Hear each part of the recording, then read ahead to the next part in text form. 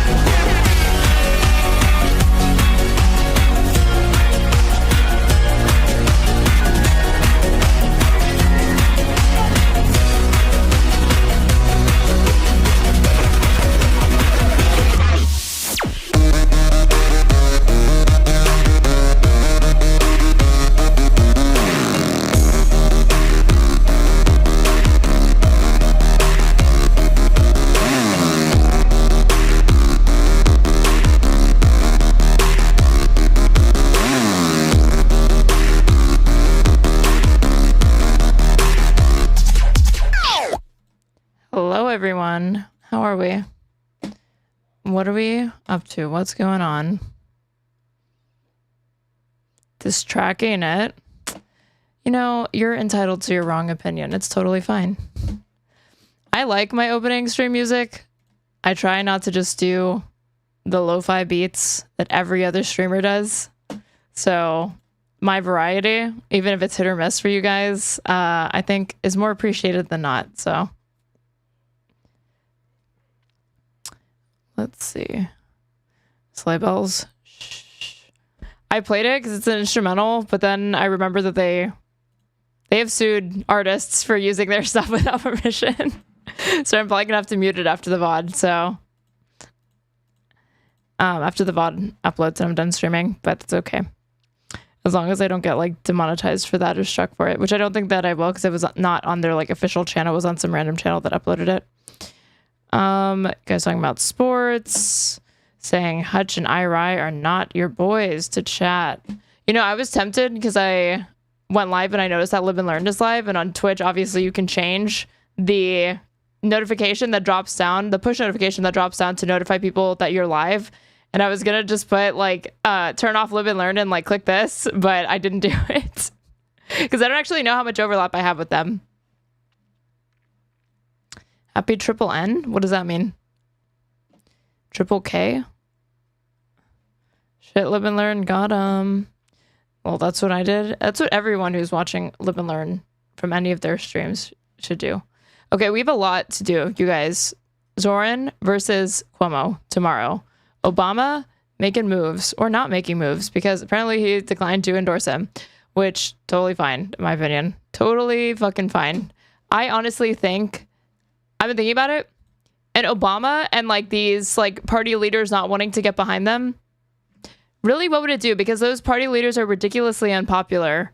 So is it actually beneficial? Like, I think it's stupid. I think they're dumb to not get behind him, because like for party unity's sake, for the fact that he's polling well, for the fact that he's clearly going to win, for the fact that his opponent is a disgraced governor who had to resign, was disavowed by a bunch of Dems because he sexually harassed a bunch of women.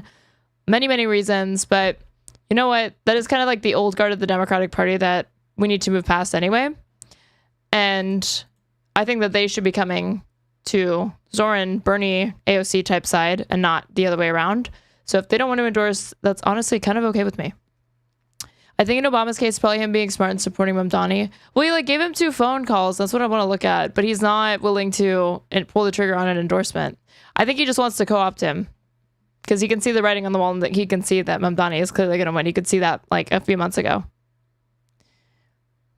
I'm so banned from IRA because back when Biden was running for prez, I expressed my concerns. He said I was concerned trolling and perma banned me. These things happen. What a crazy time that was when it was seen as like heresy to like comment on the fact that like our president was very, very old. Let's see. But first, really quick, I actually want to look at this before we do PBD. I actually want to look at this Intercept article. So there was a guy over a month ago, who was jailed because of a meme he posted on Facebook. I'm not kidding. And this did not get nearly as much attention as it should have. But this was reported day before Halloween, October 30th of this year. Man jailed for Facebook meme is freed in Tennessee. Larry Bouchard Jr. spent more than a month in jail after a Tennessee sheriff ordered his arrest for a meme trolling a Charlie Kirk vigil. So the other thing is, like, obviously what he was engaged in is unambiguously free speech. What he was charged with was like threatening to shoot up a school, basically, or like do violence or something like that. And the thing that's ridiculous is that his bond was at $2 million to get this guy out if he wanted to leave. More than a month after he was arrested for sharing a meme on Facebook, 61-year-old Larry Bouchard Jr. walked out of the Perry County Jail in Linden, Tennessee on Wednesday, where his wife was waiting to take him home. He wore a weary smile and the same white t-shirt he had on the night he was jailed. A reporter from a local news station, which had previously splashed his mugshot on its website, approached for an interview. "Thanks to all my supporters out there," Bouchard said, "and I'm very happy to be going home. I didn't seek to be a media sensation," he added, "but here we are. Yeah, that's about all I can say right now." Here's the crazy thing.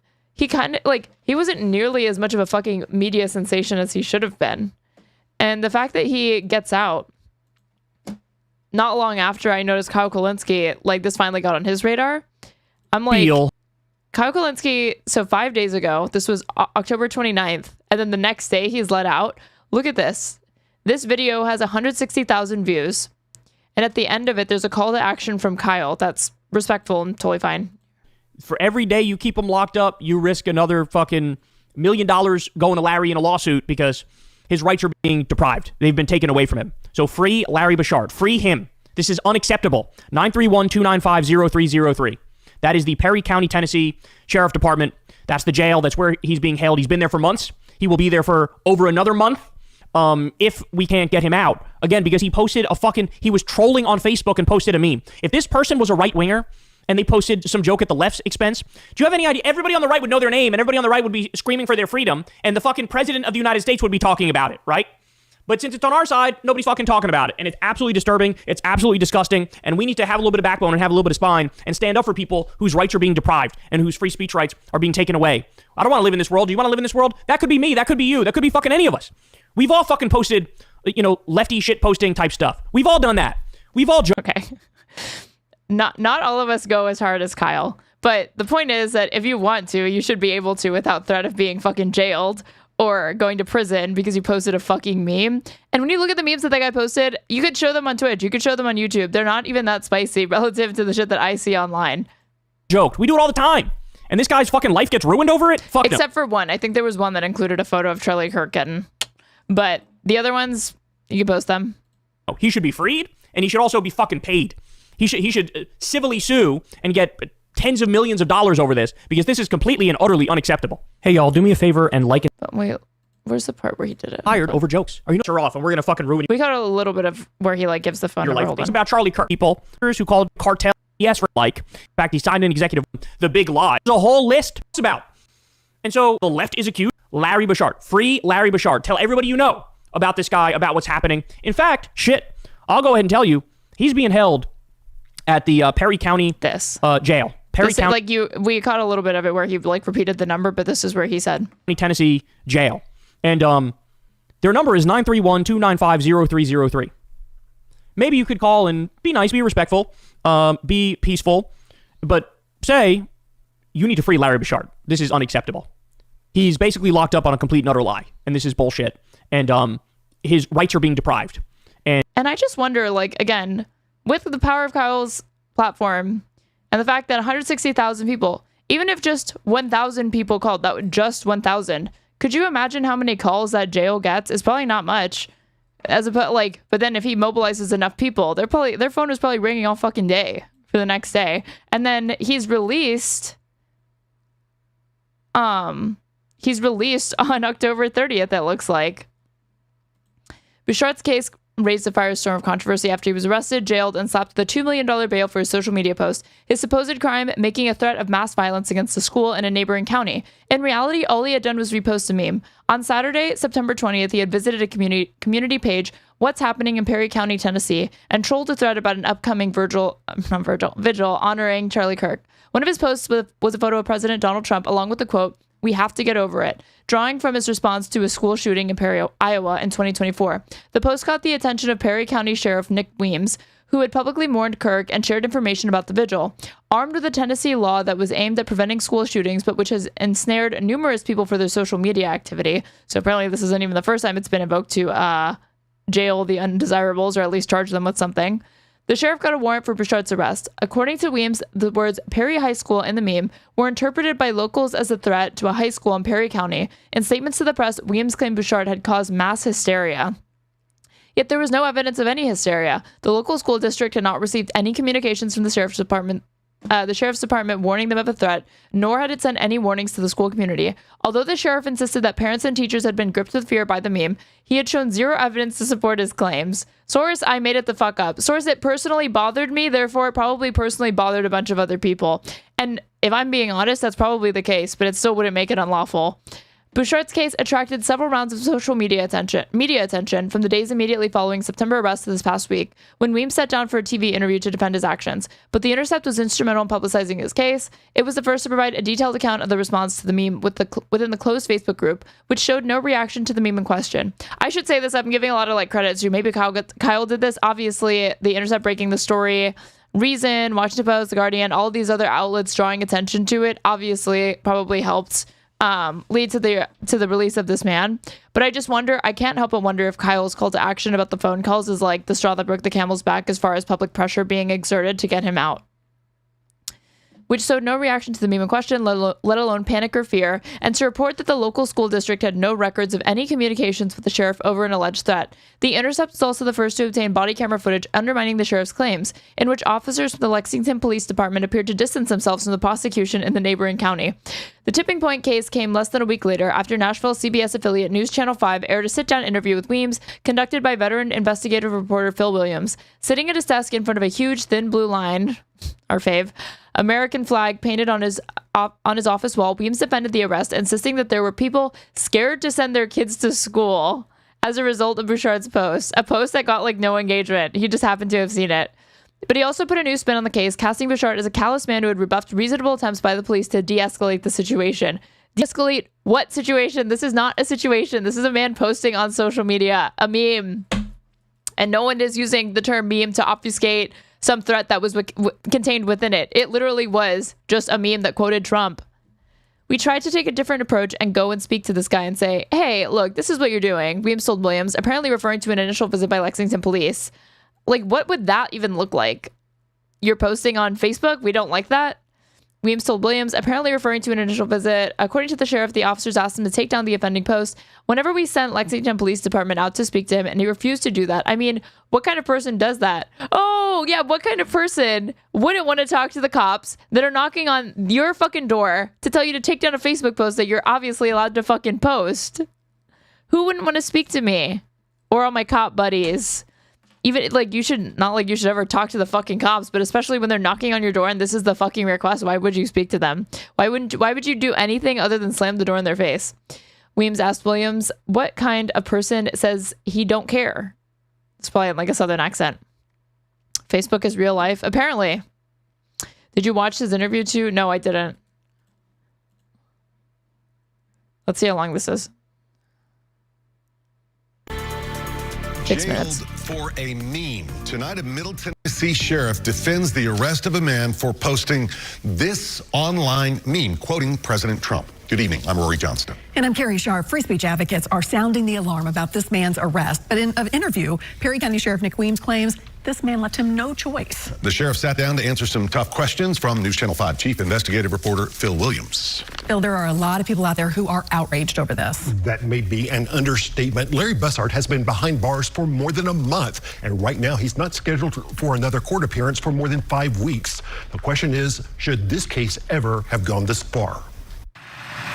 Yeah, there's been some very, very bad phone calls that my employees has had to endure, our dispatch has had to endure. For Perry County Sheriff Nick Weems and his office, the last few weeks have been rough as word has spread about their arrest of 61-year-old Larry Bussard for a Facebook post. A local judge set Bussard's bond at $2 million. He's been here for 35 days. 35 days over a meme? Well, it was a series of posts, but yes, the one post that he made was the one with Donald Trump that got everybody's attention. And by everybody, The Intercept reported that it had no engagement wherever he posted it in this Facebook group. There was no engagement or reactions to it. Was considered threatening. Okay.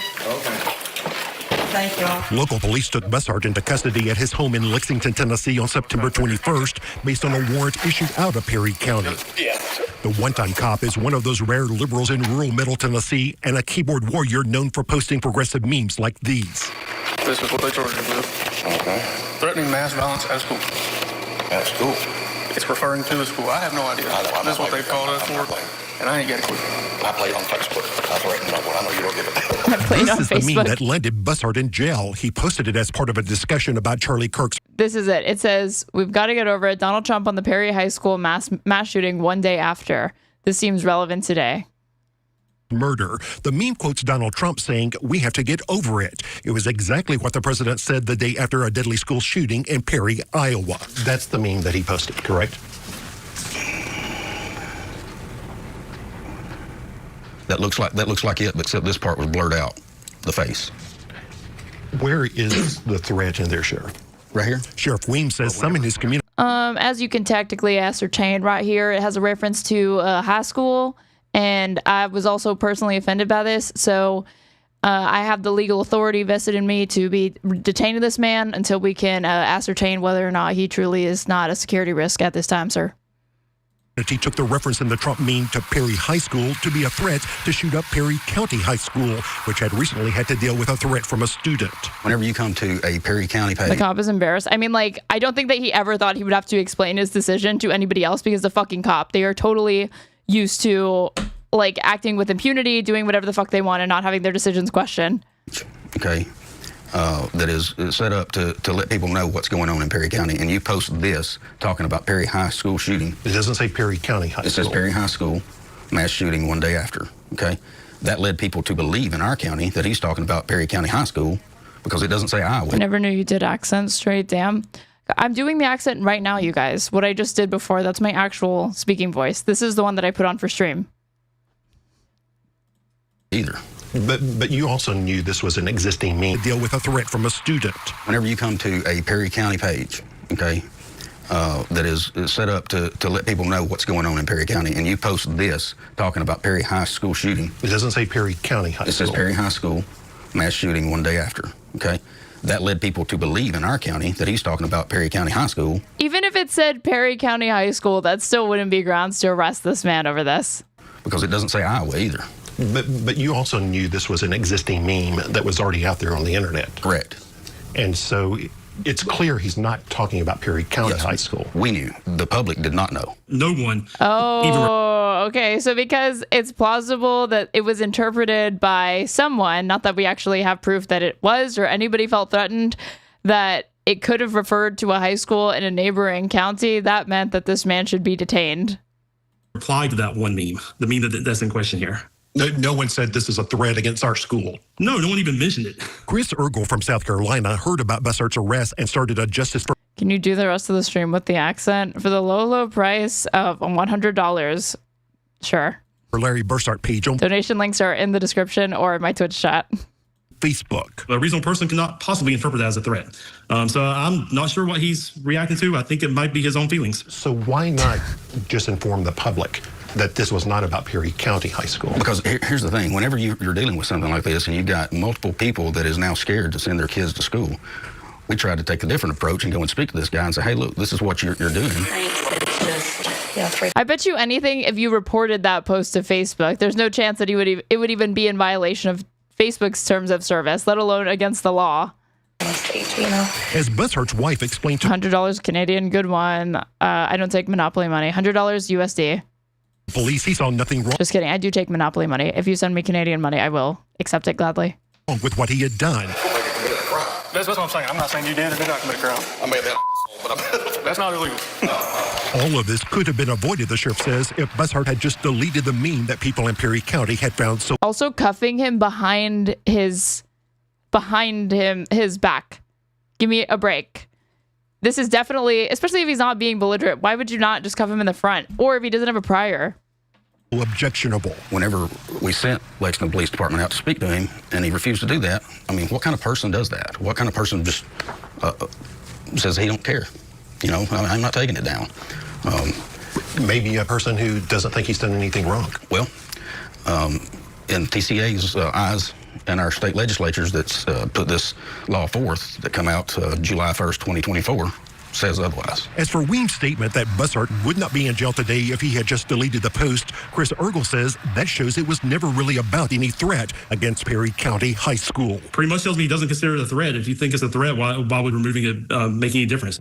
In your heart, exactly. do you think That was Larry another. Bouchard- That's an excellent point that I hadn't even considered. That if you truly believe that that was indicative of some sort of intent or underlying threat that Larry here was trying to make towards the public, towards that school in particular, why would removing the post not do anything? That you would still like launch an investigation if you're truly, truly concerned about public safety in this instance. Was threatening to shoot up Perry County High School. In my heart, I think Larry Bouchard knew what he was doing once we made contact with him, or once law enforcement made contact with him, and I believe that he knew what he was doing, and in my heart, he violated the law set forth by our legislatures. Now, Mr. Bussard's attorney has filed a motion to reduce his bond, but get this, that motion is not scheduled to be heard until... What am I getting? Long shot.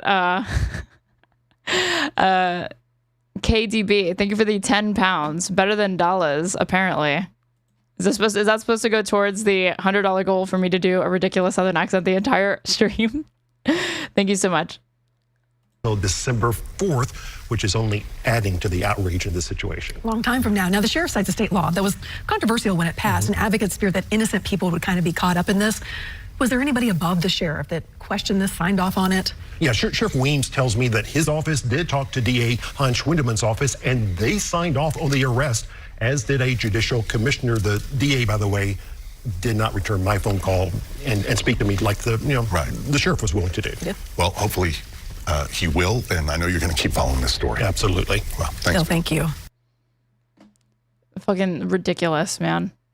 Like, it's just so stupid. I shouldn't be laughing at any part of this because it is truly chilling, the idea that somebody in this country spent over a month in jail over a fucking Facebook meme that when the cop that arrested him was made to defend the decision could not do so, and just seemed like he could not believe that somebody wouldn't just back down because he asked him to. But it is so fucking stupid. This is like the stupidest version of fascism that I've ever seen. Thank you, Andy M. 8682 for the Canadian $10. The Canadian Monopoly 10 is purple. That is wonderful to know. Thank you so much. As far as I'm concerned, when it hits my bank account, it will be green. So don't worry about that. Let's see. We tried to take a different approach. This is stupid. Let's see. But that's just insane. So his incarceration has already taken a toll, although he retired from a decades-long career in law enforcement. Last year, he was working as a medical driver before his arrest, a job that he has since lost. In Perry County, meanwhile, the sheriff's actions have put residents on notice that they may be targeted for their speech. According to Yergel, who does not live in Tennessee, the Free Larry Bussart Facebook group includes numerous members who have been posting anonymously. There's a lot of people that are actually afraid of speaking out because of retribution. I mean, when that's the type of law enforcement that is in charge of you, I don't even blame these people for being worried about that. Back home, Larry is back posting again. By early Thursday morning, he had posted nearly a dozen times. Larry is online. His first two posts were not political. He shared a celebratory post about his new grandchild who was born while Bussart was in jail. That is aggravating to fucking read. Then he posted a live Elton John video from 1985. I'm still standing. That's cute. Free him. He's free. This is really good news. I didn't think that. Again, they set his bond at $2 million. $2 million. Fucking stupid. So just insane. But at least he's out now. Okay. This was another thing on disturbing trends online. So this is the president of the Heritage Foundation, aka one of the architects of like Project 2025. He came out and defended Nick Fuentes. This is not an exaggeration on my part. This is not some oblique reference to Nick Fuentes contained within this. This is the president openly and explicitly naming him as as a person whose perspective is worth considering in public discourse. On this in the coming days. But today I want to be clear about one thing. Christians can critique the state of Israel without being anti-Semitic. And of course, anti-Semitism should be condemned. My loyalty as a Christian and as an American is to Christ first and to America always. When it serves the interest of the United States to cooperate with and even that, like, notice my loyalty is anti-Semitic. To be clear about this language that he used. One more time. One thing. Christians can critique the state of Israel without being anti-Semitic. So Christians can do this. I guess that doesn't extend to atheists, Muslims, Arabs, other Jews, I guess. Just Christians. And of course, anti-Semitism should be condemned. My loyalty as a Christian and as an American is to Christ first and to America always. When it serves the interest of the United States to cooperate with Israel and other allies, we should do so, with partnerships on security, intelligence, and technology. But when it doesn't, conservatives should feel no obligation to reflexively support any foreign government, no matter how loud the pressure becomes from the globalist class or from their mouthpieces in Washington. The Heritage Foundation didn't also the globalist class. That's not even like a subtle dog whistle from this guy. Become the intellectual backbone of the conservative movement by canceling our own people or policing the consciences of Christians. and we won't start doing that now. We don't take direction from comments on X, though we are grateful for the robust free speech debate. We also don't take direction from members or donors, though we are inherently grateful for their support. And we're adding more every day.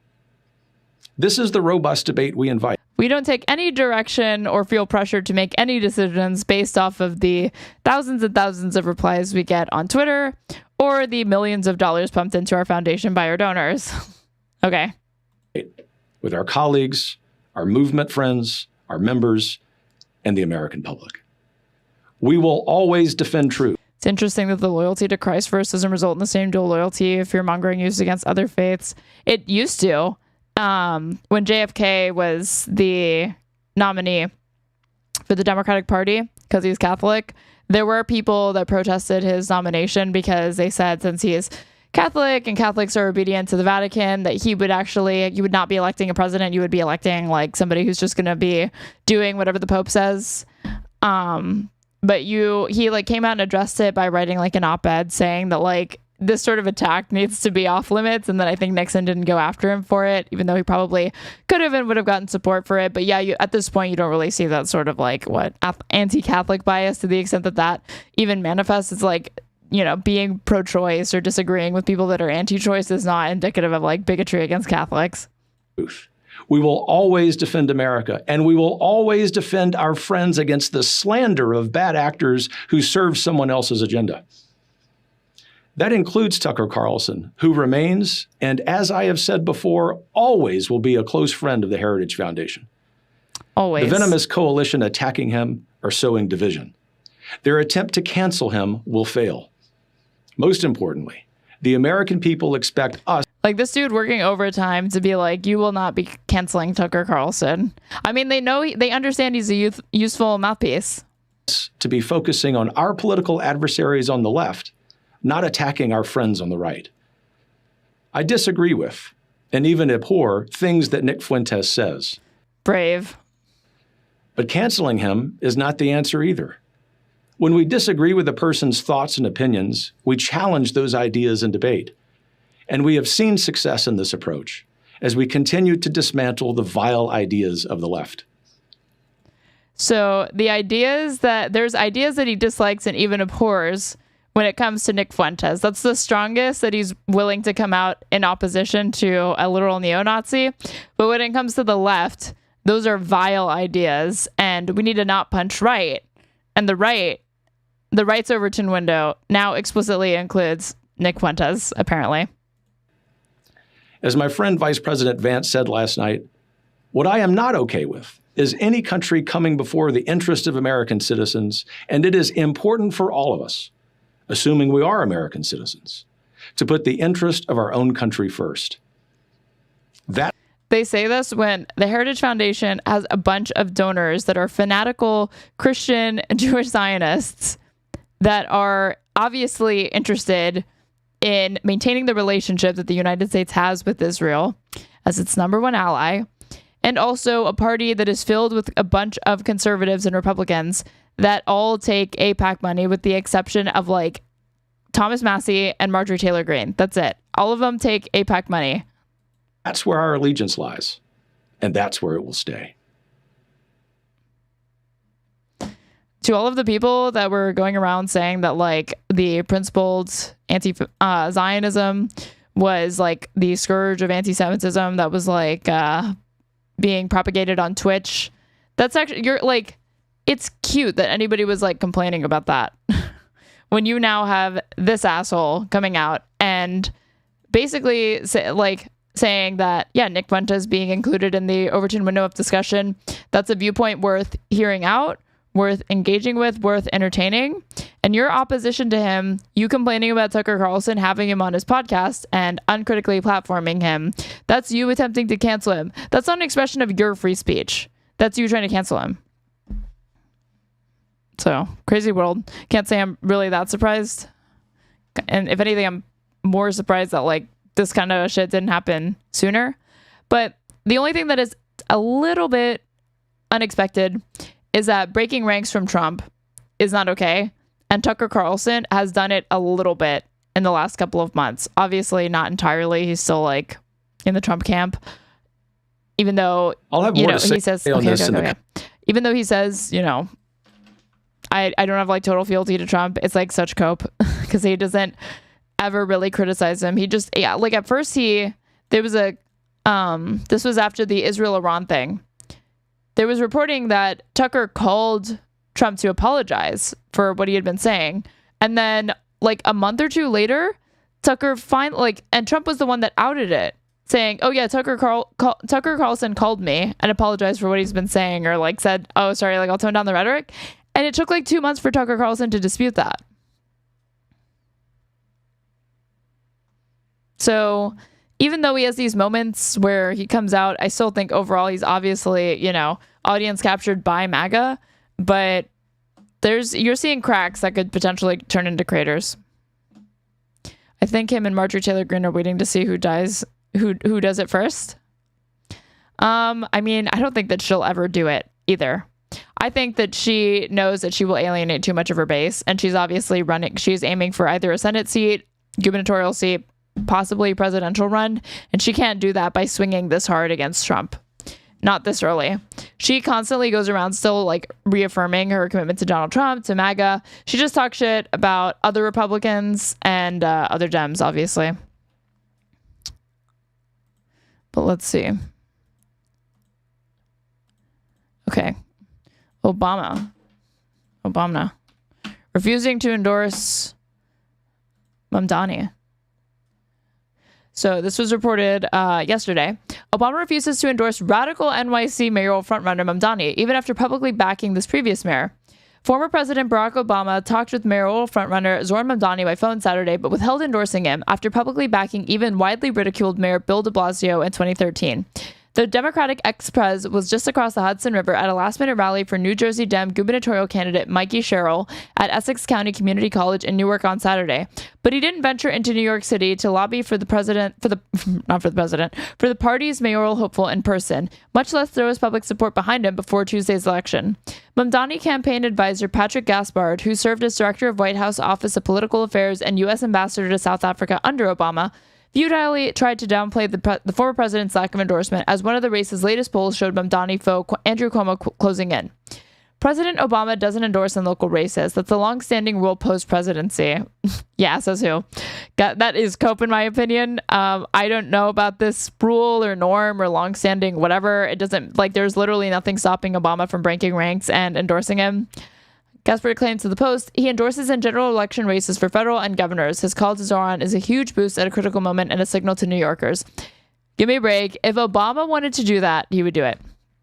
But Obama's so-called endorsement rule is apparently plenty bendable. In fact, the 44th president has endorsed numerous candidates for mayor over the years, including the unpopular Bill de Blasio. Oh, duh, it just said at the beginning it said he endorsed de Blasio. So not only is it not true that Obama has not endorsed other mayors, he's literally endorsed other NYC mayors.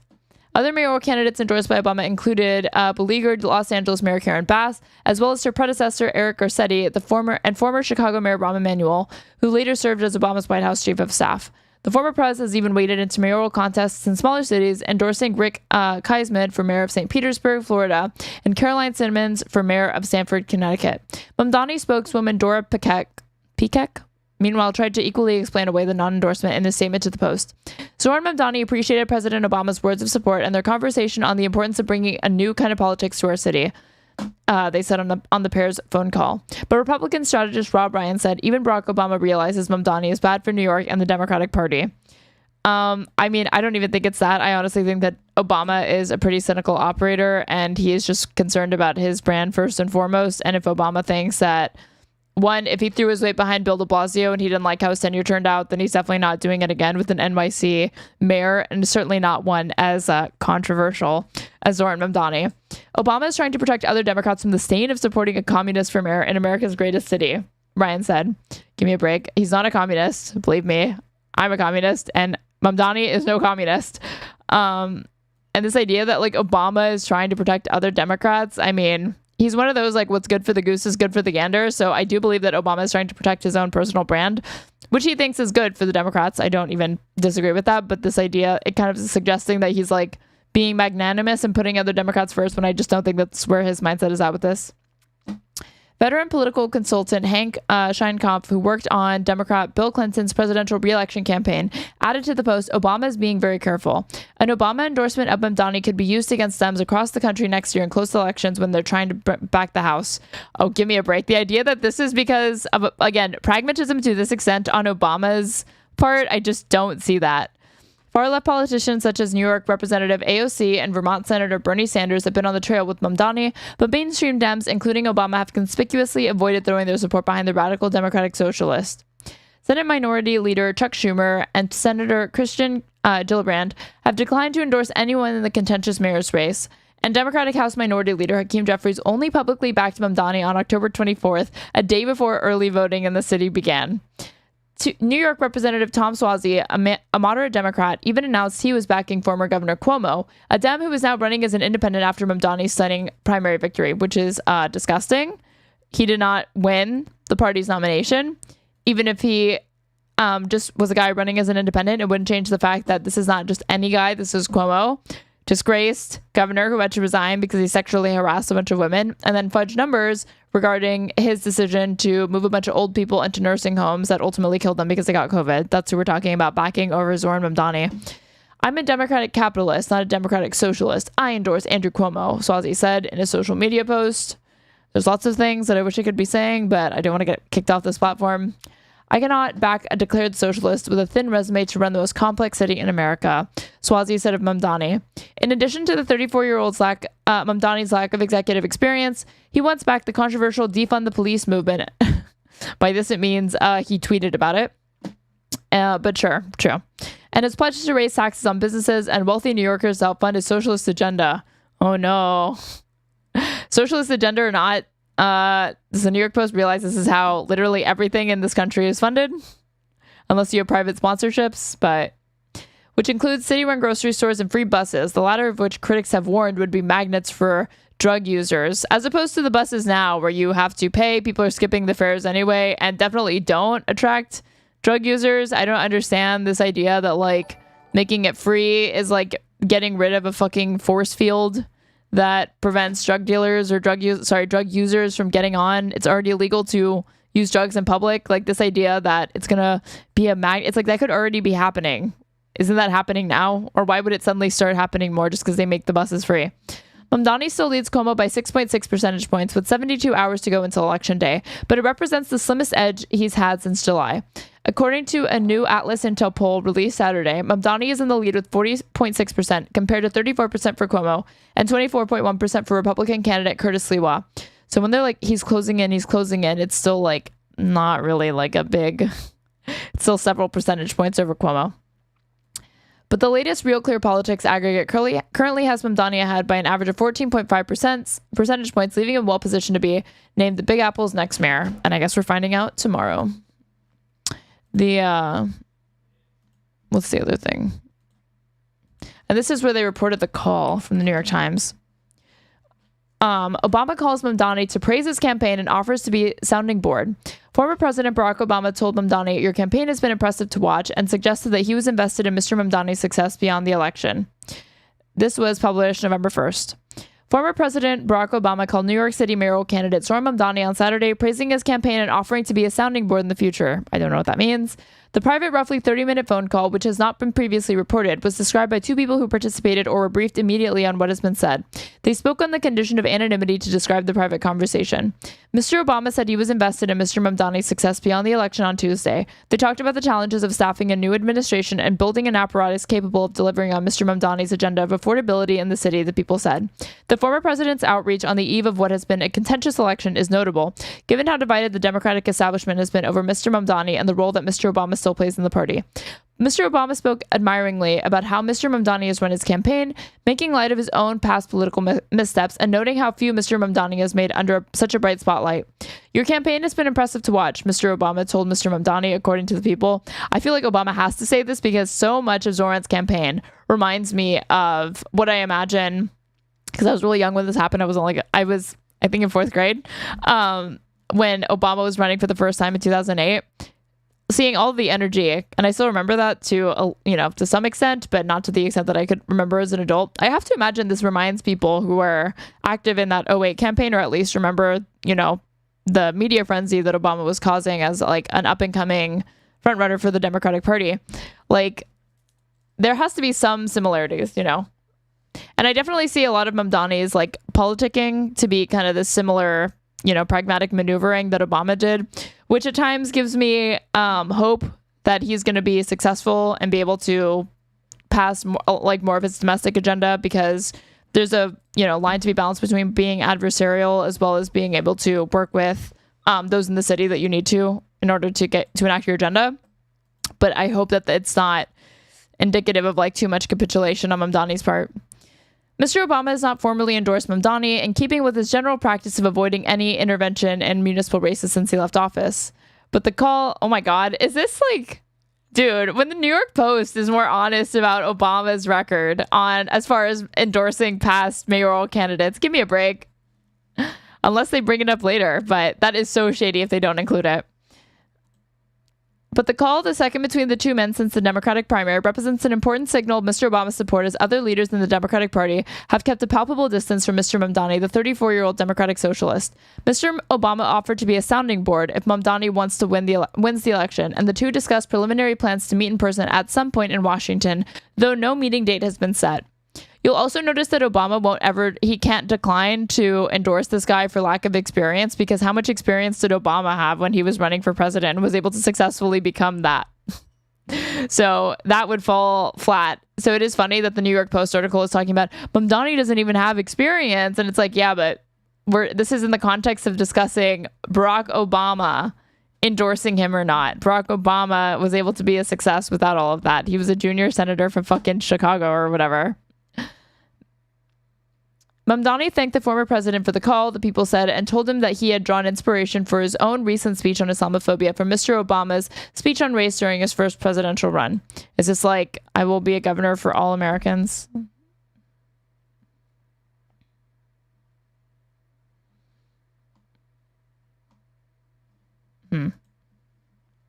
Spokeswoman for Mr. Obama declined to comment.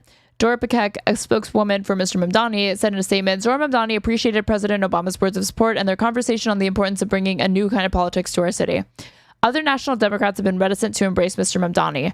Chuck Schumer of New York, the Democratic leader, still has not said whether he will vote for Mr. Mamdani. We're continuing to talk, Mr. Schumer told reporters this week, so it's a no. He shouldn't even want it.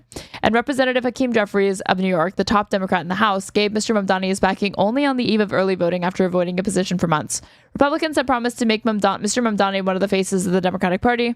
The House Republican campaign's arm issued a memo this week vowing to make him synonymous with the Democratic Party nationwide. This isn't about one race in New York, the memo said. It's a national story of a party bending the knee to socialism in the far left. I fucking wish. Mr. Mamdani, a Queens assemblyman, shocked the political establishment when he handily defeated former Governor Andrew Cuomo in the June primary. Mr. Cuomo is now running as an independent in the general election along with Siwa, our boy, the Republican nominee. Mr. Obama first called Mr. Mamdani in late June, shortly after his first primary victory. Patrick Gaspard, an advisor to Mr. Mamdani, who also served as political director on Mr. Obama's 2008 campaign and in his White House, said that initial call came unsolicited, unprompted from the former president. It's something President Obama didn't need to do, Mr. Gaspard said in an interview this week before the most recent call occurred. The fact that he placed that phone call to us, and then the news of that call making its way into the world, was a very important signaler to many in the political establishment, the business establishment, to average voters that helped credential Zohran Mamdani. Mr. Gaspard said the call in June was also important to Zohran personally after the primary in order to begin to think about the kind of infrastructure he would need around him to prepare himself for governance. The second call with Mamdani on Saturday came as Mr. Obama headed out to spend the day campaigning alongside the Democratic candidates for governor in Virginia and New Jersey ahead of the election on Tuesday, once again reprising his role as the party's most sought-after surrogate.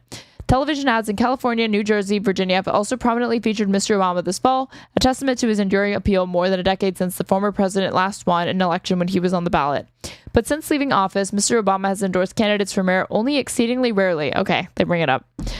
One notable exception was Karen Bass in LA in 2022, and that came at the last minute in a race where she was at risk of losing to a billionaire former Republican Rick Caruso, who had become a Democrat ahead of the race. polls do not show that Mr. Mamdani's race against Mr. Cuomo and Mr. Sliwa is anywhere near as close. To cut into Mr. Mamdani's advantage, Mr. Cuomo has pointed to a New York Post report that Mr. Mamdani criticized Mr. Obama as evil on social media more than a decade ago. I wondered if this is one of the reasons why Obama was like not so gung-ho about endorsing him. Like the calls, yes, but if that tweet of his pissed him off. Pretty damn evil. In pro Edward Snowden tweets, I love how they fucking leave that shit out in the New York Times article.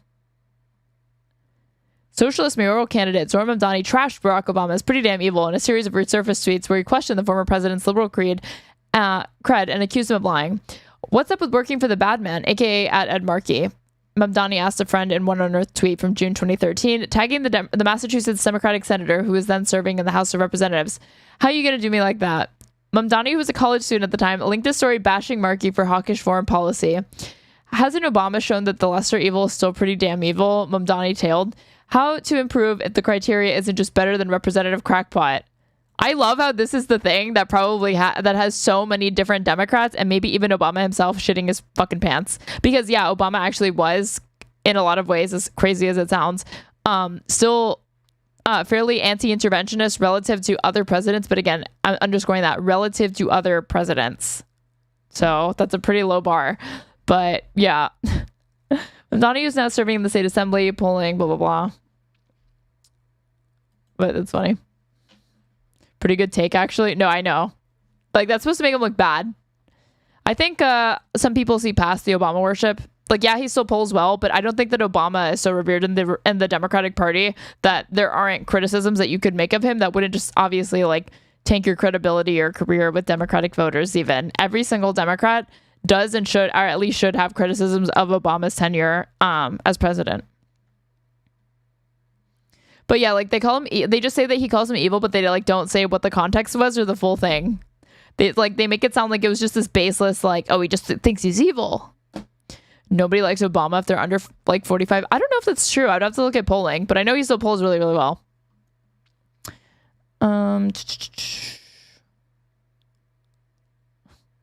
To cut into Mr. Mamdani's advantage, Mr. Cuomo has pointed to a New York Post report that Mr. Mamdani criticized Mr. Obama as evil on social media more than a decade ago. Yeah, well, you were talking about Obama shucking and jiving, dude. I'm not kidding about this. If I put Obama shucking, jiving. Cool. Cuomo remark in an interview takes clarifying. This should be, they should probably put what it is in the headline, but we can read it. This was reported by the New York Times, January 11th, 2008. Albany Attorney General Andrew M. Cuomo's staff spent much of Thursday explaining Mr. Cuomo's use of shuck and jive, a term with racial overtones, during a radio interview on Wednesday about the presidential race. It's not a TV-crazed race, Mr. Cuomo, a supporter of Senator Hillary Rodham Clinton, said on WCBI AM. Frankly, you can't buy your way into it. You can't shuck and jive at a press conference. You can't just put off reporters because you have real people looking at you saying, answer the question.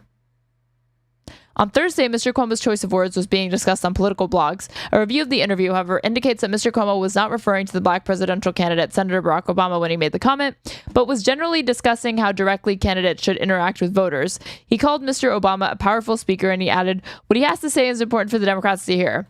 So, explain to me how he makes this comment in the context of this race that was clearly between Obama and Hillary, and he's a Hillary supporter, but that shucking and jiving comment is not about Obama. Who is it about then? Jeffrey Lerner, a spokesman for Mr. Cuomo, said the Attorney General's point was that Iowa and New York and New Hampshire were important primaries because the candidates could not duck the voters' tough questions. He clearly meant no offense, as he was praising both candidates in the interview. He said, bob and weave would have been a better expression, and certainly all the Attorney General meant. Okay. So, why Mamdani didn't bring, if we're going to be resurrecting tweets and we're going to be resurrecting old comments and stuff like that, he should have brought up what he said about Obama, which is far more racially charged and far, far worse because it's not substantive. Yeah, Mr. Mamdani is deflected by telling reporters that his remarks were the stupid tweet of a college student. See, it's stuff like this. Like, he didn't need to apologize for this, in my opinion. Mr. Cuomo has been mentioning the remarks as he tries to win the support of black voters with whom Mr. Obama remains popular. Mr. Obama has long been cautious about lending his name to candidates and causes. In an interview with Mark Maron earlier this year, Mr. Obama said he saw his ideal role in the party since exiting the White House as shifting from player to coach. For the long time, what I could do that would be most helpful would be to start promoting, lifting up, shining a spotlight on those, that next generation of leadership and talent, Mr. Obama said. Again, Obama has been out of office for like over a decade, practically. And what? He's like it's such a short list of candidates and people that Obama will like endorse. A person close to Mr. Obama, who spoke on the condition of anonymity because they did not have permission to speak for him publicly, said that the former president believed Mr. Mamdani's prominence was an example of such new leaders rising independently. The Mamdani campaign boasts that it has attracted 90,000 volunteers. He recently held a rally with Senator Bernie Sanders and AOC that packed a 13,000-seat stadium. Mr. Mamdani's campaign has drawn comparisons from a number of former Obama officials to the former president's 2008 race that galvanized a generation of younger voters on the promise of change.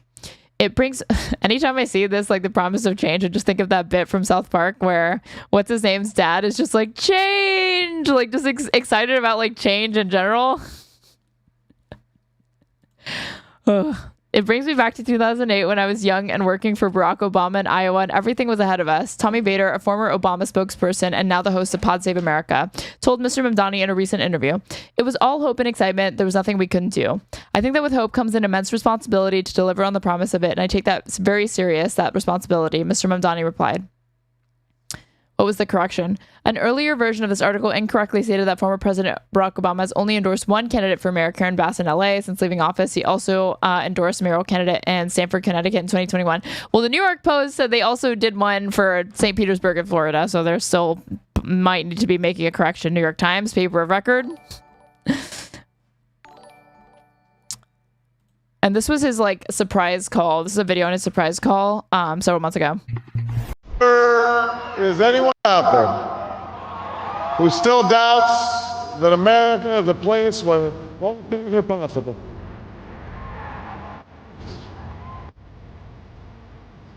I think people are mostly nostalgic for the last time the Democrats felt like they were in power, so they idealize him. I agree, he's a war criminal.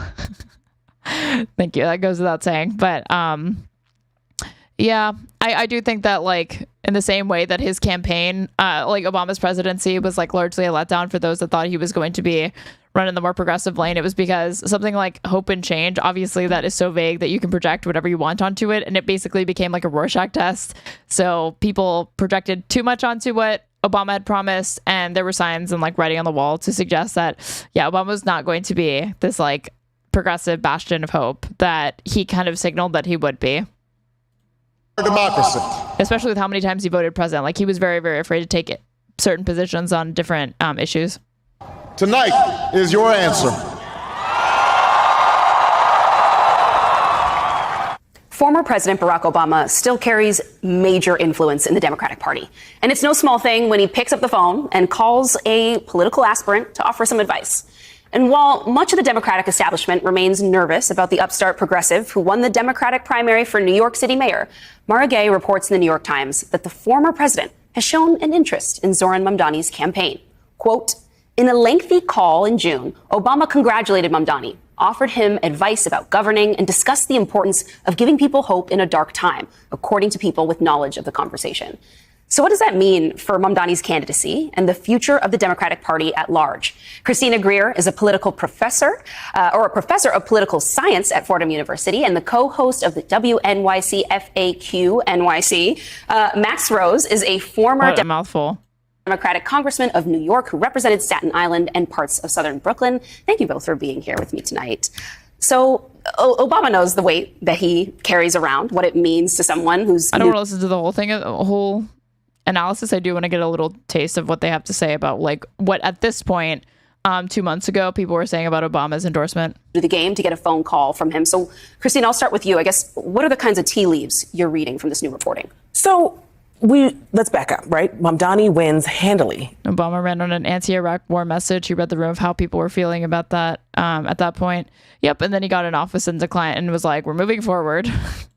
June 24th in the primary, ousts former disgraced governor Andrew Cuomo, and it's a decisive victory. And so Obama knows what it's like. He was 44 years old when he ran for the presidency. Zohran Mamdani is 33. Both of them have very light records, both, fantastic campaigners. But we know that campaigning isn't governance. So to receive a phone call from Barack Obama, who understands some of these tensions, and we know historically the two hardest jobs in America, some would argue the hardest is the presidency, the second hardest is the mayor of New York City. LBJ actually said that being a mayor was harder than being the president. But in this particular moment, when you have your Hakeem Jeffries, your Kathy Hochul's, your Kirsten Gillibrands, your Chuck Schumer standing on the sidelines and not properly endorsing, this does give him a little boost to remind him that there are a lot of Democrats actually who do subscribe to progressive politics, who do want big D Democrats to actually say things with a full-throated chest to say, we actually don't want to be Republican light. And so this is a moment that he's given. I think that is way too much to read into a single phone call to Obama that was not widely reported. And that even from a second one, especially once he declined to, and now that we know with hindsight that he would decline to endorse, the idea that we were going to extrapolate all of that is a bit much. A lot of people hope. Now, I have some questions as to whether or not some of these policies can actually be enacted in a Trump presidency. However, when I talk to other voters, and on FAQ NYC, we talk about this quite a bit, a lot of people felt that politics had sort of passed them by. The draconian policies coming out of Washington, D.C., the chaos, the fact that our immune systems are just constantly on edge thinking about national politics.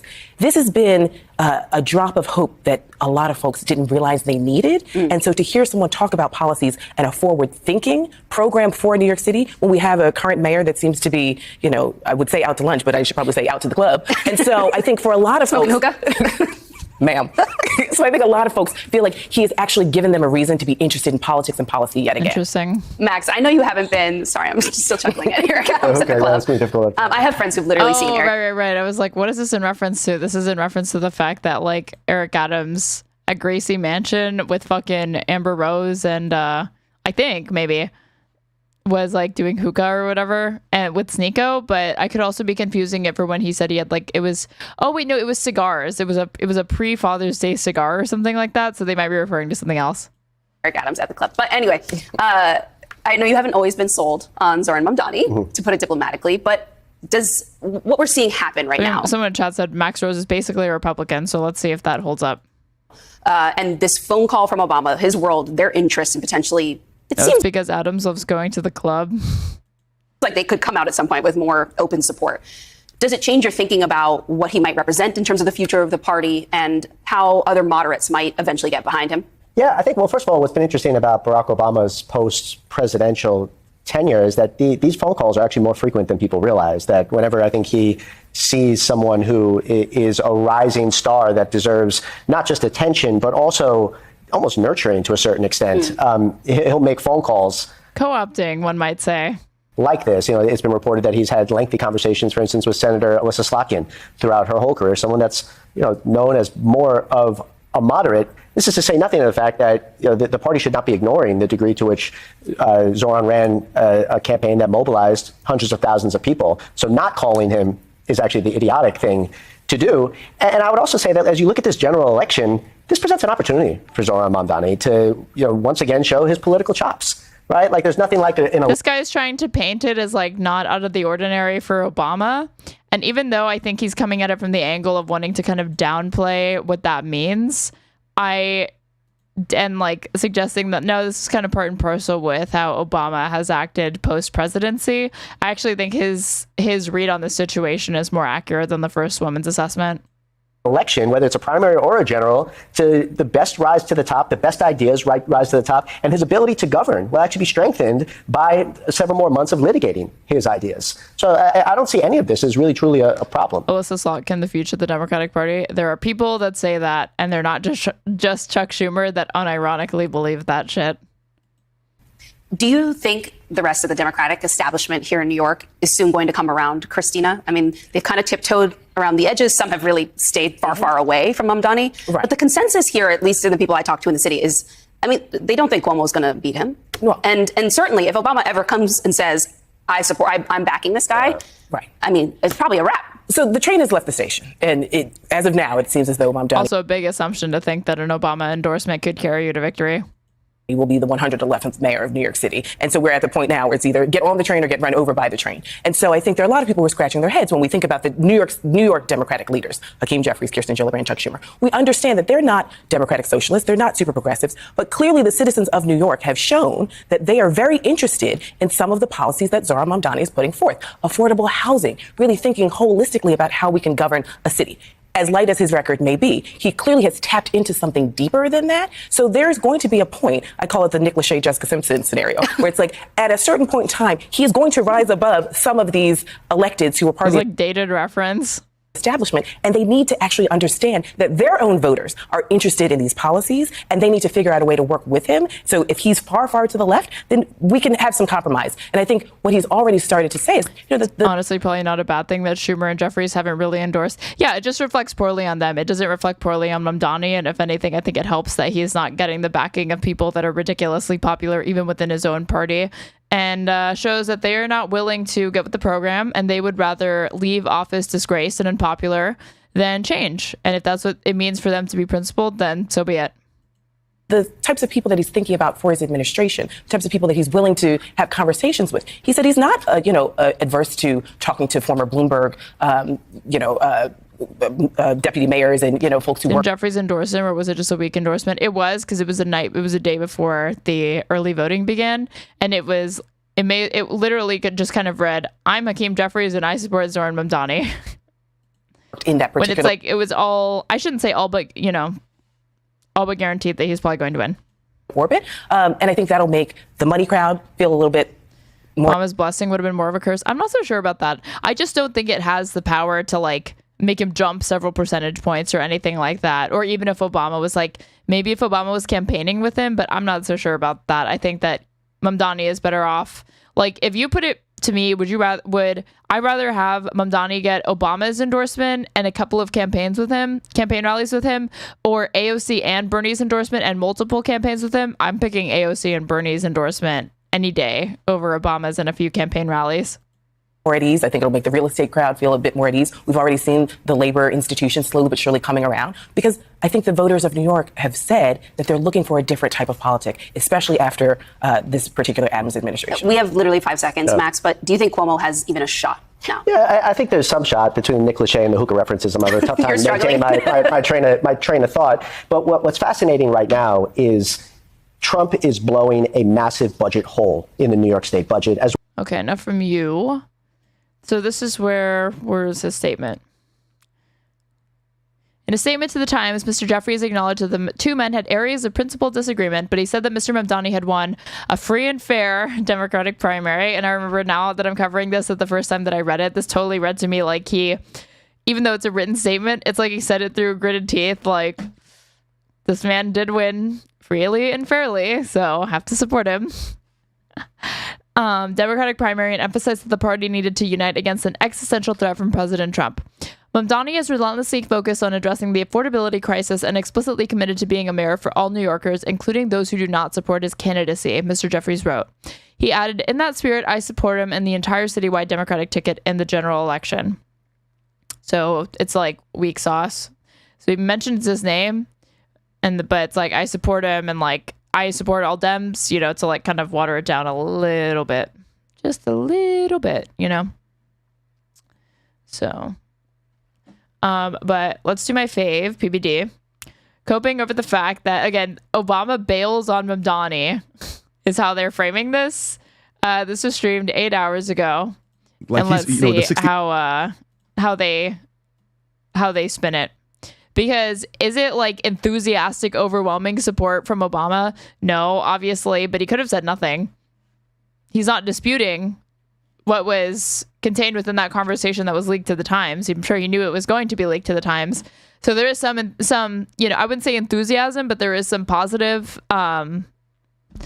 energy being directed from Obama to Mamdani. It's certainly more positive than negative.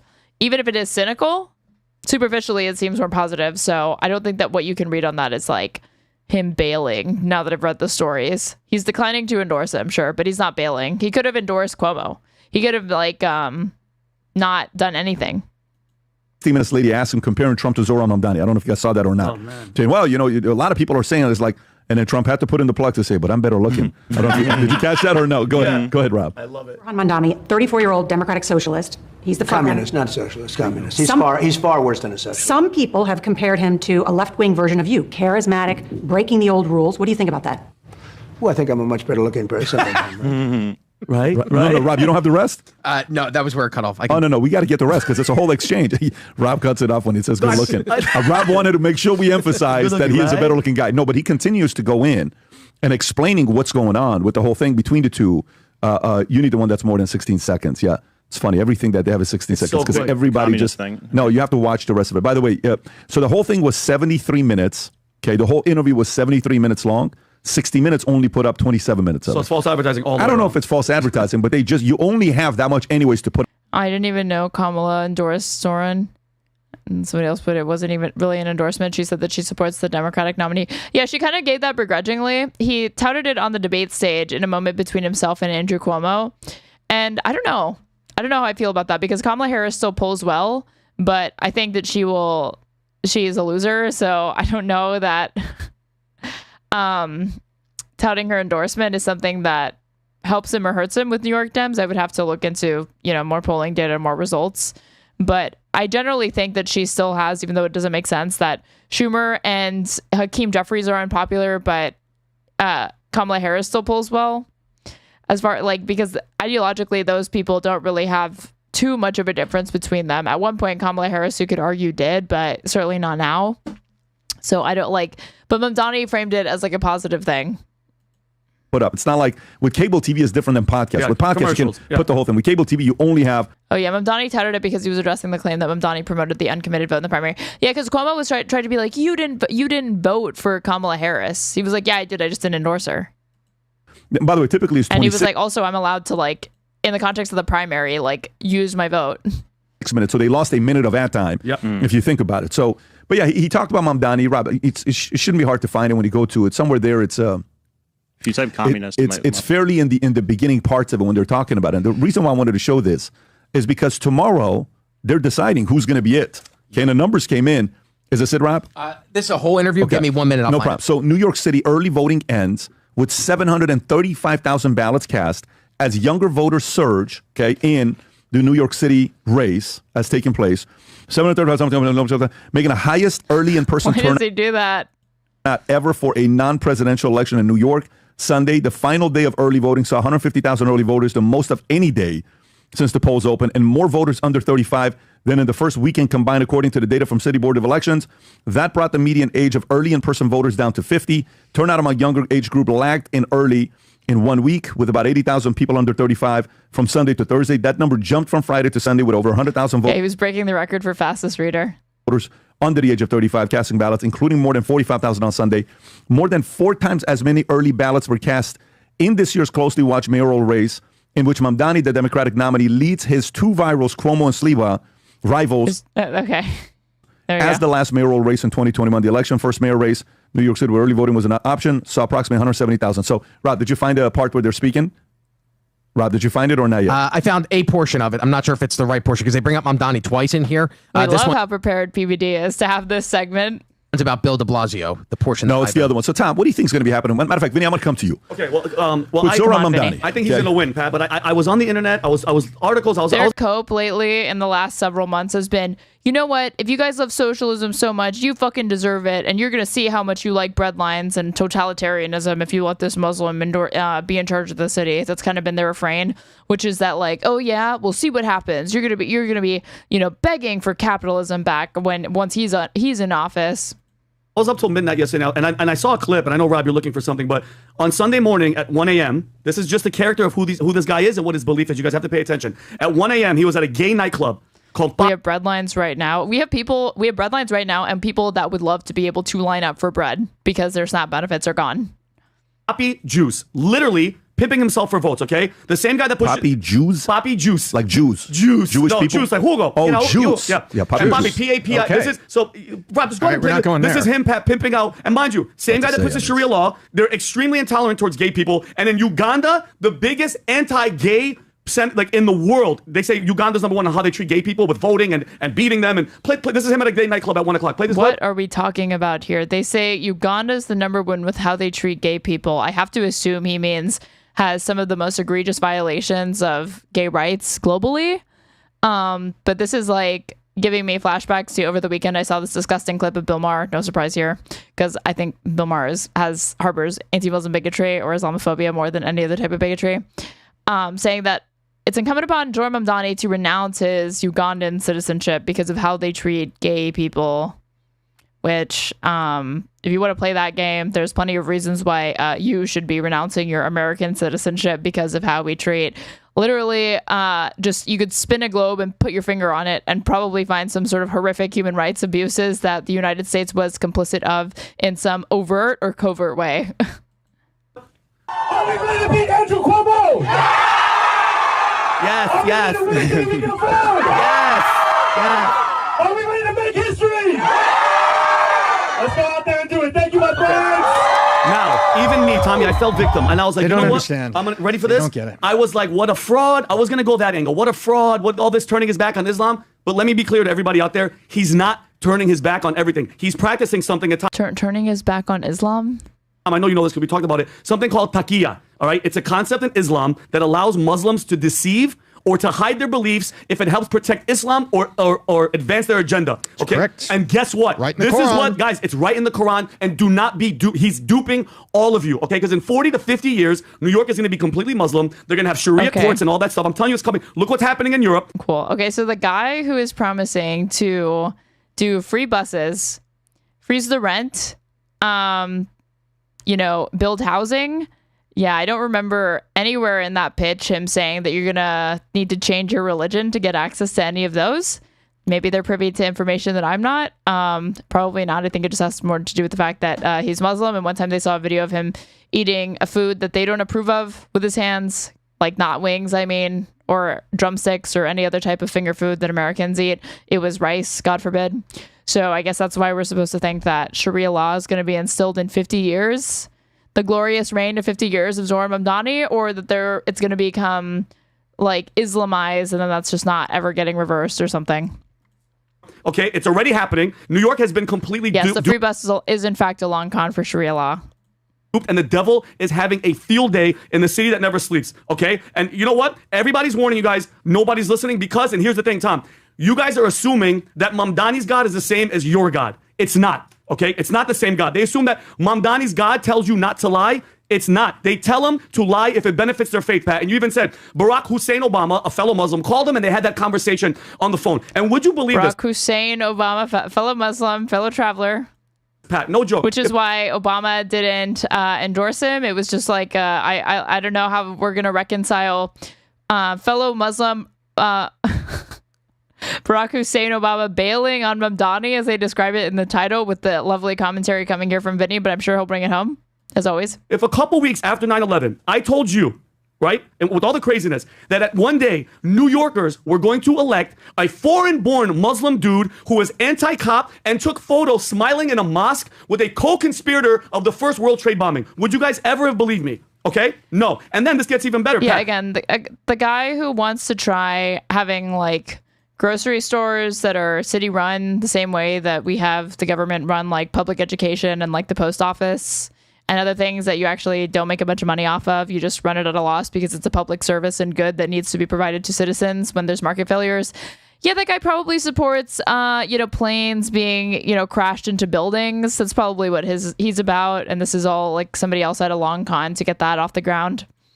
Jeremy Corbyn, Rob, can you bring that up? A British politician who's a member of parliament since 1983 is phone banking for Mamdani yesterday. Tom, did you see this? Phone banking. For anyone that doesn't know what it is, he's campaigning volunteers, making calls for voters. Aren't all of these dudes some form of Middle Eastern? This is unbelievably bigoted. Oh, that's very cute if you think that any of these people themselves being people of color or non-white would preclude them from being ridiculously fucking racist.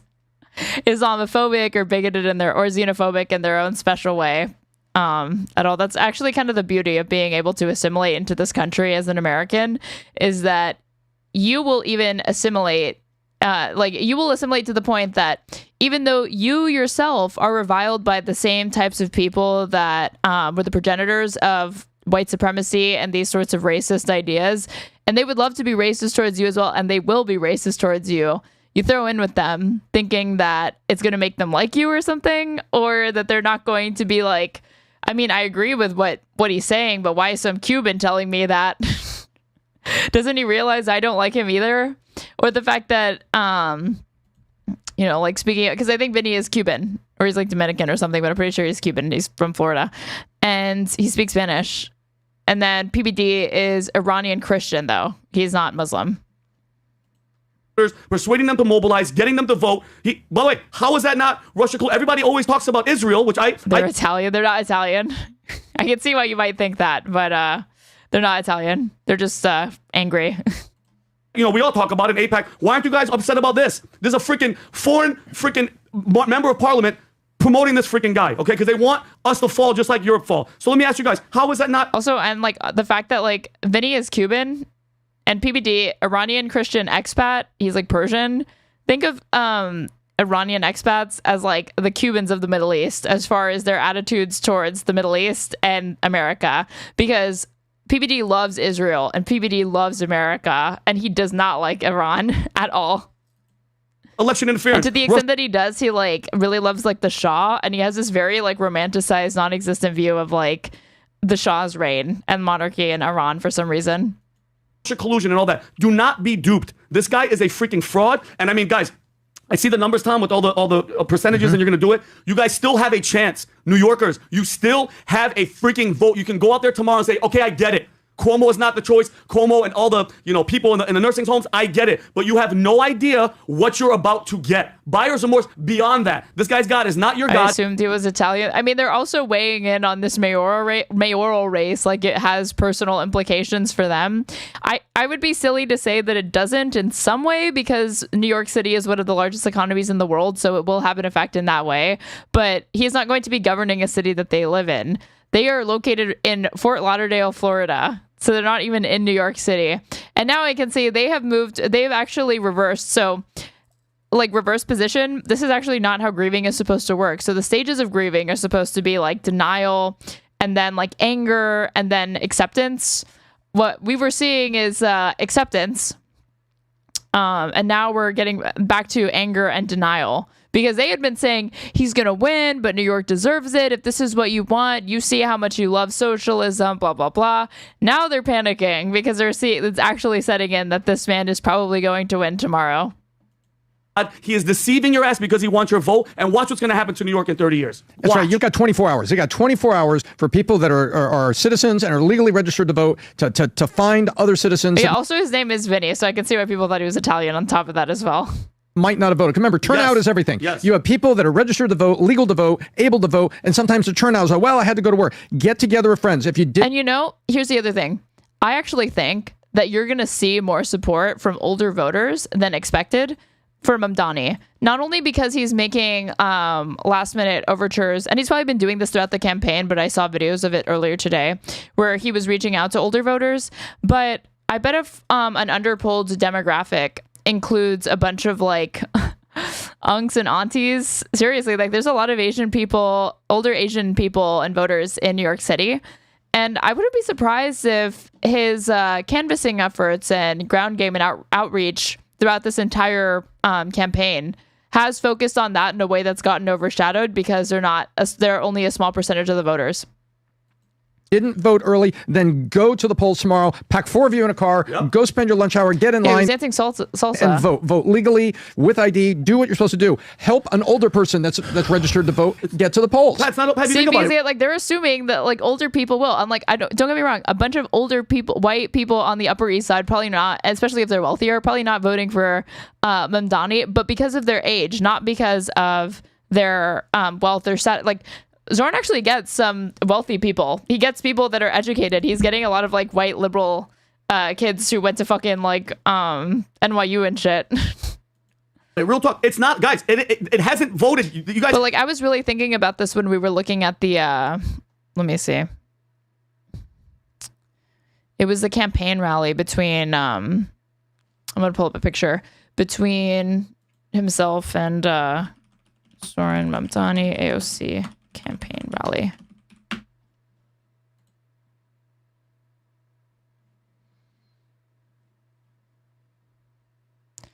I want to see like where AOC was, because like behind AOC, okay, this. I can't hear you, New York City. We can do better than that. This quality. I need it to not be microwave quality, and then you guys can see what I'm talking about. It is so us. Okay, these two unks over here. This is when I was thinking, like, do we have polling data available for these particular older voters and demographics? Because everybody focuses on, like, white boomers, and wealthier voters, and people that have showed up for past elections, registered voters, etc. But what about people like this? Like, that has to be a powerful voting block when you take them all together. You still have a chance. I don't believe in this too late. I don't know if that's the best for New York, though, if Cuomo wins, to be honest. But Brandon, I really don't know. Tell us why. Tell me why. Because New York is like a star athlete or somebody who's like the best at what they did, that became a drug addict, that became addicted to bad policies. And Cuomo's not going to do a single productive thing for the city. AOC is coming in 720 and you're at 1040. She still mugs me, though.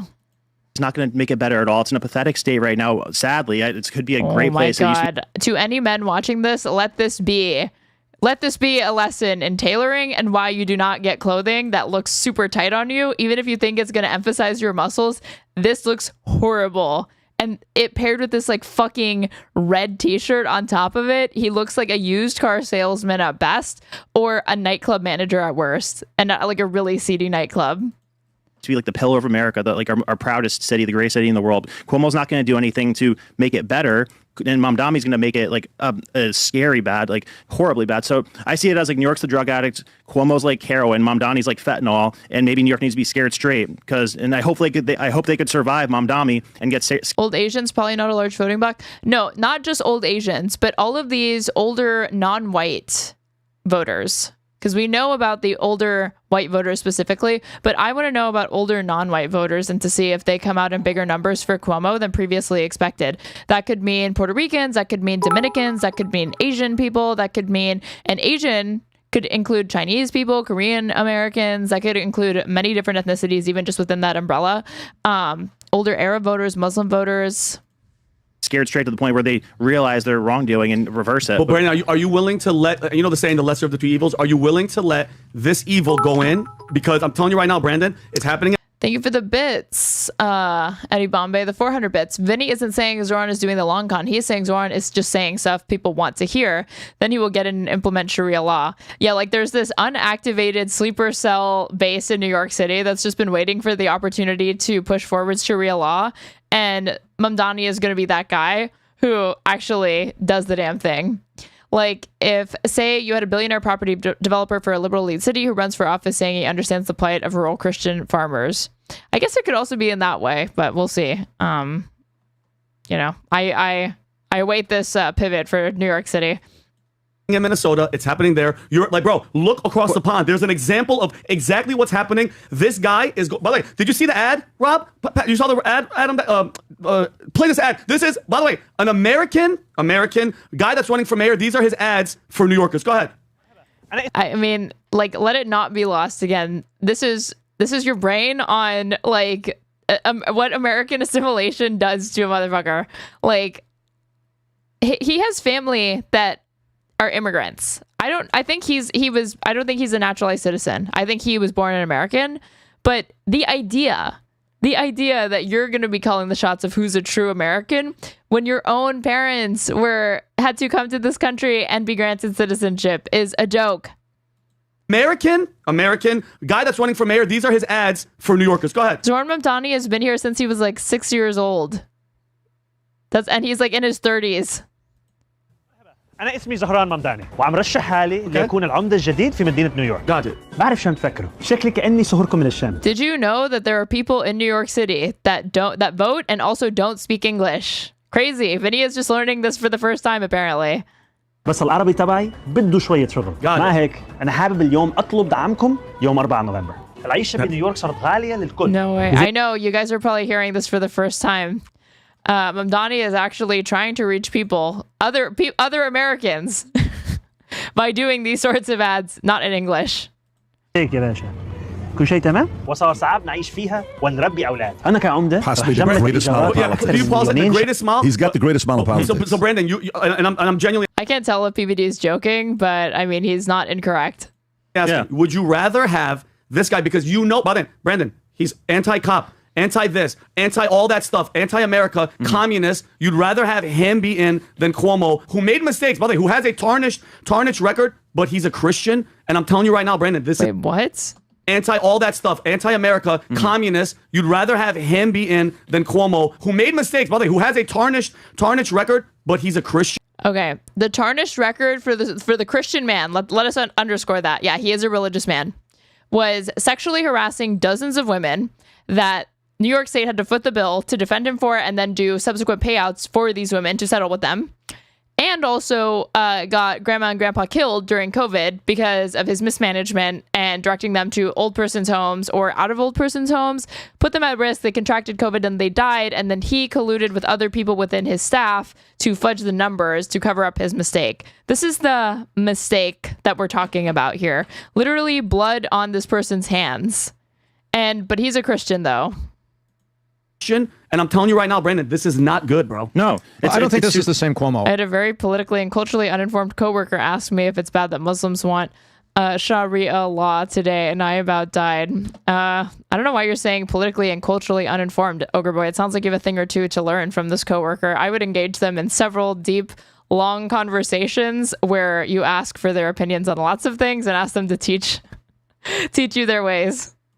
I think what happened when he left office, what happened under COVID, how can it not change you? And what we know of Chris... When you also he's a Nepo baby. Cuomo's like the biggest Nepo baby. His father was fucking Mario Cuomo. Chris, and I agree, Chris is a free agent. Listen to the passion that's in Chris's voice. Listen to his monologues, his sort of talking point memo. Peace Coast Stream today was literally a malicious leftist smear. Is there any other kind of Peace Coast Stream? And I know that phrase belongs to somebody else, but listen to what he's saying. My hope is that this is a different Andrew Cuomo with moderation. Now, is he all the way over with all the things that I believe and all the things that I feel in tax? Of course not. Cuomo and I would sit back here and debate back and forth on a lot of different policies. But is he the same guy that was in office? I do get what Brandon is saying, though. You got to realize there's a few different things here. Let's kind of look at it. And I'm making a bet. One, you're from New York. Yes. So you have stories, affinity to the city. You love the city. You're a diehard Yankees fan. Okay, diehard Yankees fan, right? Tom, who his team is from Brooklyn. If we're going to be real, the Brooklyn and he knows that. Dodgers. So deep down inside, there's an underlying, like, hey, thank you, New York, for giving us the Dodgers to come to us. But Tom, who has seen this thing over the years in politics in a different way. Brandon, who has nothing to lose with New York City. I know. Nothing. I love New York. I didn't say you don't love New York. I love New York. But to see a case study of what could happen to that state if a Mamdani gets elected, where you almost need to say it. I think it was George Will that said, every 20 years or so, every 10 years or so, we need to get somebody elected. Where's that clip of Curtis Lewa being like, what's the big deal if he's a socialist? We've had socialist politicians in New York City. It's not even the first time. Even the Republican candidate is like more chill about some of these about Mamdani's campaign than others. That socialism doesn't work, that these ideas don't work. So maybe you're coming from that standpoint. Maybe that's what your position is. Yeah. But the reality of it is, on what happens here with New York City and what we're talking about, this is the exchange on 60 Minutes that they had with Mamdani when she's saying, hey, you have the same charisma, same charm. No, I'm better looking. Rob, are you starting it after that part? Right after that part. Okay, go for it. The old rules. What do you think about that? Well, I think I'm a much better looking person than him, right? Right. Well, former Governor Andrew Cuomo, who you know is campaigning for mayor, he recently said that if Mamdani becomes mayor of New York City, that you will take over New York. Cuomo said this. He said he will be President Trump and Mayor Trump. He's going to take over New York and send tanks down Fifth Avenue. Oh, that's so crazy. Look, when I left New York, we were Yeah, that's so crazy that he thinks I'm going to do the thing that I'm currently trying to do in other fucking cities in this country. The epitome of it was a great city. It was doing great.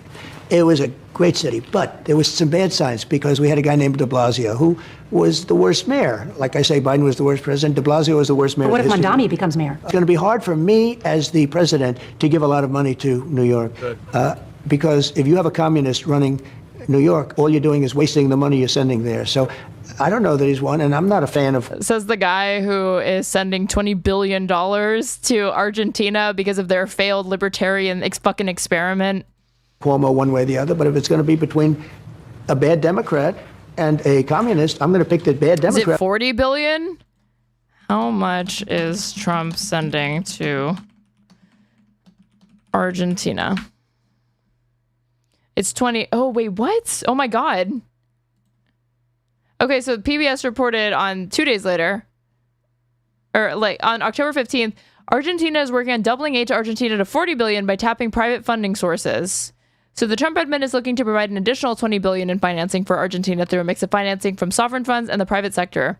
That would come on top of the $20 billion credit swap line that the U.S. Treasury pledged to Argentine President Javier Milei and his government this month to bolster the South American nation's collapsing currency.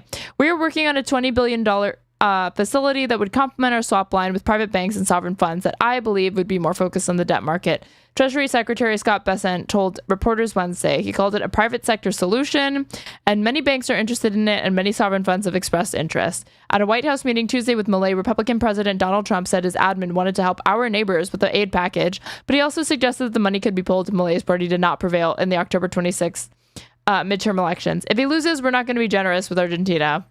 Watch this space. It's probably fucking not true.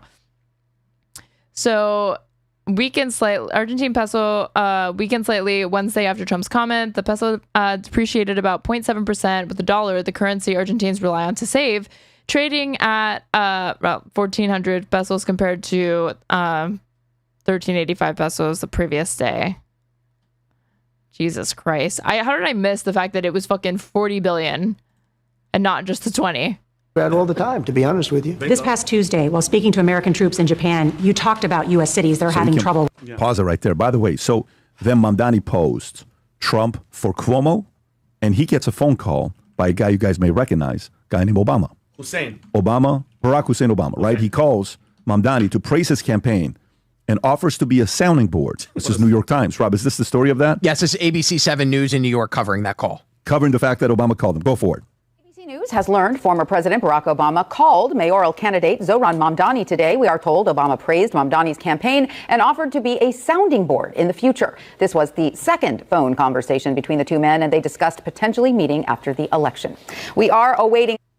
That's it. Okay. But he didn't say, I'll be in Central Park speaking to people, and he didn't say, I'm going to endorse you. No. So apparently it's a 5-minute call that they had. No, and he's actually going to be in New Jersey. He's campaigning for the Democrat candidate for New York today. Governor, yes. Yeah, governor. So the phone call, 30-minute call, they talked, but then afterwards, when everybody was waiting from Obama to tweet out, can you go to Obama's account? Now, by the way, that doesn't mean Obama may not tweet today. Yeah. But today would somewhat be a little bit late, but instead, Obama recognized the Dodgers. Okay, go a little bit lower. And there is no Mamdani. He's campaigning for, is that the Virginia one or which one? New That's Jersey. Okay, go to, and then he was also campaigning for the Virginia one. Go a little bit lower. Yeah, you see nothing there about Mamdani. So the question becomes, why is PBD acting like he's the only person that noticed that Obama declined to endorse Mamdani? If he doesn't, it still isn't too late for him to endorse Mamdani. If he isn't, why isn't he, Tom? I think, well, first of all, we know he just had the worst political year of his life. He's used to the big crowds. He's used to not really being tested by policy. There's a lot of enthusiasm and euphoria that was in his campaigns. Wait, who just had the worst year? What? If he isn't, why isn't he, Tom? I think, well, first of all, we know he just had the worst political year of his life. He's used. We're talking about Obama? To the big crowds. He's used to not really being tested by policy. There's a lot of enthusiasm and euphoria. He's used to not being tested by policy. Tom, is Tom okay? It's like Tom's joking out. I'm so like, we're not talking about Biden. We're talking about Obama, who left office like a decade ago. That was in his campaigns. And last year, he didn't move the needle at all. He took the L. Yeah. And so I think Obama didn't move the needle. Is he talking about someone else and I'm missing something? What? He's not endorsing it because I think there is he's talking about Obama. What? He didn't move the needle at all. Because I guess the logic here is the first one I can kind of understand is that his endorsement for Kamala Harris wasn't the thing that made her win. But that also happened in 2016 with Hillary Clinton. But then he also endorsed Biden and Biden won in 2020. So it goes to show that it's not solely like it doesn't just come down to Obama's endorsement. He's endorsed candidates that have lost and won. He took the L. Yeah. And so I think he's not endorsing it because someone needs to shepherd Grandpa off to bed now. I think there is a group of core establishment Democrats, Pat, that don't want this guy. Picturing Tom in the Steve Buscemi meme with the skateboard. Dude, someone needs to make it happen. Now that you bring that up, I do see him bearing an actual resemblance to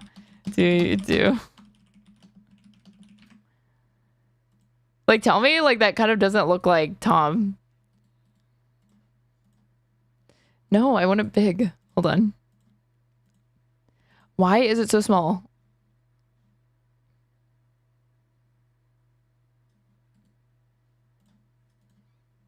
I guess all we can get is a small one.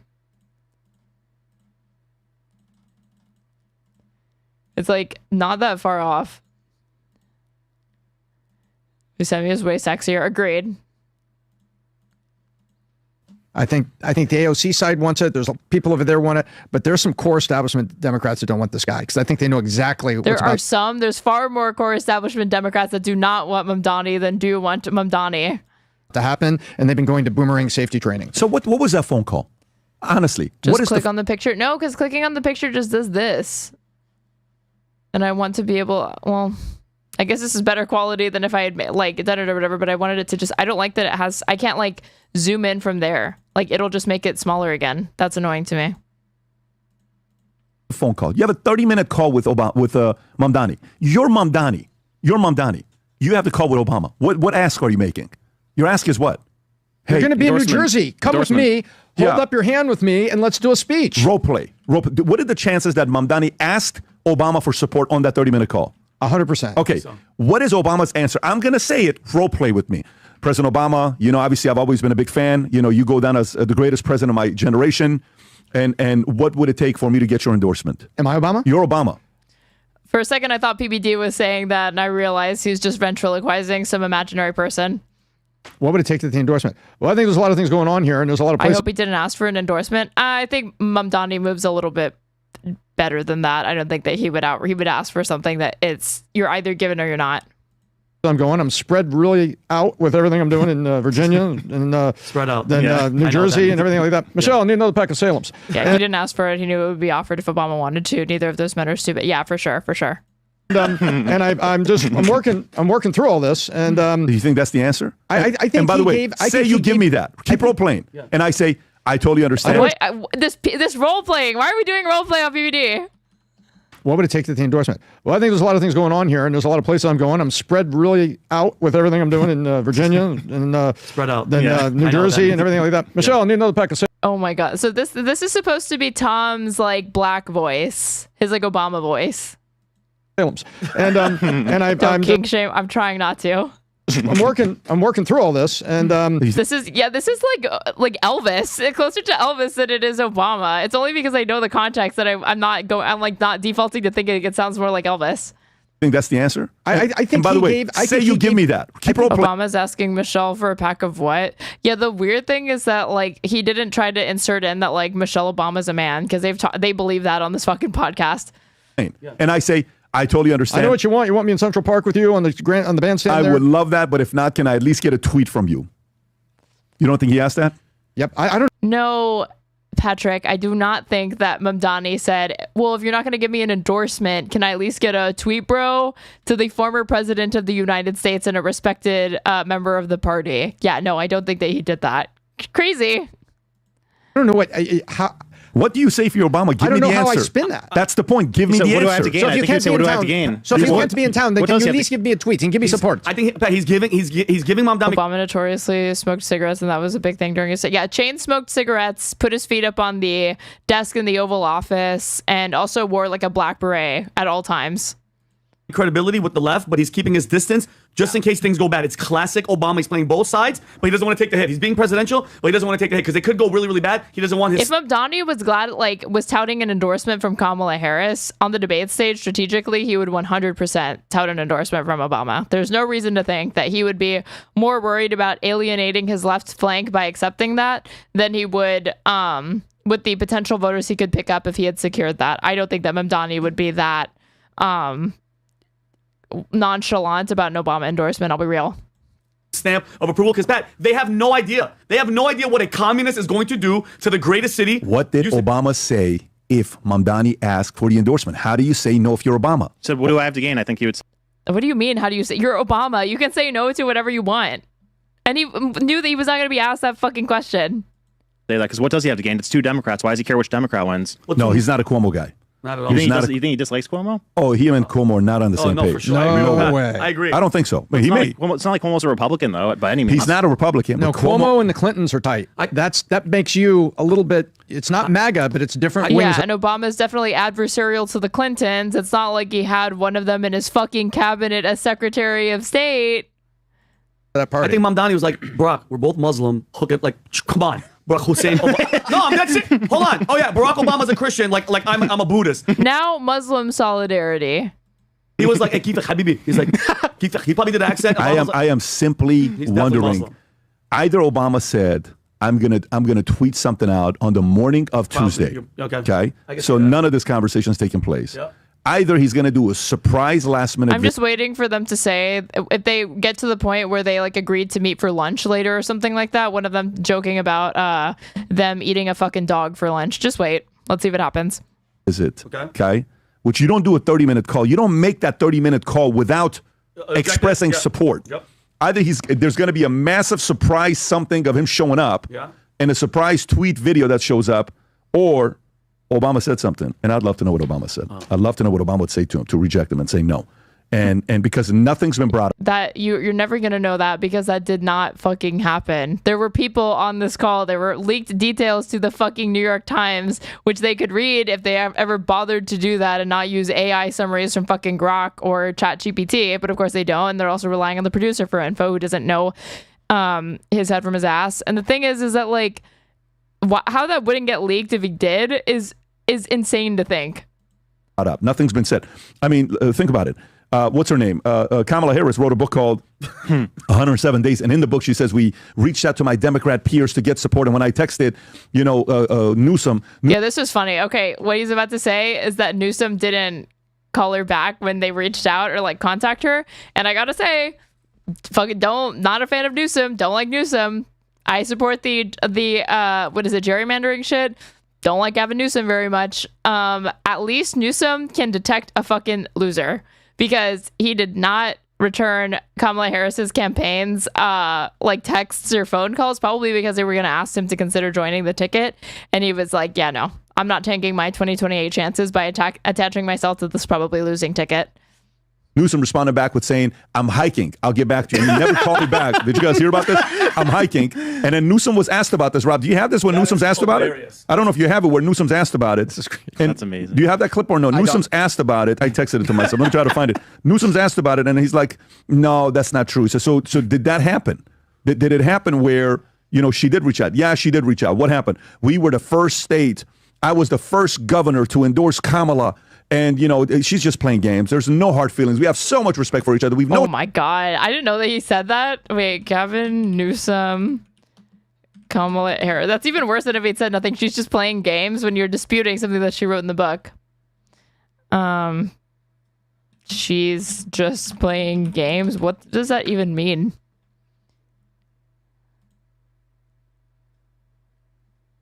Oh, wait, he didn't dispute it. Gavin Newsom says he 100% did ghost Kamala Harris, but he has a really good reason for it. This was reported today, actually. In case you missed it, in September, 107 Days, a book by former Vice President Kamala Harris came out. The book is aptly named, detailing her experience campaigning for the presidency with only 107 days to defeat Donald Trump. People had a lot to say about things she shared in her book, like that bombshell about Gavin Newsom. In 107 Days, Harris wrote that she called California Governor Gavin Newsom hours after former President Obama dropped out of the presidential race. His response, hiking, we'll call back, according to Harris. She said he never did. Ahead of Tuesday's Prop 50 vote in California, NBC correspondent Kristen Welker interviewed Newsom for an exclusive episode of Meet the Press.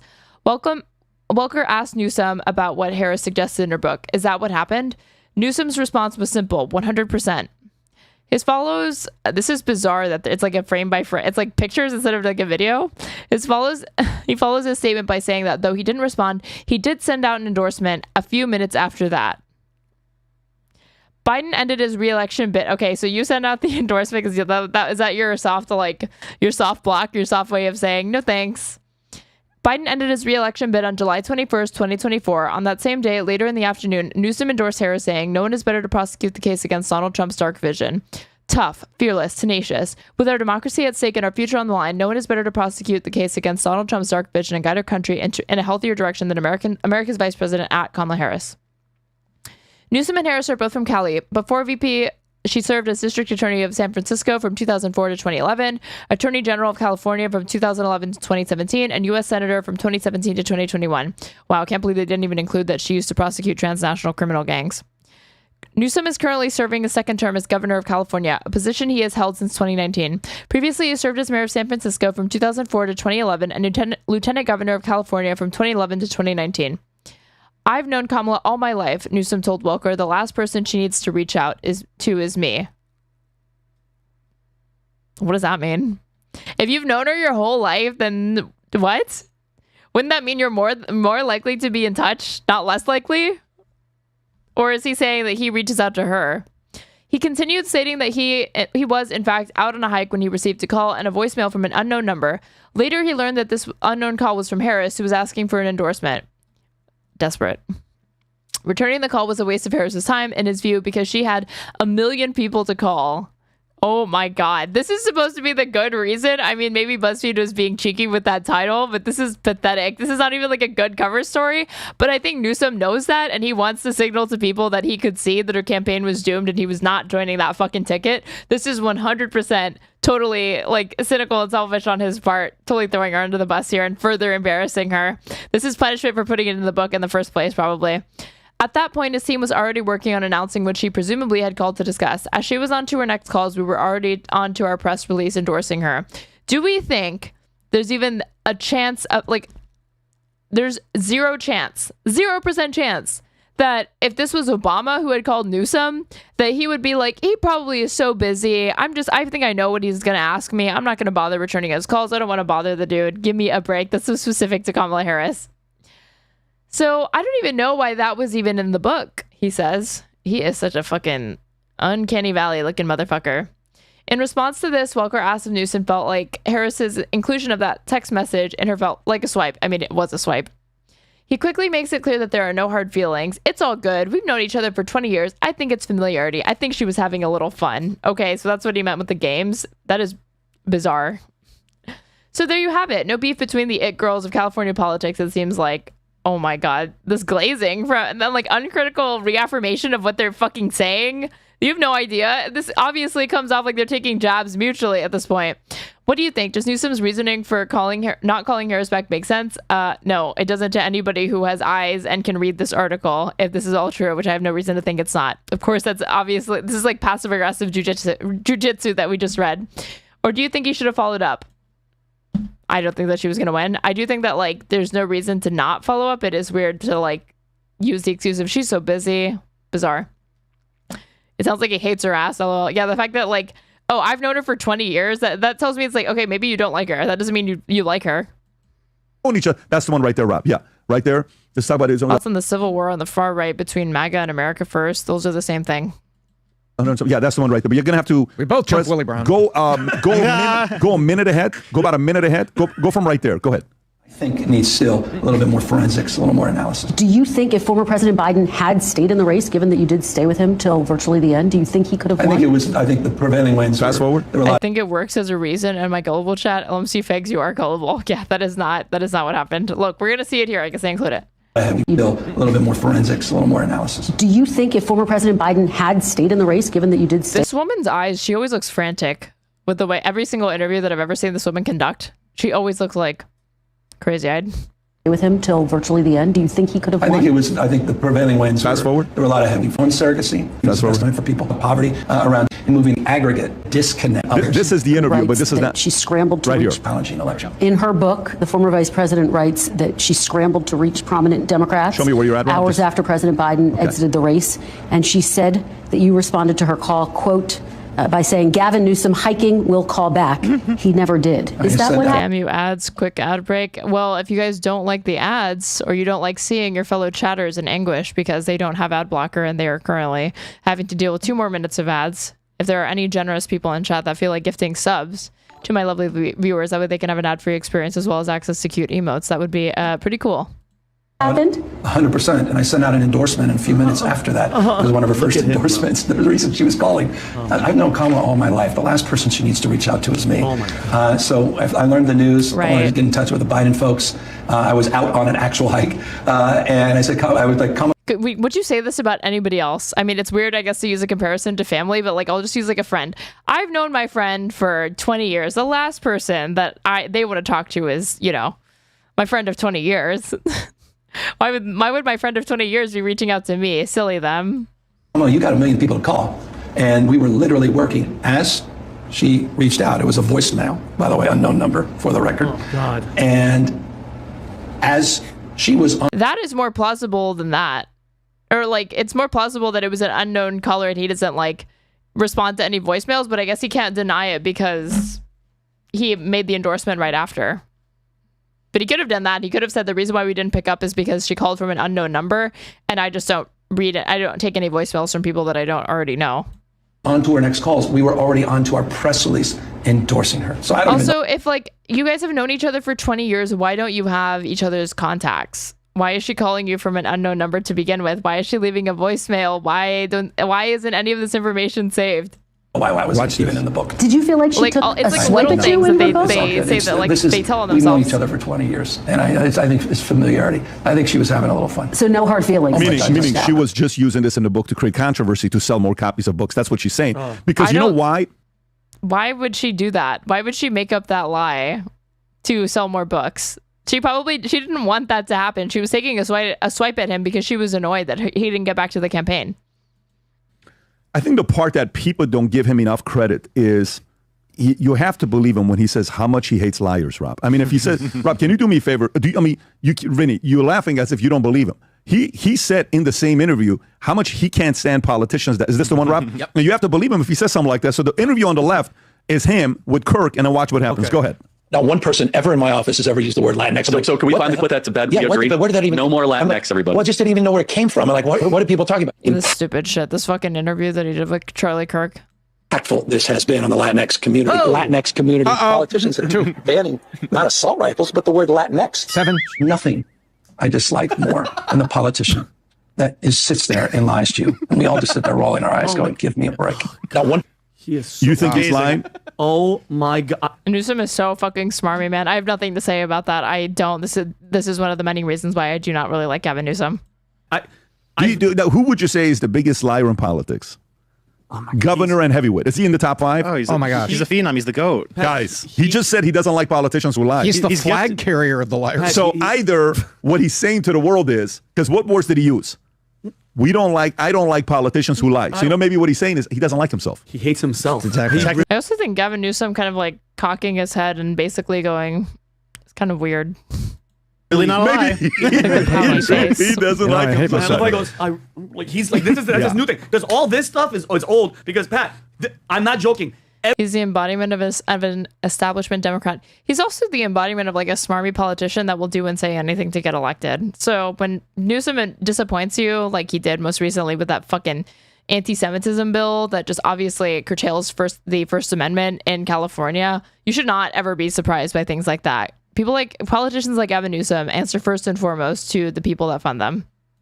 Every single thing that comes out of his mouth is a lie. So when you know that, if you do, like for instance, watch this, Brandon. Yeah. Tell me if you're paying attention to the lies. Watch this. I'm black. I'm tall. I'm captivated by your hands. I'm rich. I work for Fox. Like it's all. You're not even paying attention. He does. What is going on here? I'm black. I'm tall. What? He's like this is this new thing because all this stuff is old. Because Pat, I'm not joking. Every single thing that comes out of his mouth is a lie. So when you know that, if you do, like for instance, watch this, Brandon. Yeah. Tell me if you're paying attention to the lies. Watch this. I'm black. I'm tall. I'm captivated by your hands. I'm rich. I work for Fox. Like it's all. You're not even paying attention. Oh, got it. Okay, so Vinny was like telling lies about himself, but he was dancing to distract you. So I guess you weren't able to. Does Vinny think that people aren't able to focus on multiple things at once? I realize that might be his personal experience, but I think he's projecting a little bit here. Most people can walk and chew gum at the same time, Vinny. They can actually tell when somebody is lying or trying to pull the wool out, like to mislead them, or is just not very good at misdirecting or doing rhetorical sleight of hand. He does this, and this is when he's like really serious. He is one of the most Pat, I remember a while ago, I was like, he might be a social. Yeah, he thinks everybody's distracted by if somebody jingles keys in his face, he gets distracted, so therefore everybody probably does, right? Pat, I was kind of throwing out the word, but in this past 6 months, Tommy, because he's so in our face and he's doing all these interviews. Who watches this show? I do religiously, because how could I not with content like this? I'm going to put him up there. He's number one in my book. I have a leaderboard on this. He's a slithering, lying. He's now number one. He is the. Was he shucking and jiving? No, literally. No, like when he said I'm black, I was like, was this supposed to be like an Obama thing? And then I realized what he was doing. But that was like the first thing that my mind went to. And I thought, and I wouldn't be surprised if Vinny would make a comment like that either. I really don't think when you're a sociopath, he believes what he's saying. Like when he does really the politicians, he doesn't know that we know, and I just hope. We know what you know. You think we don't know, think but we don't know it. Yeah, he is. And again, I made it my freaking job for the next 4 years. Every time he says something, because I want people to know. He's just coked out probably. Vinny? Yeah, he just went skiing before this. Do not be deceived. The same thing that's happening with Mamdani. This guy is going to be the front runner, and I want you guys, and I love that all the clips are going to come out. Please do not be deceived. He's the guy. That's the guy. That's a slithering snake. And the first order of business will be to open the border, because he's the guy that said make it illegal for asking for an identification to vote in California. Well, he's my number one. He just passed Karine Jean-Pierre, who is on my who previously was the GOAT. And Karine Jean-Pierre. Did I pronounce the last name wrong? Pierre. Oh, I'm so sorry. Go ahead. It's not Liar? Yeah. No, it's not. So, and Rob, what clip is this, Rob? This is just a video. We're talking about Biden's former press secretary. Vinny's point about the hand gestures. There was a report out that people are concerned about the use of Gavin Newsom's hands in interviews, specifically this one with ABC News, Jonathan Karl. I can just play it at double speed and go through, but you guys can see the guy is just, it looks like he's trying to land an airplane with the amount of, the amount of hand gesturing that he does throughout the entire interview. Because look, guys, when he's doing that, are you really paying attention to his mom? Do you take that seriously? Somebody told him Oh my God. Vinny actually thinks that Gavin Newsom being a hand stalker is how he has duped a bunch of people, and not just by being a skilled orator and at least coming off as genuine to enough voters that got him into office. It's not that deep. Left, right. I don't think he takes himself seriously, but he did erase. I'm not even. It's not even to distract you from the lying. Even if I were to go down this line of weird body analysis, this sort of talking with his hands, if that's what he's naturally inclined to do, that can build trust and rapport with an audience or with somebody who's watching you, because you come off as being natural and being yourself. But he's not doing it to distract it. He's using it to further it. What is he even talking about? That's my concern. The more we're talking about. Look at his hands. What he's doing with Matt. Politicians have done this. Not just this is a regular person thing. There are many. Everybody knows somebody who talks with their hands. I even talk with my hands to a large extent on my own stream. He's doing intimidate and voter suppression. He's so good. Fucking Trump constantly talks with his hands. He's so good. Are they really saying and Trump that this is a pathological liar? But I don't think that the reason why he's been duped is because he does people have been duped just because he does hand gestures. article with him using hand gestures is like a concern of the Daily Mailers? Yeah. Look, smoke and mirrors. The best speakers tend to be more using their body when they speak. And he is a very animated speaker with the way he does. How is Vinny now discovering hand gestures? I mean, this is somebody who didn't discover sobriety, as far as I can tell, until his 30s. So are we really that surprised? In late 30s at that, probably. I don't see anything in it. The part about him saying the fact that he can't stand politicians who are like, give me a flipping break, buddy. Anyways, let's go talk about what's happened in Nigeria. President Trump says he's ordered Pentagon to prepare for possible action in Nigeria. So, Rob, I think you got a clip on this one here. US. We're not doing this. Don't junkie shame. I can't help it. I'm straight edge. It's what we do. So this is not Italian phobia. This is me being a straight edge asshole. Kidding. Okay. Is there anything else in this that I want to see? Oh, wait. Tucker Carlson, most dangerous anti-Semite. They talk about this for 10 minutes. Okay. It's been awfully quiet from Adam Sosnick in the House. Let's see if he says anything. Shaking up staff and wake up Tucker Carlson, Nick Fuentes controversy. Are you actually straight edge? Yeah, I am. I'm straight edge and I've been vegan for over a decade. What is this about, Rob? This is the Heritage Foundation president defending Tucker Carlson's Kevin interview. Roberts. Yep, with Nick Fuentes. By the way, isn't Kevin Roberts the one who was interviewed on World Economic Forum a year and a half ago where he What is Trump attempting to hide with his blowjob dance? Many, many secrets. crushed it. Yes. With the 3-minute and 20-second clip that he had, he was, I think it's him, right? Yeah. He is phenomenal at the way. So let's just see what he has. So the whole story is about what, Rob? So let me read this here. 100% Kevin Robertson, now staff resignation. Oh, wait. So that's the name? So close. Some people are, you're so close. Assignments on Friday in the wake of the conservative uproar over statement defending Tucker Carlson. Okay, let's see what he has to say. Go ahead, Rob. I'll have more to say on this in the coming days. But today I want to be clear about one thing. Straight edge for 20 years. Let's go. Are there other people that are straight edge in my chat? Christians can critique the state of Israel without being anti-Semitic. Okay, so they cover this. And of course, anti-Semitism should be condemned. My loyalty as a Christian and as an American is to Christ first and to America always. When it serves the interest of the United States to cooperate with Israel and other allies, we should do so with partnerships on security, intelligence, and technology. But when it doesn't, conservatives should feel no obligation to reflexively... This is the division on the right that Chatter mentioned, but it's not a true division because they'll fall in line.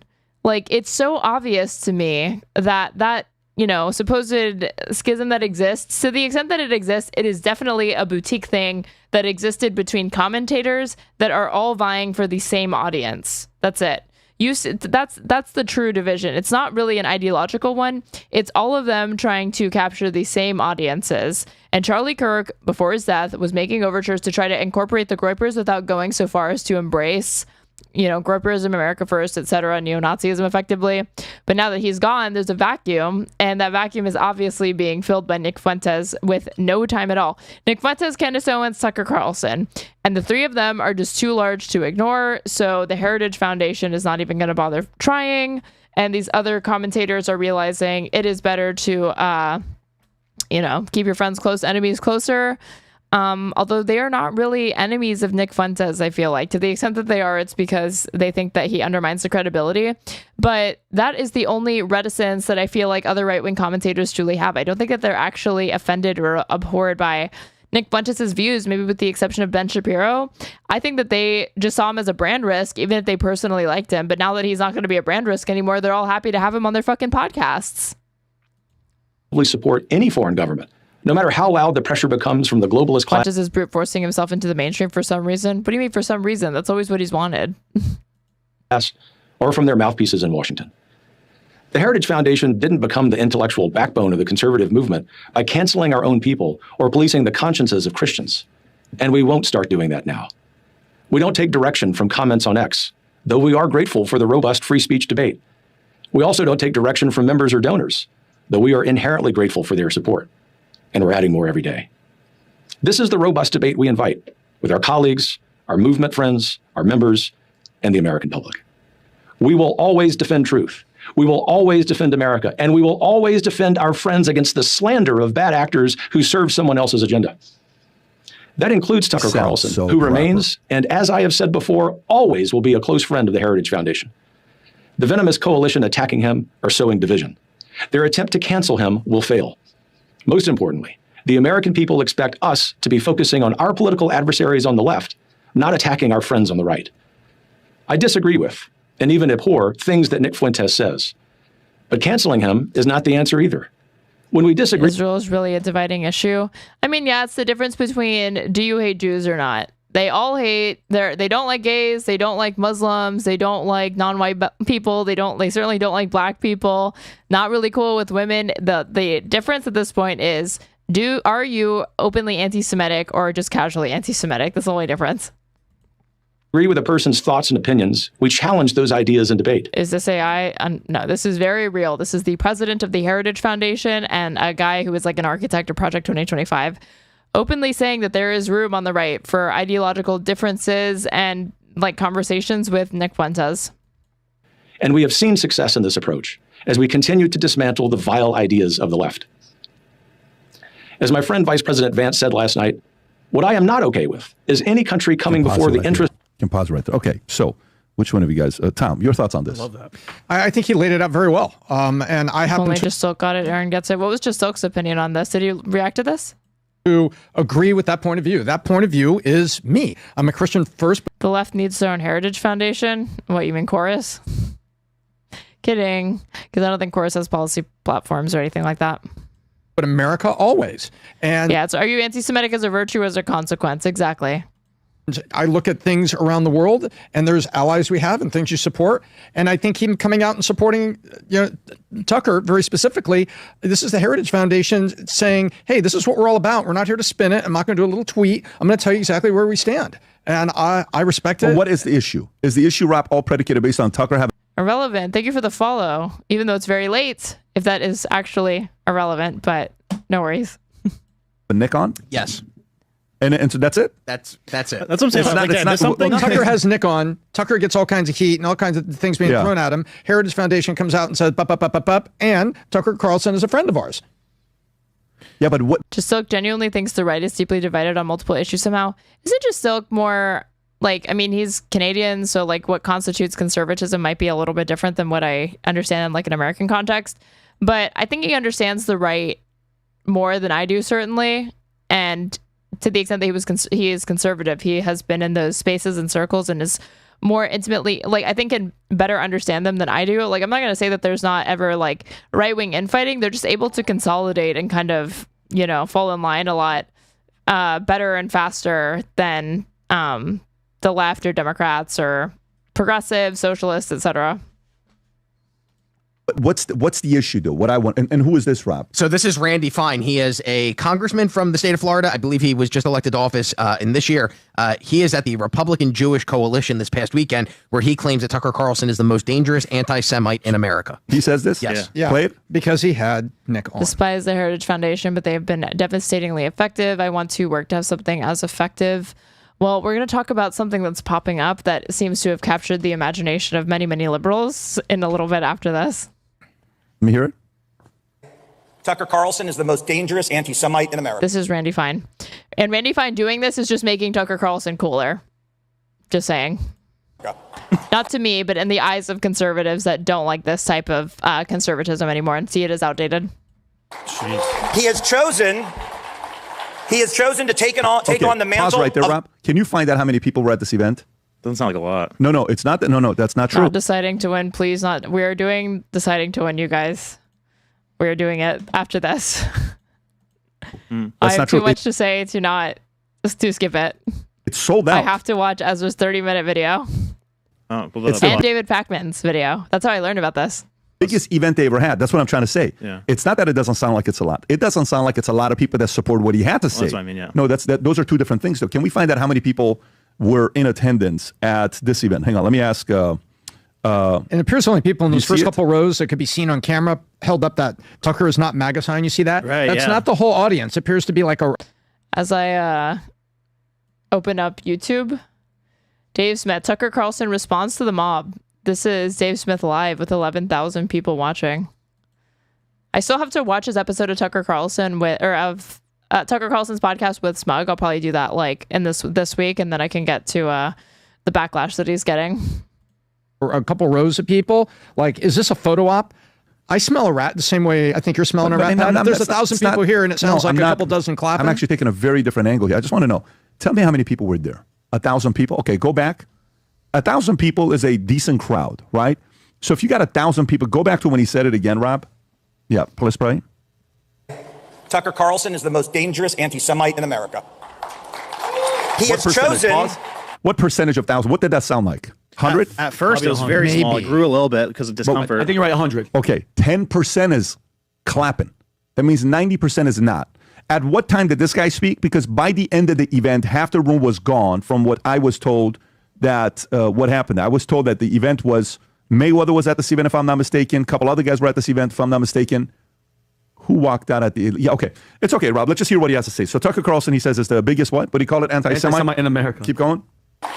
He has chosen to take on the mantle of leader of a modern-day Hitler Youth, to broadcast and feature those who celebrate the Nazis, those who call for the extermination of Israel, to defend Hamas, to even criticize President Trump for stopping Iran's Oh my God. How dare he criticize dear leader? Nuclear ambitions. Friends, make no mistake. Tucker is not Mayweather the boxer. That was what I thought. I have no clue who he was referring to. It's the only notable Mayweather that's coming to mind. MAGA. Still the same number. You can say that as much as you want, dude. Tucker Carlson is MAGA. Sorry. Tucker Carlson has a MAGA audience. Tucker Carlson has talked to Donald Trump multiple times. I don't care that there were leaked texts from the Dominion lawsuit that show that Tucker Carlson has disdain for him. He knows who butters his bread, where it's buttered, and he definitely panders to that audience, and he's not about to cast them out anytime soon. Tucker's fall from grace has been one of the most extraordinary implosions in political history. And the rapidity of it has created real challenges for us all. Why are their hats missing? You guys, I don't know if you're joking or not, but I had someone in Twitch chat say that Randy Fine's beanie was ugly. And I'm just going to say this is not a beanie, and it's not just a hat, it's a yarmulke. Because our friends don't have our shared experience. I even deal with this with my colleagues in the House. See, they remember the Tucker of 5 years ago. They don't live with anti-Semitism every day. They don't think about it the way that we do. Can you stop it? And it's is he the same guy? I was cool with Tucker Carlson when he was shilling for the Iraq war, but I draw the line that now he has reversed his position on Israel. Guy that said that we should have nuked Gaza. Is that the same Randy Fine? Yes, it is that guy. He said to nuke Gaza, but he said it would be a bad idea because of the fallout with Israel. Here's the problem. He doesn't represent majority of the Jews. I agree. He's not the face. He's not the majority of the Jews that you deal with. That's the problem here. Okay, that's true. But even if he were, who cares? Like, this is not about, no one individual represents any religion, race, ethnicity, demographic, sexuality, etc. It's a stupid way to make your assessment and value judgments of an idea, not based on how many people hold the fucking idea, but whether or not it's a good idea. So whether he could speak for literally an entire religion of people, and it would not make the idea more worthy of consideration just because he did that. Because you take a complete minority of the opposing side and a complete minority on the other side, and you pin them each other, and it sounds like it's the majority of each side, and it's not. It's not. And this actually is a terrible look. This is a terrible look. You know what a message like this, for example, he's just like, Randy Fine's just wish casting. He like wishes he could do what he thinks he's going to be able to do, but he cannot unilaterally cancel Tucker Carlson, even if he is on the right. You know what this sounds like? You know what it sounds like? Candace Owens, if they had a split, she might be able to, but it would have to be somewhat genuine. There would have to be some actual reason. She couldn't just make it obvious that it's just like cynically motivated or, because of personal reasons. Doesn't sound any different than who was the guy that we had here who, we were trying to do a debate with him and Jason, and it didn't happen. It was an unfortunate situation last minute. Whitlock, and who was the other guy? Roland Martin. Oh, you're right. He sounds like the Roland Martin of the Jewish side. Mm-hmm. You don't sound any different than, you don't know what it is to be black. You don't know what it is to be this. You sound exactly like Roland Martin. That's what you sound like. It's just selling more victimhood. By the way, Rich for PBD, who uncritically interviewed Bibi Netanyahu to be saying this shit about Randy Fine. There is literally no daylight between what Randy Fine believes and what Bibi Netanyahu believes. They are the same as far as ideological outlooks on this world. So for him to come for him and be like, he's not maneuvering smart, Bibi does the self-victimhood shit all the fucking time. He makes Randy Fine look like an amateur, in fact. You know what the challenge is sometimes? Like every time we would launch a new product and people didn't know how to sell it. And you would go and sit down, Tom, you would remember this. We would sit down, Vinny, with a new product to sell. They didn't know how to sell the product. And I would go to different offices. I'm like, you're not selling it right to resonate with the audience. You're trying to get to either recruit them over to us or to sell to that clientele. You don't know how to sell that product and package it right. They have a packaging issue right now. You should trust me. They truly have a guy who has scammed thousands of people with my life insurance MLM. Packaging issue right now. They have a messaging issue right now. He'll look at somebody's marketing materials and be like, I don't even see a single lie in here. What are you guys doing? This is amateur rookie shit. Rather than trying to improve instead of, saying it's anti-Semite, this anti-Semite, that, just improve your messaging. Improve your packaging. Listen, do you know what the Just get better, bro. What he doesn't realize is that shit used to just work. Literally prior to this genocide, yes, when Israel supporters and Zionists whined, people listened. And they listened uncritically, and there still is very, very little bolstering of the opposing viewpoints on this as far as mainstream media. That is pretty much non-existent still. The only reason why there are people that know about it to the extent that they do now is because of social media feeds and the fact that not all media is institutionally gatekept in the way that it used to be prior to the advent of social media. But he's making it sound like this strategy hasn't worked. What Randy Fine is doing is carrying on the long tradition of being a Zionist crybully. And yes, that used to actually work. And it still does work to a large extent. You ever heard of fucking canary mission, PBD? It's still effective to smear people as anti-Semites, to delegitimize their perspective, to get them away, to discredit them, to have, to chill their discussions that are critical of Israel. That works all the time.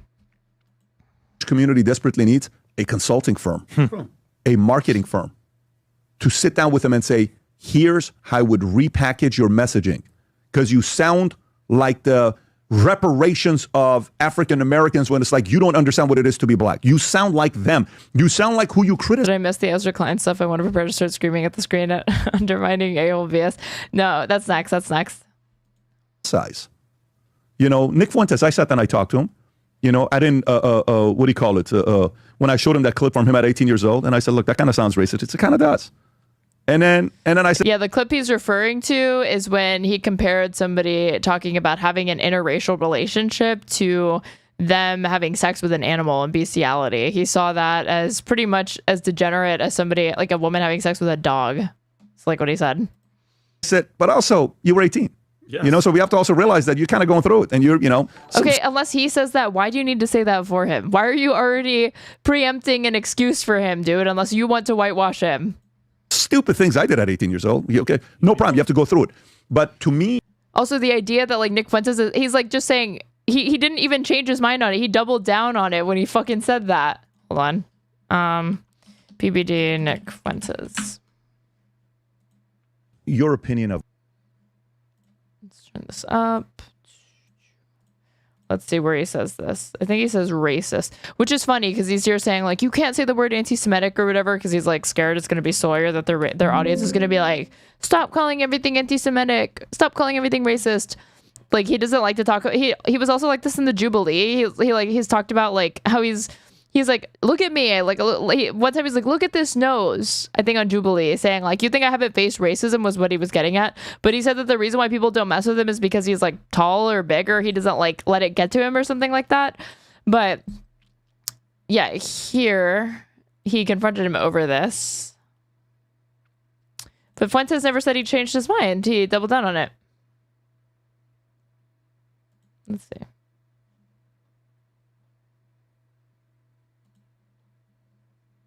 This is how this worked back then. Now, obviously, everything goes on Twitter and everybody's controversial. But back then, you had a clip like that, which was perceived as legitimate. He told Candace he's still very much against interracial marriage in their conversation 2 months ago. Yeah, but PBD would be like, okay, but did he say it's like having, it's like bestiality? No, then he's grown. Racist or anti-Semitic, and you're kind of done for. And that's what they did to me. And have you yet, I'm sorry to interrupt you. Have you yet walked up to Ben with his kid crossing the streets with his family or no? Not that yet? was years the youth excuse. Yeah, because they'll use the youth excuse as we just learned with the fucking GOP leaked Nazi group chat, Politico. That extends to people under the age of fucking 40. I love Hitler. Leaked messages expose young Republicans' racist chat. To be clear, young Republicans in this context means, if I put 30 or 40. Yeah, the Young Republican National Federation, the GOP's 50,000 member political organization for Republicans between 18 and 40 years old.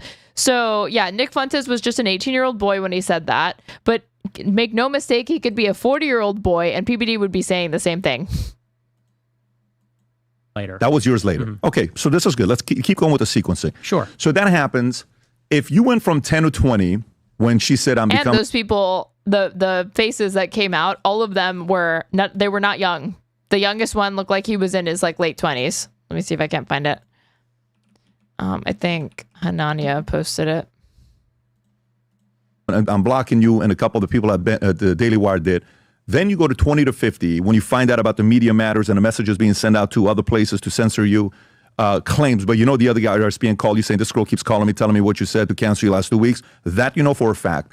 Then this happens here with Leadership Institute. Then the Amy Faulkner situation video going to Reagan Italian. Where do you go from here? If it goes 10 to 20, 20 to 50, where are you going? What happened? 50 to 80. Okay, so now it's like this is what the people behind that league group chat, this is what they looked like. This guy.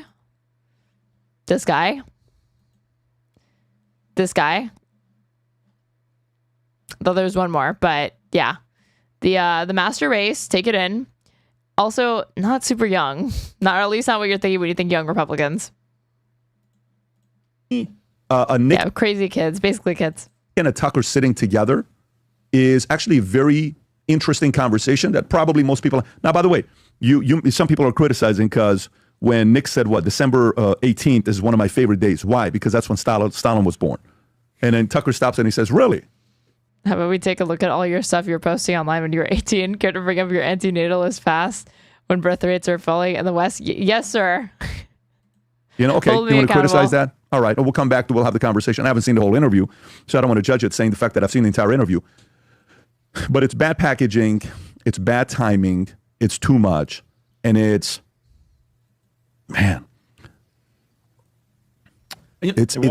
waters down the they're genuinely upset at Randy Fine, but not for the reason that you think, not because he's an absolute ghoul and psychopath, but because he's like soy and embarrassing. And he is, for one, saying a thing that I don't even disagree with, that I don't think that Tucker Carlson is the most notorious anti-Semite. I obviously think that belongs to probably Nick Fuentes. And I would even put Candace before I'd put Tucker Carlson as far as their willingness to engage in this shit. Tucker Carlson, to me, it seems like grifting. Candace Owens, to me, it seems like something that she always believed, but kind of kept under wraps, especially when she worked at the Daily Wire. Then when she got fired, she was like, fuck it. Leaned into it. And then Nick Fuentes takes the fucking cake. He's like always been like this. But I honestly think that the extent to which I have an issue with what Randy Fine said is that it's fucking stupid for him to think that he has the capital to be able to cancel Tucker Carlson when he doesn't. Like, dude, little bro, you can't fucking do that, okay? You're nobody compared to Tucker Carlson, even if you do have actual political power, but you don't have that sort of ability to shape culture that way. But he also thinks he's anti-Semitic because he criticizes Israel. It's not because he's actually spreading tropes or lies about Jews, really. That's not the issue that he has with them. Term anti-Semite, to say somebody like Tucker's the biggest anti-Semite in the world, it doesn't disservice to it's the only Randy Fine is a piece of shit. There's a tweet of him celebrating a dead Palestinian child. Oh, I know. I've shown what I can of that tweet on stream multiple times. Child syndrome. Yeah. It truly is the only child syndrome. It's like racism. You keep using it and banging around. Something that loses its power and its value. It's not even where I'm going. Tom, I just think it's the only child. Oh my God, Tom! It's so embarrassing when PBD just immediately smacks him down, which is already a stupid point from Tom, being drawing attention to racism actually only, that makes racism worse in this country. Okay. Do you have friends that were only child? Yeah. Okay. Think about the only child you knew. Okay. Don't say the name, but just think about who that person was. What was the attitude? What was there, and especially if the parents had money. Don't think about the only child when parents didn't have money. And don't think about the I guess Adam's not on this episode, and I barely noticed. His absence is not really that palpable. Jesus. Child, because parents didn't want to have more kids. The thing about the parents that had one kid, and they said, we only want one kid. Okay, I'll say two things. Go ahead. One, I loved him to death because he was always available. And the reason he was always... Eddie K. Candace seems like such a grifter on her face, given she got embroiled in the hate crime lawsuit and won when she was younger, but she's too convincing for it to be completely bullshit. She's not Dave Rubin. Yeah, that's the thing. With Candace Owens, I honestly wouldn't be surprised if it started out as a grift and then you actually you drink your own fucking Kool-Aid, and then she was radicalized into it because of where she spent the majority of her time. The fact that her husband that she married is somebody who was deeply involved with Turning Point USA. I used to think it really was just grifting, and I do think that she's obviously audience captured and she moves different because I think she's better with the PR management, but I do think that it is mostly genuine. Is available because they didn't have brothers and sisters. sisters. I don't think that she says things that she doesn't believe. I think she holds back with a lot of grifters. It's usually that they hold back certain criticisms that they don't want to alienate their audience with, and they don't say certain things. Not that they're actively lying. He didn't have things he had responsibilities to do.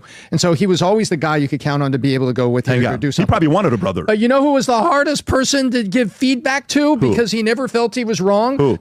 Is him. That's it. Because he was at home and he never got corrected and he never understood being compared to a brother or sister. And never kicked his ass all the time, yeah. Correct. Nobody did that. So whenever we would get into it with him, we would say, dude's just being dude, and that would be it. Instead of dude, it was his name. You know what Israel, you want to know what Israel needs? Is that what you're getting at? Yeah, you know what Israel needs? I'm going to tell you what Israel needs. Tell me, Patrick. Brother? No, let me tell you what Israel needs. Oh my God, they need this. If they have the brass to do it. Are you ready? Okay. This is going to be the craziest idea I'm going to put out there. And please, if you support it, cut it, clip it, put it on X, and let's see what people say about it. Brace yourself. I have no idea what's about to happen. This is a man who has uncritically interviewed Bibi Netanyahu and then Nick Fuentes not long after it. So Hit me with what you got, PBD, as far as your brilliant idea to launch the PR campaigns, to end all PR campaigns that the Israelis have not thought of yet. I believe the way to save Israel, for them to be humbled, is Israel needs a roast like the Tom Brady roast. Wow. Put Netanyahu in the middle.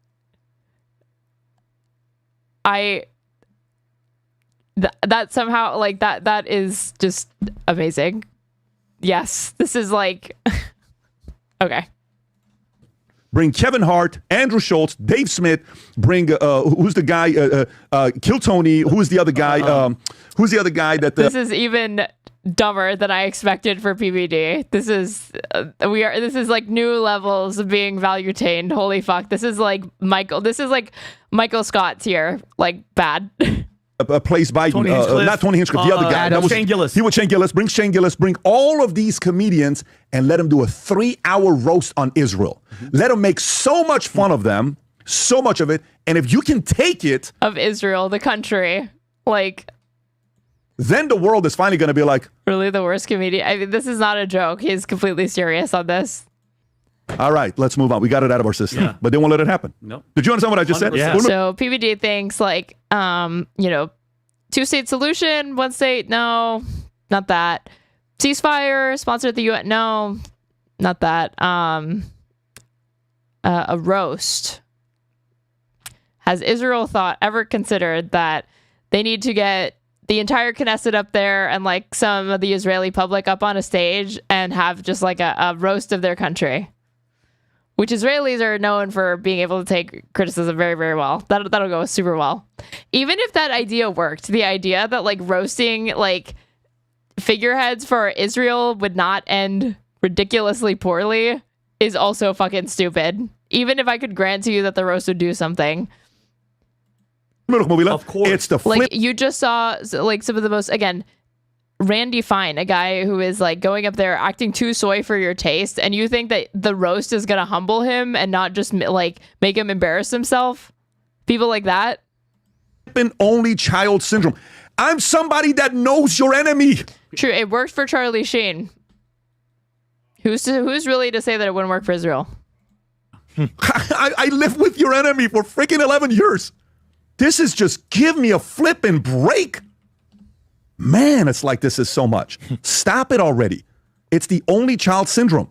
Guess what happens when you go to the army? You have so many viewers today. I have no idea if it's like people police, they're like ready to clip me and ship me because of I put Ezra Klein in the title, or what the hell's going on today. But everybody makes fun of everybody in the army. Do you know how brutal it is? Do you know how many nasty jokes we would say about each other? And there was always that handful of kids that couldn't take it. Yep. Hey, drill sergeant, I want to get out of the army and I want to ETS. Okay, no problem. Dishonorable discharge. None of the people in this room could take a roast. I truly don't think that. Mm-hmm. But you're living in the social media world. You're going to get it every day.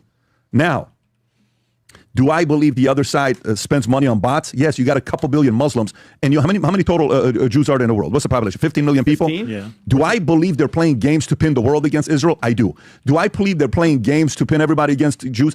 I do. Do I believe there are a lot of people that, want to see these things increase even more? I do. Do I believe that, Israel every year we give them $3 billion? Yes, but we force them to buy 80% of the money with the $3 billion they get to buy military contractors. It's kind of like me saying, I'm going to give you $100. You've got Hutch viewers waiting in the wings to if you step out of line. I think I have, maybe I have like Ezra Klein's like strongest soldiers, like sleeper agents, like ready to launch when I start like roasting him to defend their king. But guess what?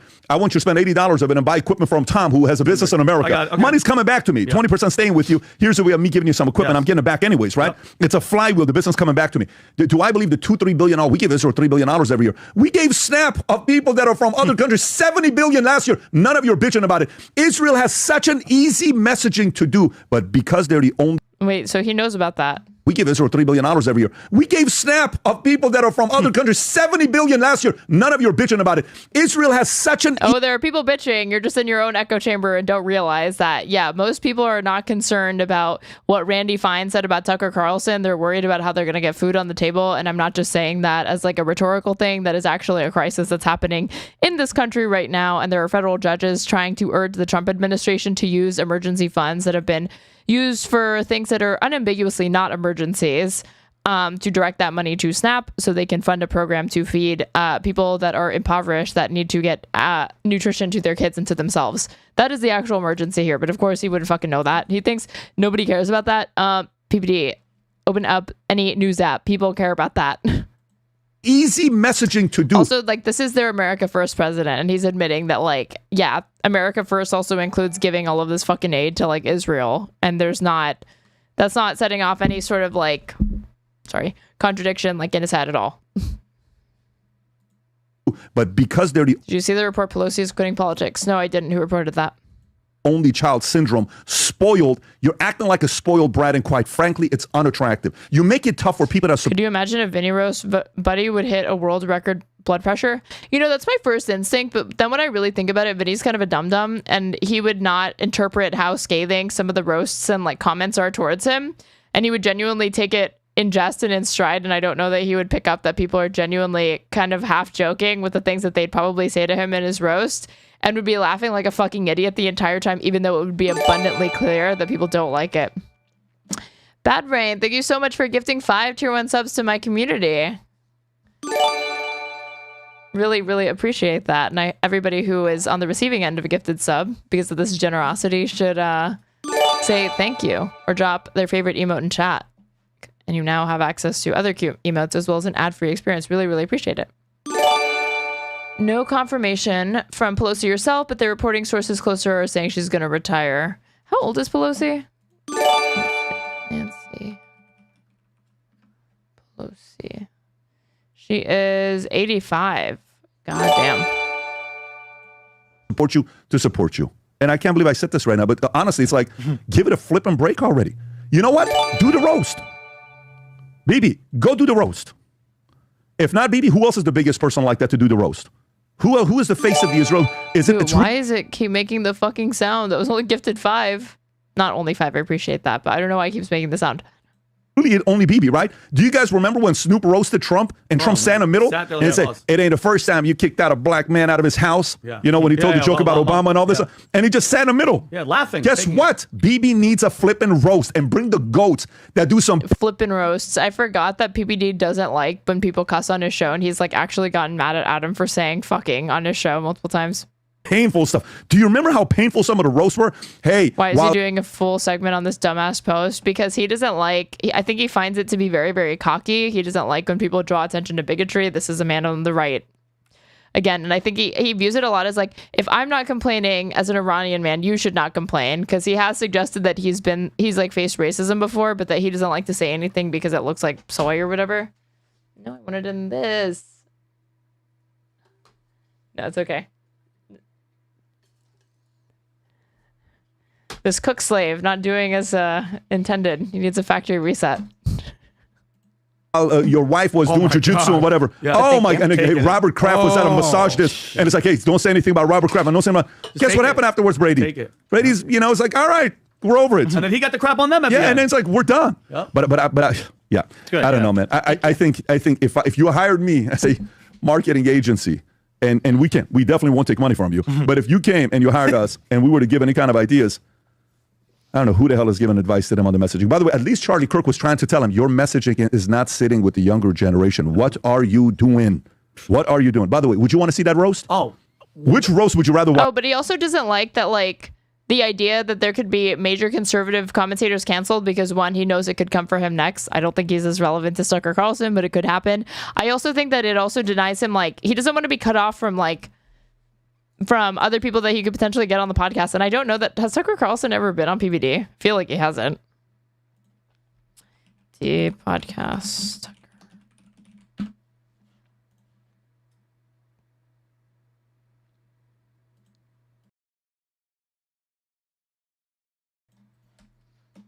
Oh, no, he was. Oh, wait. So PBD has been on his program, it looks like. But he's never come onto it?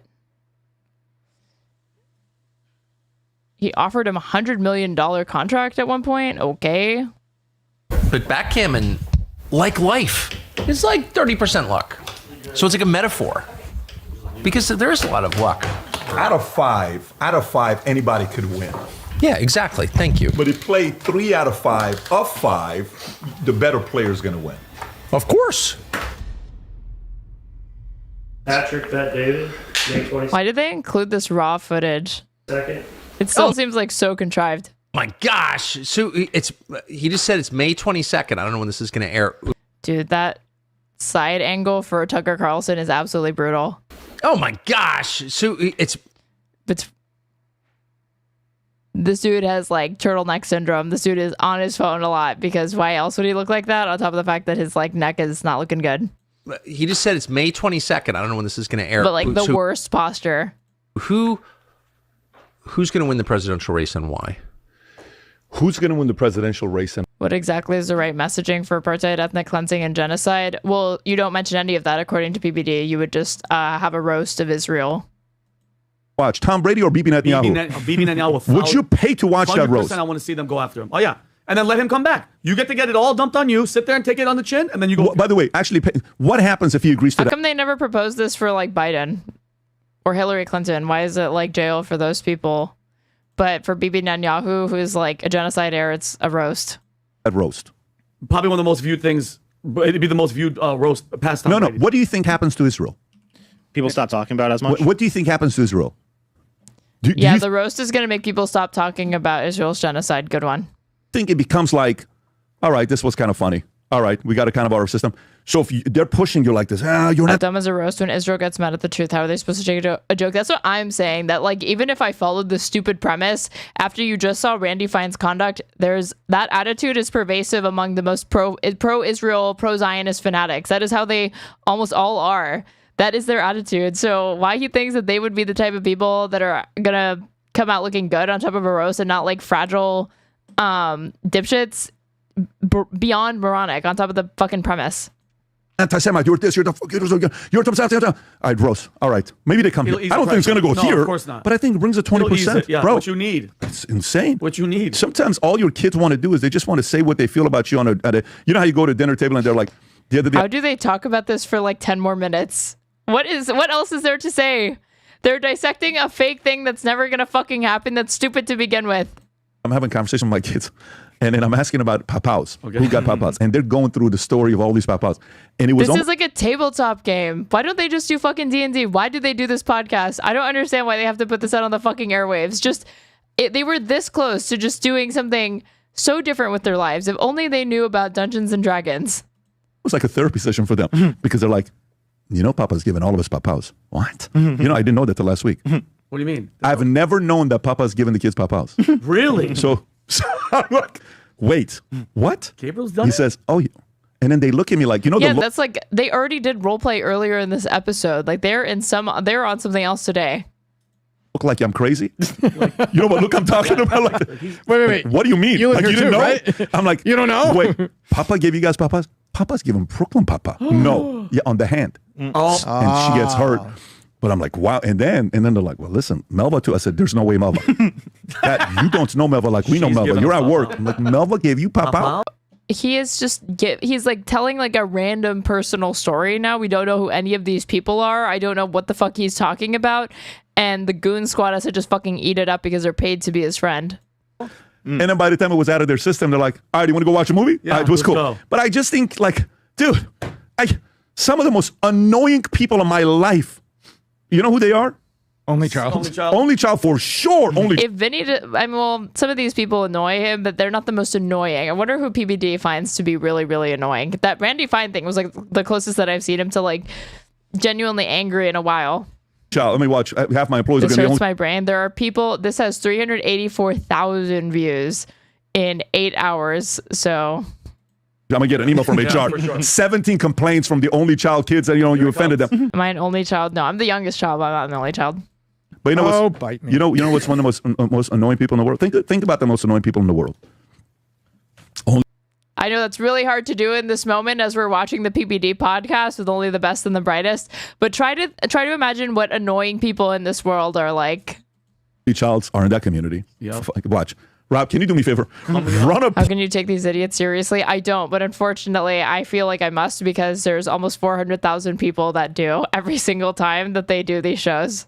poll of how many people are in our chat, in our group? Okay. Can you run a poll of how many people here Let's are guess. only Can we child? guess? And how many people are watching? How many people are only child that are watching this podcast? Let's say there's over 40,000 people watch, 45,000. I would say they get I get 45,000 concurrents. Some of that has to be botting, but I've also seen them get 30,000 before. 10%. No way. You think so? Yeah. Wow. Where are you at? I don't know if it's that, but okay. I was gonna say that's 10. crazy. Wait, it's higher or low? You think it's higher than 10%? I'll say 13. No, I think it's like 10% or less. Okay, let's see. I'll Rob, say 11. Did you start the poll, Rob? Let's see it. 12%. Wow, Vinny. What? 12%. Let's go. Wow, so that's the number. That's a lot of people. You mean to tell me nearly? Going up, Pat. Wow, 10% are only child. I mean, I'll trust that one. Wait, That 10% of your audience. it's 4,000 votes because that's when you know it's a real number. Yeah. But okay, you know who are the most annoying people in the world outside of only child? We should sell a shirt. I'm an only child and I'm proud of it. No, but you know what it is? People who think they walk on water. Oh, of course. It's the worst. Worst. No humble, entitled, elitist. So Jesus? Up. Do you know, here's what's the crazy thing. Do you know even when I... Okay, this is obviously not true because all of these people are MAGA sycophants. So this is clearly not something that they actually find to be a really off-putting trait in somebody. Donald Trump is one of those people. He's a pathological liar and a narcissist. I guess if I had to be charitable to some people, I think Trump comes off as he's confident. It's totally unearned, but he never seems like a know-it-all because he's clearly unprepared and stumbling his way through the end of a fucking sentence. But he can go on for so long and sound so confident, like he knows what he's talking about, that I think he manages to toe a line of coming off like he is smart and prepared without being really, really arrogant to people. I said this, I didn't make any new friends today. No. I lost all the only child. For sure. Jews are upset with me right Muslims now. are mad at the beginning of the and show. no, Muslims are saying that's not enough. You should go even more. Yeah. I don't have, by the way, I'm going to go home by myself tonight. You're gonna get But I'm pop-up. just telling you what I believe. PBD is definitely very humble. I mean, somebody who's saying the most annoying person in the world is people that aren't humble when it's this, we're talking about PBD here, who is so egotistical. The show just revolves around whatever he wants to do at any given time. He has no problem absolutely debasing and humiliating his co-hosts of other adult men. Practically every episode, if you watch through the entire thing, you will find moments where he's basically parenting them, scolding them for being on their phone, saying that he doesn't like that they're going on too long. He just polices their behavior. He feels entitled to police their behavior, and they absolutely allow him to do it because he cuts their fucking checks and pays for their fucking rent. But it's the same as people who call other people selfish. Usually they are selfish. Yep. And I think Israel desperately needs a roast for Bibi. Right. That'd be awesome. I think it's a great idea. It'll take the pressure down. Let me tell you, if it ever happens, remember where the idea came from. Purely, how did this idea even come about? What were we talking We're talking about about? Randy Fine and the way that his attitude and the we're gonna only have to child. thank Randy. Yeah, thank you. Suddenly we ended up over here. Thanks, Randy. That is so But if you think funny. about it too, Pat, and you make a great point, and it's by the way, if you're going to do a consulting, the only child thing, you have to especially the people that are doing the messaging, because there's some people on the Israel side that you. Okay, I could take PBD's schizo points on this because it was his idea, but I can't take Vinny's. We're gonna move on. All right, if you're watching on Twitch though and you're not following me, please go ahead and do so. That way you can know when I go live, which is basically every day, varying time. No, Monday through Friday, varying times. If you're watching on YouTube, please go ahead and do the same. Subscribe, hit the bell, that way you can get notified when I go live. Like the stream, it really helps push it out to other people. If you want to support me, the best way to do so is to subscribe to me on Twitch or gift subs throughout the chat. You can also use your Amazon Prime sub, which will give you access to an ad-free experience as well as cute emotes to participate in my community. If you are watching on YouTube, you can follow the donation links pinned in my description box. They're also pinned in my Twitch chat. I'm at Straighterade _on everything. And right now we're going to get into something that I discovered via David Pakman last night. And I realized on the same day that I discover David Pakman talking about this, Ezra Klein also was talking about this.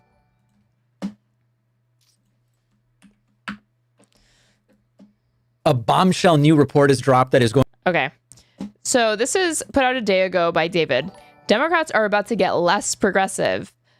A new center-left report urges Democrats to drop progressive rhetoric on culture and move to the center after losing ground with working-class voters. 55,000 views. And I'm just going to say the fact that this is 100% conspiratorial on my part, not denying that.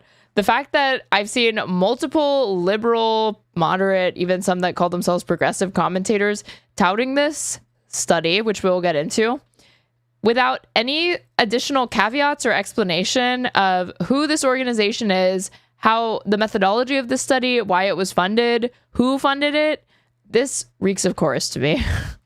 Because as we know from Taylor Lorenz's Wired article, which, lover or hater, that article has 0 retractions in it. Nobody has taken legal action for defamation, not even David Pakman, who said he was considering doing that. And one of the claims in it is that the creators that are part of Chorus, who don't actually have to disclose that they're receiving money to be part of the creator incubator program that Chorus has, is that they attend these daily messaging sessions where they put them in like trainings, where they put these stories on the radars of the people that are in it. David Pakman is in Chorus, but he's paid potentially up to $8,000 a month, but he's in a mentorship capacity. So he helps actually do these sorts of trainings or things either on a potentially daily basis, or at the very least Monday through Friday, or a few times a month. And I just wonder who brought this to the attention of all of these creators, because, well, you'll see why. Note that he calls this a center-left org. A bombshell new report is dropped that is going to make some Democrats very uncomfortable. It's coming from inside the party. I want to explain it and talk about it and definitely get your thoughts, because I think that even within my audience, this will be controversial. So there's a new study from a center-left group called Welcome. And it should be controversial to your audience, but not for the reasons that he's about to say, because this is actually not something that should be controversial at all if it's coming from within the party. Oh, you're telling me that the Democrats want to moderate, move to the center, capitulate to Republicans, non-existent anti-Trump Republicans, try to get suburban voters instead of working class voters? No shit. Big tent politics. We're done with the purity testing. Doing away with purity testing and this to these people means don't have any principles. Compromise, have incoherent politics that people can see you're doing just to get elected. Say and do anything if it means that it increases your chance marginally of potentially getting new people. That's not controversial at all to me. This is third way shit. This is old Beltway Democratic stuff. This is a strategy that they've been trying to make work for decades now. Not controversial at all. What's controversial is that this group, Welcome PAC, is a multi-million-dollar think tank. It's not a grassroots org, and it is funded by Michael Bloomberg, the Walton family, Rupert Murdoch's children, among other billionaires. That is who funds this. And is that over the 8-minute span of this video? Listen to see if that is ever brought up or mentioned at all, so people can get an idea of what the angle of this particular study is. And just to back that up, Welcome PAC, a political action committee that recruits and supports candidates affiliated with the centrist Blue Dog Coalition of the United States Democratic Party. For those of you that don't know this, the Blue Dog Coalition, also known as the Blue Dogs or Blue Dog Dems, is a caucus of moderate centrist members from the Democratic Party in the United States House of Representatives. It was founded as a group of conservative Dems in '95 in response to defeats in the 1994 elections. Historically, the Blue Dog Coalition has been both fiscally and socially conservative. At its peak in 2009, the Blue Dog Coalition numbered 54 members, accounting for 21% of the entire Democratic caucus at the time. In the late 2010s and early 2020s, the coalition's focus shifted towards ideological centrism and constituency-based politics. However, the coalition maintained an emphasis on fiscal responsibility. The Blue Dog Coalition remains the most conservative grouping of the Democrats in the House. So let me just read that again. Welcome PAC is a PAC, political action committee, that recruits and supports candidates affiliated with the centrist Blue Dog Coalition. These are the most conservative Democrats in the entire Congress of the United States Democratic Party. The group launched during the 2022 midterm election cycle and has been described by the New York Times as a quote-unquote Democratic-aligned outfit that applies insurgent tactics to support center-left candidates in swing districts. Center-left is doing a hell of a lot of work here. I would say it's just outright dishonest to say these are center-left candidates. The organization's co-founder has articulated its aim to become the Justice Democrats of the political center. So you mean just Democrats? There is no such thing as Democrats of the Justice Dems of the political center. You just mean a Democrat. The majority of Democrats are already moderate. The majority of Democrats are not AOC. They're not like Rashida Tlaib. They're not like Greg Cesar. They're not like Maxwell Frost. They are not like Katie Porter. They are not like these people. They're far closer to Pelosi, far closer to Hakeem Jeffries, Chuck Schumer than I'd like, Slotkin, etc. So this is just another PAC as far as I'm concerned. The organization is registered with the Federal Election Commission, or FEC, as a hybrid PAC and raised more than $2 million in its inaugural cycle to support Dems and oppose Republicans in Ohio and California. According to New York Magazine, Welcome PAC is funded by billionaires Reid Hoffman, Michael Bloomberg, James Murdoch, his wife Catherine, Rory Gates, the Walton family, Joe Manchin, our favorite former Dem, and Heather Manchin, centrist Democrats Together organization. Let's go through this roster of people. So Reid Hoffman, American internet entrepreneur, venture capitalist, podcaster, and author, co-founder and former executive chairman of LinkedIn, a business-oriented social network used primarily for professional networking. That's the one billionaire. Michael Bloomberg, American businessman. We all know who this is, unfortunately. Businessman and politician. He is a majority owner and co-founder of Bloomberg LP and was its CEO from 81 to 2001. He was the 108th mayor of New York City. And as far as who he is pushing for in the NYC mayoral race, how much money do you want to guess he sunk into Andrew Cuomo's campaign? Michael Bloomberg, Andrew Cuomo, campaign contribution. Let's see. So Politico reported this, 29th of October. Bloomberg officially endorses Cuomo after spending millions to back his mayoral campaign. The billionaire former mayor has once again thrown his support behind Andrew Cuomo in hopes of stopping Zohran Mamdani. So those are Bloomberg's politics. James Murdoch, an American and British businessman. He is the younger son of media mogul Rupert Murdoch and the former CEO of 21st Century Fox from 2015 to 2019. If the name Murdoch sounds familiar, Rupert Murdoch, that is because Rupert Murdoch, the Australian-American former business magnate, investor, media mogul, through his company News Corp, he is the owner of hundreds of local, national, and international publishing outlets around the world, including the UK, The Sun, The Times, in Australia, The Daily Telegraph, Herald Sun, and The Australian, in the US, The Wall Street Journal, and The New York Post. Book publisher HarperCollins and the television broadcasting channel Sky News Australia and Fox News through Fox Corporation. He's also the owner of Sky until 2018, 21st Century Fox, and the now defunct News of the World. With a net worth of $21.7 billion as of March 2nd, 2022, Murdoch is the 31st richest person in the United States and the 71st richest person in the whole world, according to Forbes. Due to his extensive wealth and influence over media politics, Murdoch has been described as an oligarch. And that is exactly what he is. He is 94. So his kids are picking up the mantle. So that's also who's contributing to this. Catherine Murdoch, wife of that guy. Rory Watson, English professional footballer who plays as a goalkeeper for National League York City. 29. Did they link to the wrong person?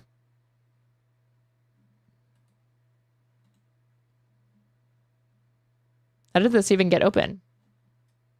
This is a sports ball player. How did this even get open? Unless he's some contributor. I don't even know how they got opened. Rory Gates. Rory Gates is hyperlinked to Rory Watson. I assume this is a Gates child. Yeah. Oh, I got it. Okay.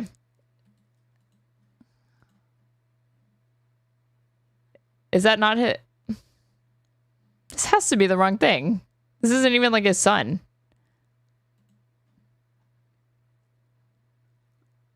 I have no idea if this is the right kid. I thought maybe, like, oh, he plays it. Like, it kind of looks like him, but I can't tell. Why would his last name be different, though? I don't know. Bill Gates' kid's involved in this. The Walton family. Owners of Walmart, need I say more? Joe Manchin, need I say more? And his wife, need I say more? So, David Pakman, the reason why it's controversial to me is not because I'm learning that Dems want to move to the center. That is nothing new. It is because you are presenting this without giving that necessary context for people to understand who commissioned this, what their agenda might potentially be, what their angle might potentially be, and why they may be motivated to find answers that push them towards the center. 70-page report. The good news is I think Murdoch personally hates Trump, but also don't think that's enough to move the needle on how much of a piece of shit he is. No, 100%. And just because he's suing him, that doesn't mean anything. Called Deciding to Win. And it finds that 70% of voters find Democrats to be out of touch. And the report claims to explain why. They talked to hundreds of thousands of voters over 6 months. And full disclosure, this is a center-left group. Okay, this is a center-left group. And what they have determined is that for Democrats to win, they need to abandon some of the unpopular things they've been recently talking about and move to the center. Now again, This is a center-left group. They want Democrats to move to the center. We're going to get back to that, okay? The center-left group that's funded by the Murdoch children, the Walton family, Bill Gates' spawn, Joe Manchin and his fucking wife, as well as Mike Bloomberg. That's the center-left org that we're talking about here. Okay, but first we need to talk about what's in the study. The argument from the report is Democrats have been moving to the left. Very weird to highlight the report as 70 pages. Why would the length matter? To make it sound like it's very, very comprehensive and long or whatever. Left on cultural issues for over a decade. This includes support for reparations being studied, going from 1% to 57% among lawmakers. Support for assault weapons bans going from 41% to 88%. Okay, support for those things is different than those lawmakers actually going around talking about those things. And all it takes to support a thing, say, I support that thing. Are they actually making this a centerpiece of their campaign? Are they running on this? They're making it into office, so clearly it's not a deal breaker, right? If you see 57% of lawmakers that I'm assuming are currently sitting are able to have that position and it's not getting them ousted, unless they can't find voters that are saying it's contributing to them being ousted, why should I worry about that again? Also, have reparations been passed? No. Maybe you can find examples of reparations being passed at like state levels and state initiatives. There's no sort of like massive federal push for this. And even if there were, so what? But this idea that like, again, are you actually getting a report from voters that they don't like these things? Or like, why are we assuming this? If again, you already just showed that a huge percentage of lawmakers have grown in support for this. You've not established why that's bad.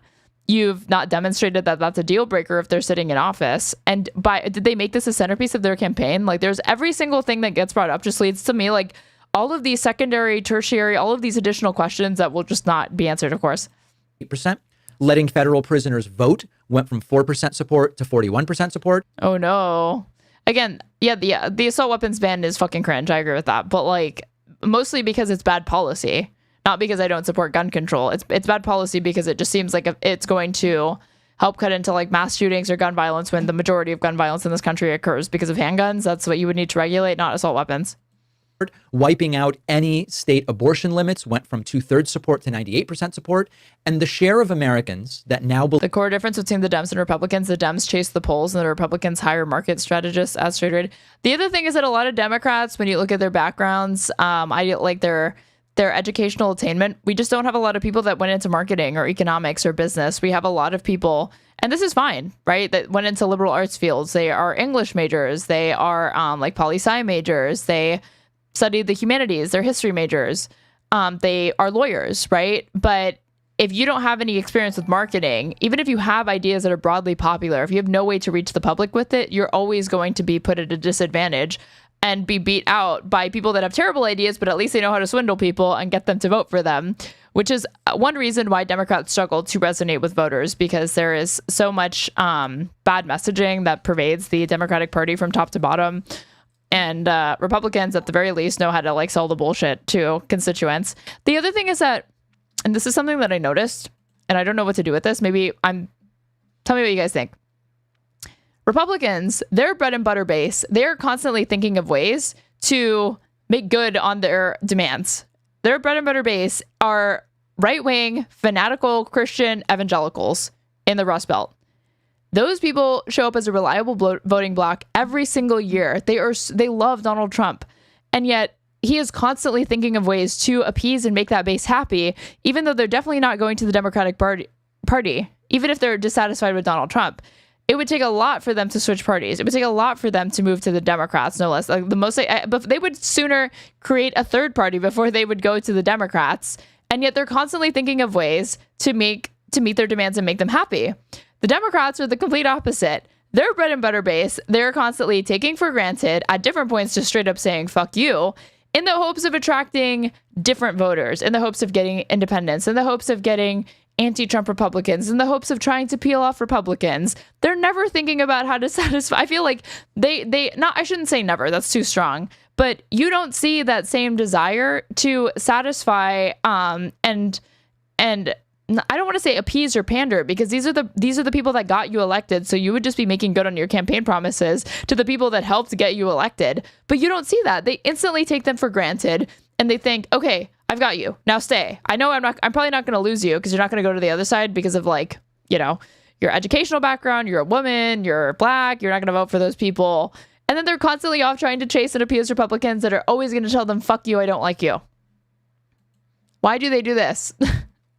Republicans, like, Dems are constantly running away from their base, and Republicans absolutely just run towards it. And they totally understand that part of having a party that is able to continuously get reelected is to have a base that you satisfy and show there's a reason why you should show up to the ballot box consistently. Because I actually deliver on the shit that you want me to do. Believes Democrats are too liberal, went from 47 to 55%. Their base will always be taken for granted, period. It's insane. The report towards the end calls for Dems to stay away from low saliency issues, you know, rights and shit. Yeah, because poor people definitely don't care about, you know, fascism. They don't care about civil rights. They don't care about these things like genocide. Yeah, of course not. Nah. Not that significant of a change. Okay. Third support to 98% support. And the share of... See, like, Ezra Klein hears that and he's like quaking. He's like shivering in his boots. Like, oh no, near unanimous consensus for once among an issue with Democrats. Why don't we start running Democrats that don't align with the 98% of Democratic lawmakers on it? Of Americans that now believes Democrats are too liberal went from 47 to 55%. Not that. What does that mean? What does that mean to be too liberal? Do they even define it in this study? If I put too liberal, do they even define what is meant by that? Voters' perceptions of the two parties have changed since 2012. Voters have noticed the Dems shift to the left. Per available public polling, the share of voters who see the Democratic Party as too liberal has increased significantly since 2012. One, why am I supposed to assume this is a bad thing? Two, they're already presupposing that this is a bad thing. MAGA has become far more extreme, and guess what? They're in charge of the Supreme Court. They are in charge of the legislative branch. They currently house the executive. But Americans hate extremism? What? I mean, this tells me maybe Americans don't like the word liberal. Liberal is basically becoming a dirty word, but that is the fault of liberals. That is the fault of their ideology and not having something to offer people beyond just, I'm not a Republican. You have to actually, it's not enough to say, I'm going to run on the absence of the Republicans Party. You have to actually run for something. And even this, I can explain what all of the spikes are. 2012, that spike, Tea Party. People's perception of Dems being too liberal, Tea Party. 2018, AOC. When was AOC elected? 2019. But she won the primary in 2018. Bet you anything you could draw a straight line from her success to that perception increasing, because you have somebody who's openly calling themselves, like, aligning themselves with the DSA, woman, young, who became like the villain for the right, who's very popular. Bet you anything that's why they're perceived as too liberal, even though she was just one person out of 500 people. Like 2020, it drops, right? It drops because COVID. Then the Democrats were the ones that were actually provided, who seemed sane compared to the insane shit that the Republicans were pushing and not taking seriously during the pandemic. But do they ever at any point define too liberal? Too liberal. Too liberal. Too liberal. Too liberal.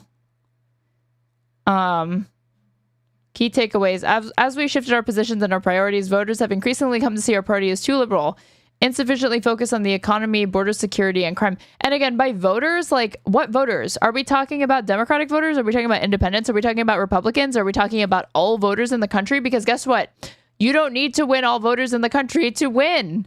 You only need to beat the other guy. You can beat the other guy with a minority of voters in this country because most people don't vote.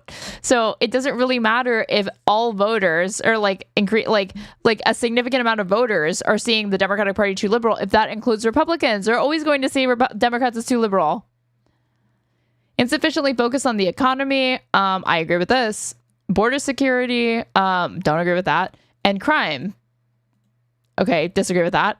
overly focused on climate change. I fucking wish. Where's this party that's overly focused on climate change? Can I get a crumb of that, please? Democracy. I would say their messaging is like that. And I think that they genuinely think that they have a commitment to democracy, but it can be so toothless at times it feels like they actually don't. Abortion, I wish, but yeah, generally speaking, I wouldn't say that they're too focused on it, but they are focused on it. Identity and culture issues, give me a break. Kamala Harris didn't mention trans people once in this last election cycle. Many voters who now think the Democratic Party is too liberal and think the Republican Party is too conservative, a significant shift from 2012 to today. Yeah, but that's because Donald Trump is able to tap into people's anger with the fucking economy, and he appropriates the language of economic populist sentiments. The only difference is that he just scapegoats a bunch of fucking migrants, black people, poor people, etc., to pass his bullshit. But he is, in some way or shape or form, packaging that like his fascist project using economic populist rhetoric. That's why, even though they are obviously extremists, they are not perceived that way. That's significant of a change. Now, meanwhile, the perception that Republicans are too conservative went down from 47 to 44%. And so what the study says is that both on policy and also on language, economy, border security, crime, aka woke fascism, yeah, basically, the Democrats have a problem. The language about specific racial groups in Democratic Party platforms from 2012 to 2024 went up over 800%. The phrase environmental justice went up over 300%. Mentions of LGBTQ rights went up 1,000%. And meanwhile, mentions of... Why are we only looking at mentions? Why are we not... I have to read this report, but why is it just mentions? How come they don't actually talk about whether or not they voted for this shit? That's equally as important as how they campaigned and what their messaging was and what they talked about. Also, you would expect that in the advent of social media. The reason why it's increased is because all of these people have Twitter accounts now and they tweet shit, or their staffers tweet shit. Just because nobody really sees them or they don't have that many followers, obviously the mentions of these things are going to increase because in general they communicate with the public more. And we have access to it. You don't have to dig. They can conduct these studies and they're not having to go ask a local news station if they happen to have a recording of a campaign advertisement that a candidate who had a seat and then lost it over 10 years ago, what their marketing strategy was. It's easily accessible because it's memorialized on the internet. Down 63% in Democratic platforms. Mentions of fathers are down significantly. Mentions of responsibility are down significantly. Now, the argument that this group makes, and remember, I'm not giving my opinion yet. I'm just the messenger, okay? What the report... It is bad, though, that, I don't doubt that mentions of fathers and responsibility or whatever has probably decreased, because it's been those, to the extent that, people are talking about, fatherlessness or whatever, and responsibility. I do agree that I'm sure that there's a good way to incorporate that into messaging, but those are dirty words right now. When I hear politicians talking about fathers or it's usually in the context of talking about fatherlessness, not about paid paternity leave for men so that they can also take off work when they have children and they start their families. That's not what they're fucking talking about. They're saying the reason why your life sucks is because of fatherlessness in the home. They don't care to explain all of the circumstances that led to why you have increased rates of fatherlessness or single motherhood. Of course, they're just saying fatherless. They're just throwing that out there. And that is their way of saying this is a personal problem. Your poverty is your fault. It's because your mom didn't stay married to your abusive dad. That's why you're in the situation that you are in today. And you need to pick yourself up by your bootstraps, and you need to not ask the government for a handout. That is why Democrats don't touch that word. And I don't even blame them for it. But I do think that there has to be a way to not let Republicans be the only ones talking about this shit. And the same goes for responsibility. It's usually in the context of personal responsibility. Republicans are saying that shit to explain to their voters a reason why they should not be holding the government accountable and why they should actually be blaming themselves for their failures in life. Not capitalism, not any of the, not their boss or whatever. You need to take personal responsibility. That's why those things are brought up. And I'm not even that mad that Dems don't bring it up right now. What it says is that this was a strategy meant to win over non-white voters, and it has failed to do so. That you look at Democrats have been losing ground overall with a whole bunch of groups. And in fact, Democrats have lost more support from non-white voters than from white voters. In other words, the argument is Democrats have done all this stuff to appeal to non-white voters, and it hasn't even worked. Okay. What does the report recommend? The report says go back to Obama-era positioning on immigration. Video titled, Democrats are about to get less progressive. He's not giving his opinion or, analysis or anything, just saying how it is because of his study. This is a champion of the Dems. I mean, I'm not sure where I think that it's hard to read too much into the titles for these commentators because it is clickbait first and foremost. But you'll see where Pakman falls on this. I mean, generally speaking, he wants to win and he is pragmatic and he will compromise on these things or whatever. But to just kind of uncritically regurgitate this, which I've already watched this video last night and I don't remember him giving any major criticism of it or the methodology or having any questions. He kind of just takes it for granted. This seems less like straightforward reporting of the study and saying these are things that we ought to consider. And I'm not closed off to considering that all of this could be true. It's just already sus to me that we're not actually getting into any of the background for this study before we're promoting it. And on crime. How true do you think the rotating villain theory is? Well, I think it's true. Issues which Kamala Harris arguably did not connect well with voters on in 2024. Do away with as much focus on the cultural stuff, focus on the economy, nominate candidates willing to vote with Republicans when it makes sense to on immigration or on crime. And the report does say Bernie and AOC are doing something right. They are focusing on economic opportunity. They want Democrats to get away from some of the language on race, abortion, and LGBTQ issues and really focus. So that's the cope, I guess, from the study. How is it that you're going to reconcile when the thesis and conclusion of your study sets out to prove that everybody in this country rejects extremism, they don't like MAGA, even though MAGA won the popular vote and occupies all three branches of government. Voters reject extremism, apparently, and they actually don't like extremism on the left either. They're not excited about Zohran Mamdani, AOC, Bernie Sanders, Rashida Tlaib, Ilhan Omar, Wait. All of those people are some of the most popular politicians on the left in this country, but voters don't like extremism. So how do we reconcile these positions? They say that they focus on these things, correct. But guess what? Bernie Sanders holds all of the same social views, if not better, than Kamala Harris, than Joe Biden, than all of these moderate Dems. Same with AOC. AOC is cool with trans people. AOC is cool with equal marriage. I don't see that. These people are pro-choice. So why is it that they poll so well and they also hold the two liberal positions of standing up for civil rights in this country?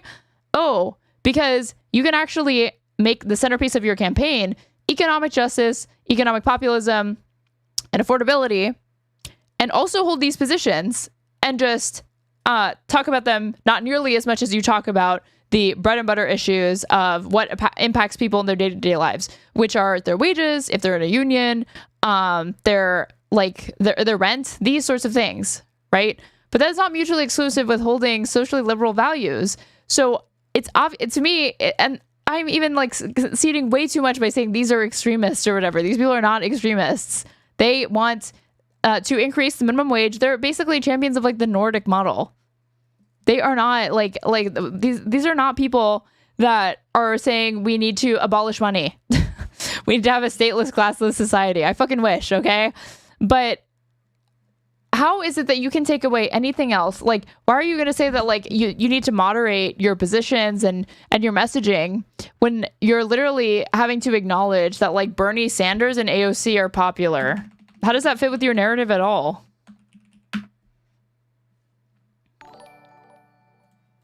Focus on economic justice. Bernie told Tim Dillon, we should have a secure border. Trump did better protecting the border. That's a major shift, and Bernie and AOC kind of seem to get it. Now, what's the problem? I know you're all sitting, David, wait, but hold on. Progressives aren't buying this at all. And this is where it gets really interesting. We have... progressives aren't, and they're right to not buy this without a huge dose of fucking skepticism, because this is third wave DCCC bullshit just repackaged. Opposite diagnoses. The progressive wing... This is not some objective study. This is a think tank that commissioned this that has an ideological agenda that they don't even disclose to you. They're called a center-left org, but I couldn't find a policy platform anywhere in this Welcome PAC thing. Democracy on offense. Grow a Democratic Party that wins. Restore sanity throughout our government. Let's compete everywhere. We need a Democratic Party that reaches out to mainstream Americans, not just those who pass all the progressive purity tests.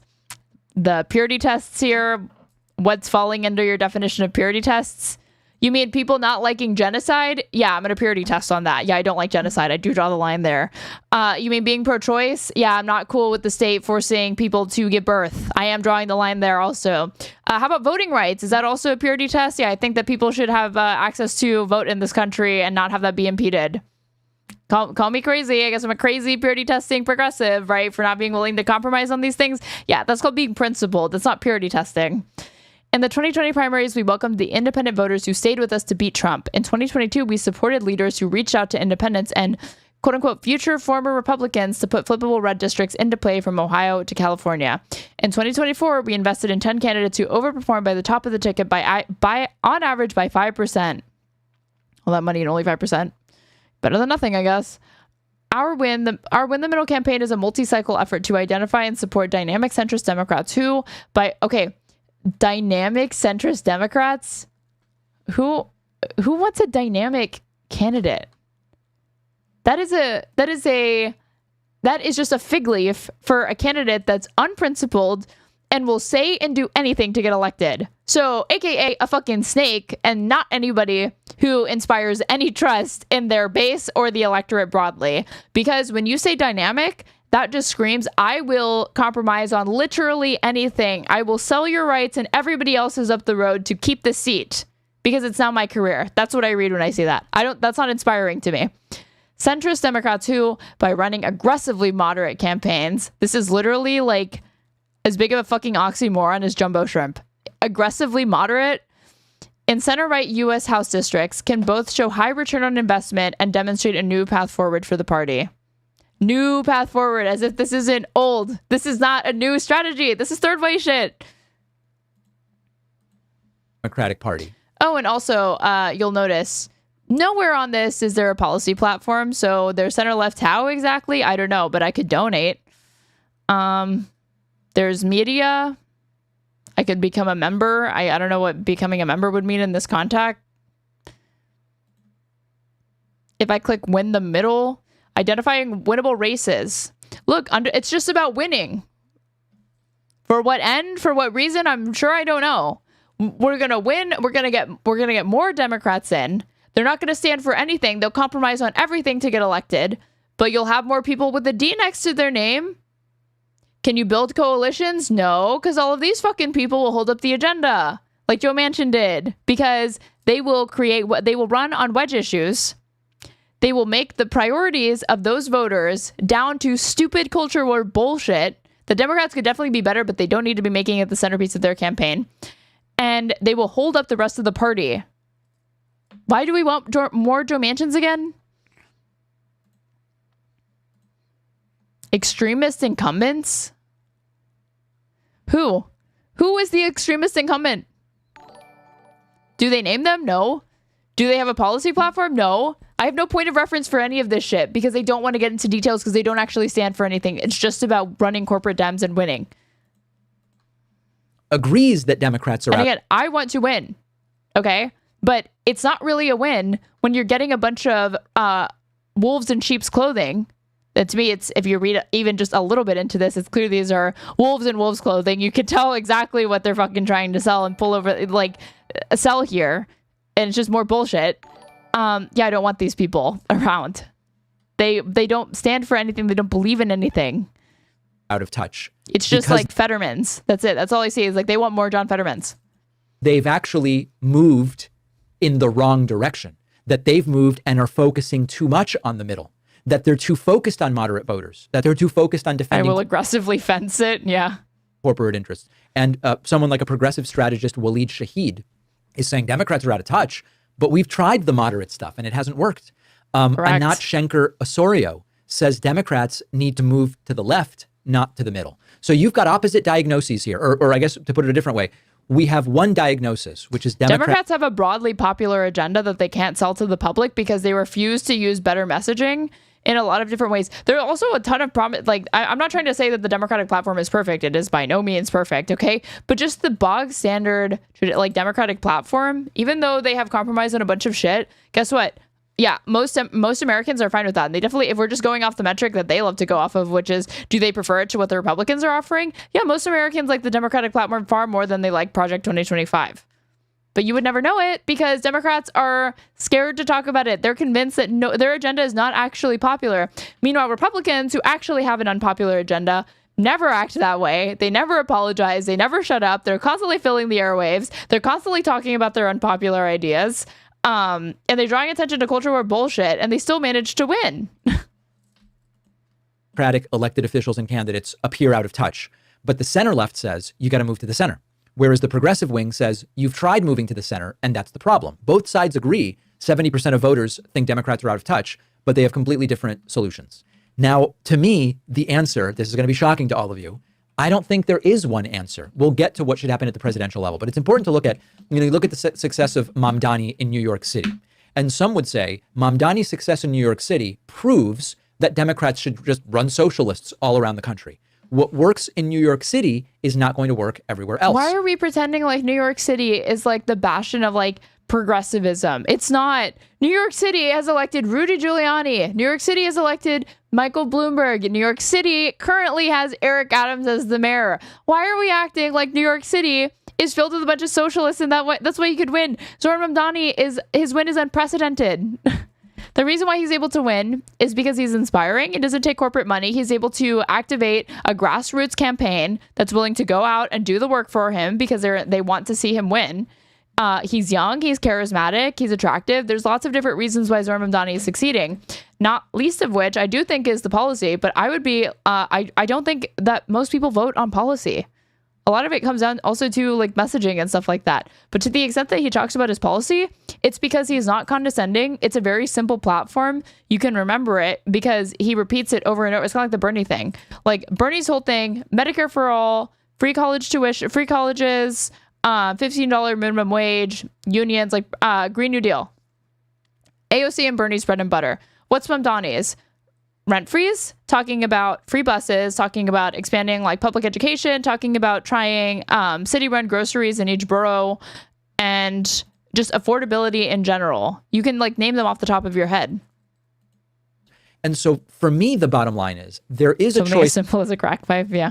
For Democrats here. Do you keep the current strategy or do you pick a new one? On that, pick a new one seems like... This is not a new strategy. Why is it even framed this way? This is the strategy that Kamala Harris was basically on an apology tour for everything that she said in 2020 and 2019 and 2020 to try to capture the Democratic presidential nominee, and then having to answer for her joining Biden's ticket as somebody who like went hard against him in the primary and then never addressed the fact that she like came out hard for him on like how he was not in favor of busing to integrate schools, and then they never really addressed that. She kind of just joined the ticket, and then she always had high unfavorabilities. She dropped out very, very early. Like she did and said all of the things that they recommended in this. She moved to the center. She's talking about like the most at the DNC is talking about having the most lethal military at a time that there is clearly an anti-intervention sentiment that is pervasive among the electorate, whether that be with Dems, whether that be with Republicans, whether that be with independents. She was running on that shit, okay? She was not talking about healthcare whatsoever. She was talking about the border wall being a good idea, even though she was on record obviously making fun of it. She's backed off Medicare for all. She went from saying we need to ban fracking to she's okay with it, and bragging about how she cast the tie-breaking vote to make sure that there could be some fracking project that she greenlit. She ran to the center. She didn't say if she mentioned trans, it must have been in the context of talking about prosecuting transnational criminal gangs. That's the only time I ever heard her say the word trans over this past election cycle. She did all of those things, and it's not because she didn't have enough time. She could have had a whole extra like 6 months. I still think that she would have lost. Like the obvious answer. On do you move to the center and alienate? You have to buy into the framing that Kamala and Biden were the wokest to believe that they went too far left. It's a Republican talking point. 100%. 100%. Progressives, or do you move to the left and alienate the center? So much of the public option, which Obama and Biden ran on BTW. Yeah, that's the other thing. Biden ran on $2,000 stimulus checks, which they bumped down to like $1,400 or whatever, because they said it's like $600 plus $1,400. That's your $2,000 stimulus checks. And then $15 minimum wage didn't happen. That's been discussed to death. Student debt relief kind of happened. hurdles or whatever. He totally pivoted right on when it came to the border. At least he got Supreme Court picks. Probably not a good idea to say, I'm going to put a black woman on the Supreme Court. You could have just done that and not said that, but I digress. Like he said he would reverse the 2017 Trump tax cuts. He never did that. He was good on unions. Center-left base of the legal weed. No, he pardoned people, but didn't get to that. Democratic Party, I think it's a false choice. I think you need to run the candidates that make sense in the districts and in the states where those candidates would be appropriate. But the key for the general election is going to be, I think the exit polling shows it, progressive, but showing that progressives do care about crime. If Dave were serious, he would be criticizing the Dems for not enshrining things like voting rights and the George Floyd and Policing Act. If Dave were serious, he would be praising the Democrats for kneeling for George Floyd and reminding people of this.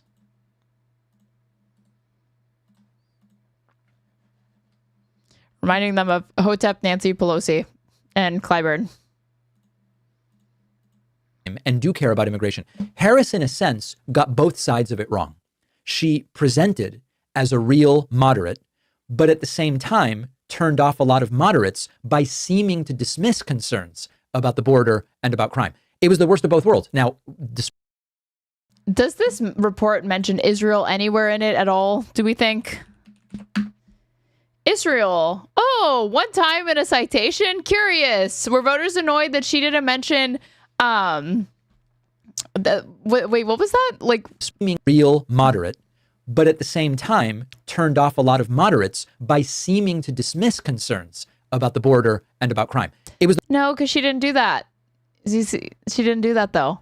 She was pushing that bipartisan border bill like she was getting a fucking kickback every single time she brought it up on the campaign trail, which she did multiple times. Okay. What there wasn't a glaring omission of, as far as her campaign, was Israel, Palestine, Gaza, all of that. It was just two-state solution, bring the hostages home, ceasefire for 6 weeks, not even permanent, just a temporary. That's what she said.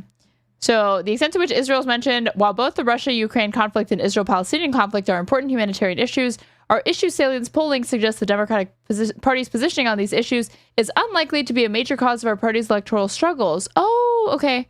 Cool. Yeah, not true. Hence why deciding to win focuses on domestic political issues, which tend to be voters' top priorities. Oh, okay. Okay. So all of those uncommitted voters, how do we explain that? How do we explain that hundreds of thousands of people showed up in the primary to oppose the incumbent nominee? We can just ignore those? Was that a good idea? Because Kamala didn't win the popular vote.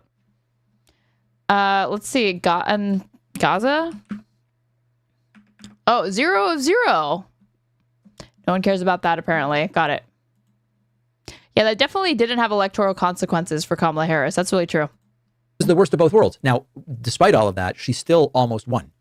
What seems to me to be more logical is to focus on how the center approach hasn't won elections for Democrats at key times. And so actually being on the left makes sense, but showing that being on the left doesn't turn you into this fringe of, I genuinely think it's some racist / sexist shit, and they think Kamala is woke in DEI because she's black. 100%. I know it's that. I'm not going to pretend like, you know, with all my issues with Kamala Harris, like she didn't face a lot of that. She is clearly, obviously more prepared to govern and run the country than Donald fucking Trump. She's far younger. She's far more intelligent. She is not nearly as experienced, but she's far less ghoulish still. And yet she was perceived as not being ready up for the job, not being a competent, somebody who could competently be the president, but Donald Trump was. Obviously, racism and sexism factors into that. It's undeniable. To be pejorative, but I think we understand each other if I say the Democratic Party shouldn't be seen as being... Why is male rights still allowed to express his opinion here? Because he is my DEI conservative chatter. Overly focused on... And they say that Democrats are not willing to accommodate the center. Yet I graciously allow Male Rights USA to not be banned. Some of these edge cultural issues that are popular online. Let me kind of put it that way. And so what we need to do is show that being progressive and bold does address crime. It does address immigration, but it addresses it in a way that both respects people's dignity and take seriously the economic concerns of the average person. That's where I would be. Let me know. You're in the moderately conservative Straighterade chat. What you think in the comments. Okay. Do you think it's as simple as move left or right? Or do you think that it actually needs to be about a progressivism that shows it cares about these issues that the center left cares about? Let's see what the audience reaction to this is. Let's see. Pakman heads. Somebody said they're called Pakistans. Do not let me down. Let's see if they have some negative reception to this.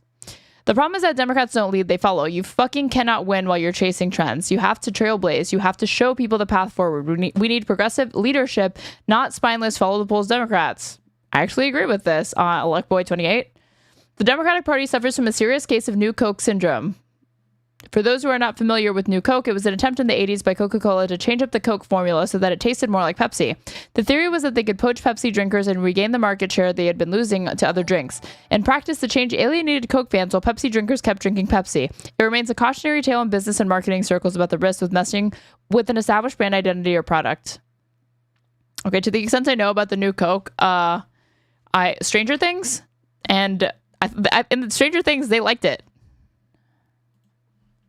No? Or am I misremembering that? I never finished that show, but I remember the season that they were featuring it, they liked it.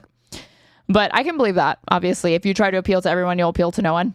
Every time the Democrats shift further to the right, they are trying and failing to attract voters who are already vested in the Republican Party while losing the support and votes of people who want progressive policies put into place. Not even progressive policies, just bog standard Democratic moderate policies even. As Mr. Pakman said, again, I don't want... In some ways, I would love the left to be able to claim that, yeah, we're the ones that are actually serious about being pro-choice. No, that's supposed to be just a liberal position. You're supposed to be fine with safe, legal, rare abortions, right? And then you can leave the far left to be, called the pro-abortion side or whatever, even though nobody really calls themselves that, but whatever. I'm fine with sharing there being ideological agreement. There seems to be with 98% of Democratic lawmakers. This is a cut and dry issue. I want to see that. As Mr. Pakman said, it's the worst of both worlds. And that is how you lose the presidency to at least... Why do they call him Mr. Pakman? And that is how you lose the presidency to the least qualified candidate in the history of the United States twice, which is horrible. One character liked it and it was played as a joke. Oh, yeah, that's true. Only Lucas or whatever. I am pro-abortion. The problem is everyone thinks everything is left or right when that isn't really insightful. This is also true. They're leaving out populism. The only people griping about cultural issues is the right. Their hair is on fire over people having the same rights that they do. I've watched the Dem Party slide to the right since Reagan was elected. This is more bullshit from Blue Dog neocon Dems. Okay, I'm so glad that David Pakman's audience sees through this bullshit. I lived in Spain for 7 years. In Europe, the Democrats' position here would be conservative. Bernie Sanders would not be a radical. Through misinformation and scare tactics, Republicans have branded socialism as the road to ruin and bridge to communism. More lies. Okay, here's the thing, though. Democrats share some blame with this. If they think that they may have lived in Spain for 7 years, but I have lived in the United States for 26 years.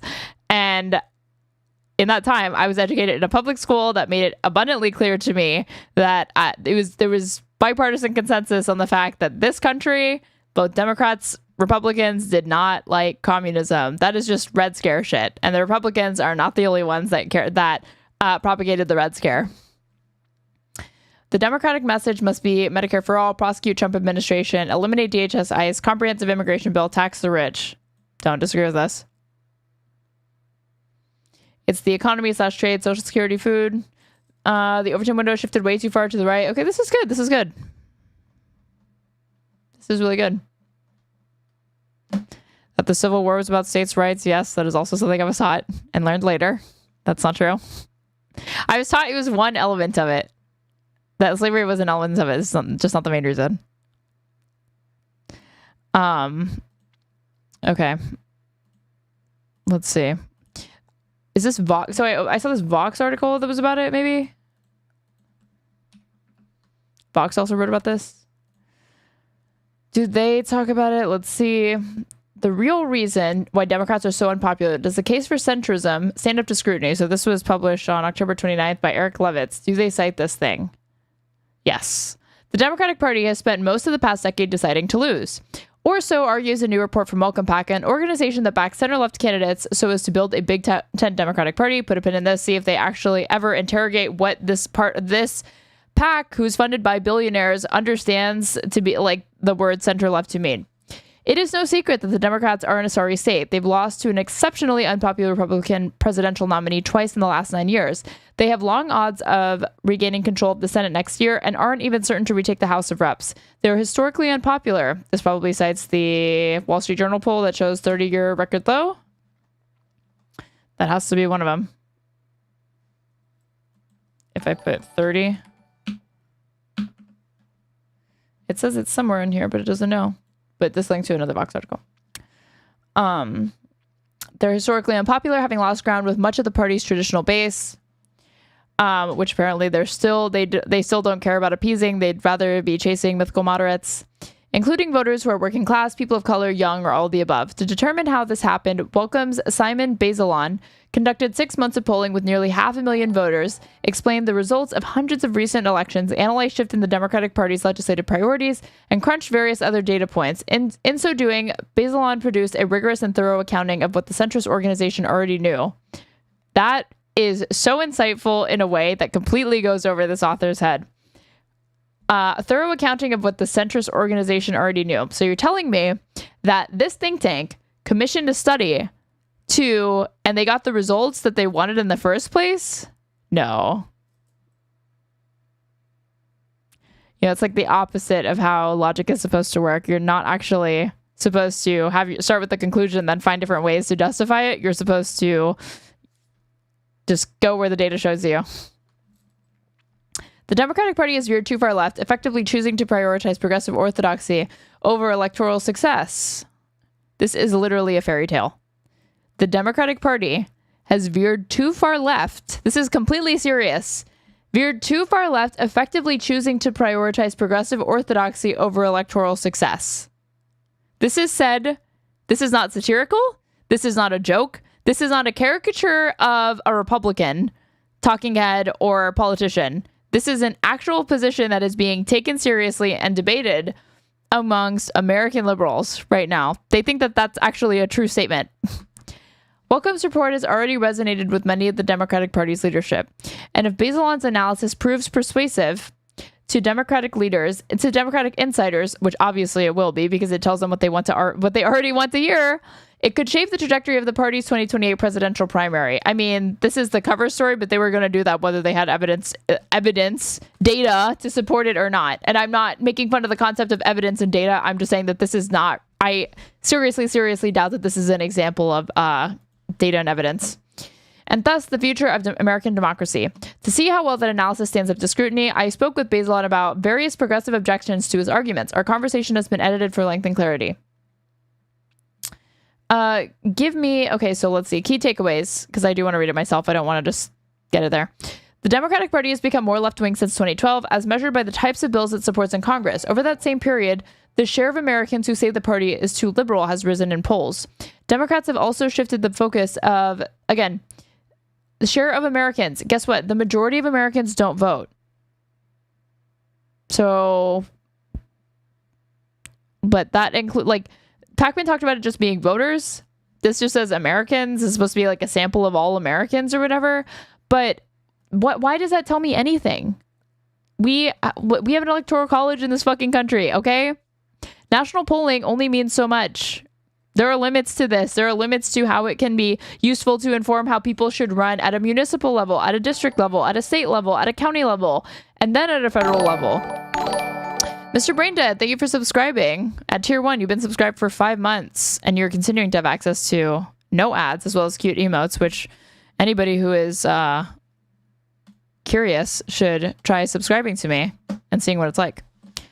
Who says the party is too liberal and has risen in polls. Democrats have shifted the focus of their messaging away from the electorate's core economic concerns, with words related to the environment and identity appearing more frequently in its platforms. Among Democrats, again, the platforms that who's reading exactly, how many voters are actually going to candidates' websites? Among Democratic candidates, there is no correlation between being influential on social media and successful in elections. This I fucking believe. I never would have thought. There are plenty of examples of candidates that thought that them having a big social media presence was going to help them cruise to Congress or Senate. Like, I'm not delusional enough to think that that's all it takes. Non-voters and swing voters have similar issue priorities and policy views. Interesting. But you would, like, they say that the Democrats are not responding to their constituents, but they are. This is from 2017. This is a longitudinal study that's looking at attitudes since 2012. Americans' partisan divide grew wider than ever in 2017. This is October 5th, 2017. This is a PBS article. The partisan divide of some of the nation's most pressing political issues, including environmental protection, race, and immigration, has widened even further under President Donald Trump, according to a new report from the Pew Research Center. Pew Research is not a think tank. Pew Research actually has credible, reputable polling data. It's like Gallup as well. America's political divide had already reached record levels during the Obama presidency, but according to Pew, the partisan split between Democrats and Republicans is now the widest it's been in more than 2 decades. Oh, okay, so you would expect to see that reflected, right? Which you do. Based on surveys conducted this summer of more than 5,000 adults, the study revealed an increased gap between Republicans and Democrats on 10 questions about quote-unquote political values that Pew has asked since 1994. On average, there is now a 36 percentage point difference between the two parties, substantially greater than the 15 percentage point difference first measured in 94. How do these people who are constantly saying that political polarization is the reason why nothing gets done, we're so polarized, we can't talk to each other, we can't reach across the aisle anymore. You never hear Republicans complaining about this, and yet they fucking win. That's something to keep in mind. But how are you going to say that non-voters, swing voters, similar issue priorities, policy views, we basically agree on everything, we just disagree around the margins, but then also turn around and say that the issue is with polarization? How do you make that make sense? Genuinely, how do they reconcile that in their brain? I don't get it. Like, that's not a rhetorical question. If there is a lib in my chat who can explain to me how it's not this glaring contradiction or there's some way to reconcile those 2 points, I would love to hear it, because I really don't get it. How do you simultaneously blame all of the issues on polarization? I guess the strongest argument I can think of is that political polarization ends up being an obstacle to people agreeing because they largely agree when you poll them, but then when you look at their priorities, they're made to care about culture war bullshit, but basically everybody agrees. But I don't think that Democrats, the same Democrats that talk about political polarization, think that. I don't think that they actually think that there aren't deep ideological divides in this country that are significant. If you're somebody who's willing to vote for Donald Trump over Kamala Harris or over Hillary Clinton. So that's the 36 percentage points difference is greater than 15 percentage point difference, first measured in 94. This growth was seen sharply on the topic of race. Oh, so that issue that this report says they've moved too far left on, it sounds like they are actually responding to their base. Today, 41% of respondents said racial discrimination is the main reason why Black people cannot get ahead in life. Okay, so 41% of people that they polled are living in reality. I don't know what the other 60% is doing, but they're not in reality. While 49% said that African Americans who can't get ahead are mostly responsible, a word that Republicans like to use, for their own situation. What was I saying earlier about why don't you hear Democrats talk about responsibility? Because that is Republican speak in most instances and detected as such because it's unfortunately co-opted by Republicans. That is code for it's your fault that you're in the situation that you're in. And if you dare ask, is there any sort of external thing going around that's impacting my ability to have personal prosperity and wealth in this country? If you dare question that it's capitalism, does my boss have to do with this? Does the government not wanting to raise my wage have to do with that? Does my landlord have something to do with why I can't keep the money that I earn at my job that I work hard at? If you question any of those things, that's you being a lazy fuck. That's what Republicans tell people. But they frame it as you just need to be more responsible for yourself. And you don't want the government that fucking sucks, don't you hate the DMV, to be running everything, right? And that's how they get them to think government is not something that can be a force for good in your life. Over the years, this question has revealed an increased gap across party lines. In 1994, the partisan difference was 13 points. In 2009, it was 19 points. Today, the gap has increased to 50 points. Wow, we're more polarized than ever, probably since the Civil fucking War. You see that reflected. You should see it reflected. Views on immigration are the most positive that I wish that this is now the case, but this was not the case leading into the 2024 election. Views on immigration are the most positive that they have been over the last 2 decades, according to Pew. Almost 2/3 of the public said that immigrants strengthen the country because of their hard work and talents, while 26% said that immigrants are a burden because they take our jobs, housing, and healthcare. Fortunately, this flipped for a minute, but now, let me see. Support for immigration increase. The New York Times. This was support for immigration rebounds as Trump cracks down on it, poll finds. In a market reversal from a year ago, more Americans now have positive views about immigration, and a record high believes it is good for the nation. This was reported July 11th of this year. 6 months into the Trump administration's efforts to carry out the largest mass deportation effort in U.S. history, a new poll shows that the American public is once again warming to immigration. A sustained increase in migrants crossing the southern border starting in 2021 had stirred anxiety and anger across the United States. They have to put stirred anxiety and anger because it didn't actually lead to a marked increase in violent crime. This did not actually impact people. All it did was change the things that they were seeing on their phones and TVs, and it scared them. That's about it. You can't actually really demonstrate like a measurable harm that it had because it's not a humanitarian crisis for Americans. It's a humanitarian crisis for those poor fucking migrants. And public support for immigration plunged as Donald J. Trump made the issue the centerpiece of his campaign to return to the White House. But the past year, Americans have grown less negative about the issue, with the share of those wanting to see immigration decrease now totaling 30%, compared to 55% in 2024, according to the new survey conducted by Gallup, a polling org. A record high of adults in the U.S., 79%, now believes immigration is a good thing for the country. No way. This issue that Democrats completely moved all the way to the right on to try to do this dog and pony show. It was like a big stunt over, see, we were trying to pass the bipartisan border bill, but they'd rather run on a problem than on a solution. What did that get us? All it made them do is want mass deportations. Because you conceded to the entire right-wing framing on this fucking issue. So, of course, you validated a concern that really shouldn't be there instead of educating the fucking public. You can affirm their absurd anxieties and all of that without saying that the solution, therefore, is to do mass deportations or to be in support of crackdown on immigration instead of reform. Much of that shift has occurred among Dems. The percentage of Democrats who said that immigrants have strengthened the United States rose from 32% in 94 to 84% today. Republicans are more divided. Currently, 42% say that immigrants have strengthened the country compared to 30% in 1994. Again, so all this is telling me is that there was a lot of consensus in the 90s because overall Americans were more conservative. Now that's not the case. On environmental protection, 59% of Americans said that environmental laws and regulations are worth the cost, while 37% said that stricter laws and regulations hurt the economy and cost too many jobs. The growth of this divide was mostly due to shifts among Republicans and Republican-leaning independents. 10 years ago, 58% of Republicans said stricter environmental regulations were worth the cost, and 34% disagreed. Today, the numbers have flipped. 36% of Republicans said that stricter environmental laws are worth the cost, while 58% believe they cost too many jobs and hurt the economy.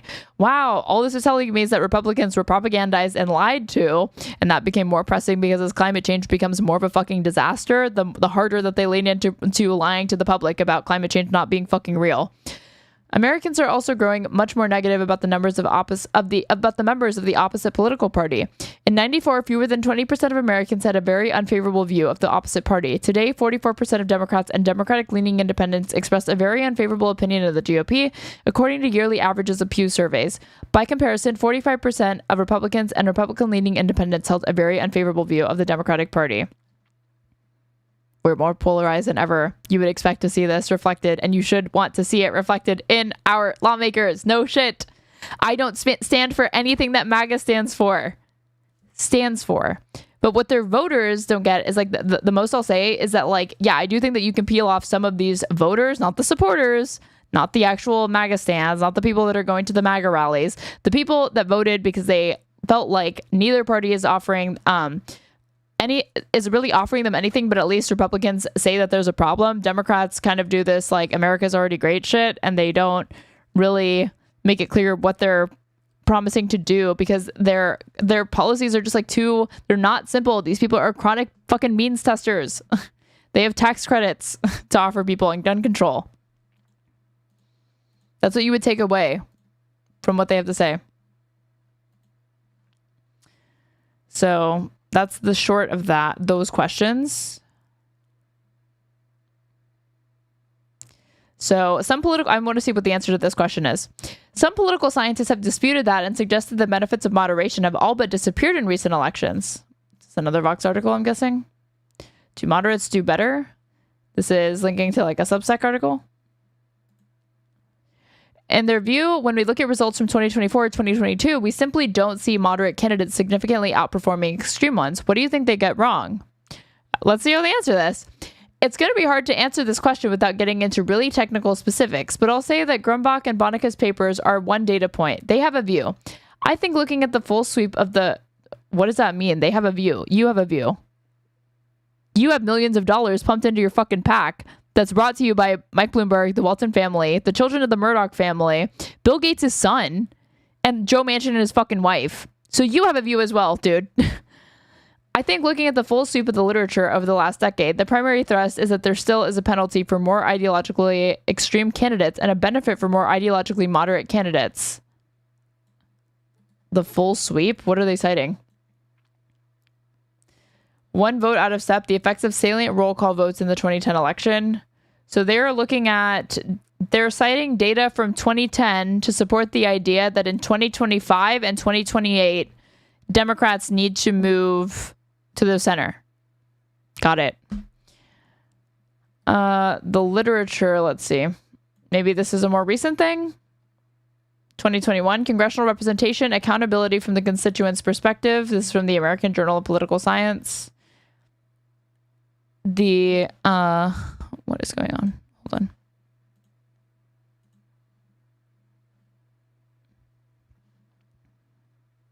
I'm guessing Aaron was not even born in 94. No, I was not born in 94. What am I looking at? Did I get a donut? Thank you so much, Mike K138. For the $3, I'm getting tired, so here's a donut before I forget. Thank you for streaming. Thank you so much for donating. I really, really appreciate it. Let's see. The premise that constituents hold representatives accountable for their legislative decisions undergirds political theories of democracy and legal theories of statutory interpretation. But studies of this at the individual level are rare, examine only a handful of issues, and arrive at mixed results. We provide an extensive assessment of issue accountability at the individual level. We trace the congressional roll call votes on 44 bills across 7 Congresses from 2006 to 2018 and link them to constituents' perception of the representatives' votes and their evaluation of the representative.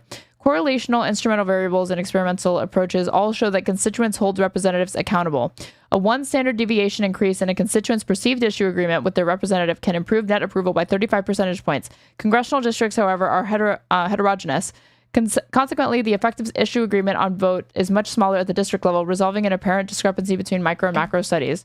This is something that he cited to say that people actually reject moderate candidates. This actually just talks about whether or not candidates or voters hold their representatives accountable. It doesn't speak to what the positions are. It just says, are they actually following through on what they ran on? Not how extreme is what they ran on.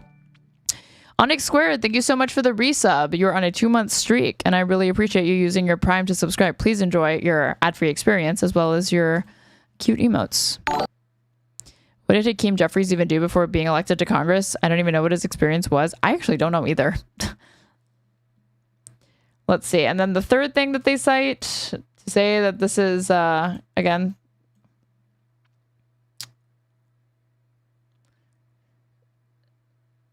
something that at the top says OSF preprints are not peer-reviewed, and acceptance into OSF preprints is not an indicator of scholarly merit.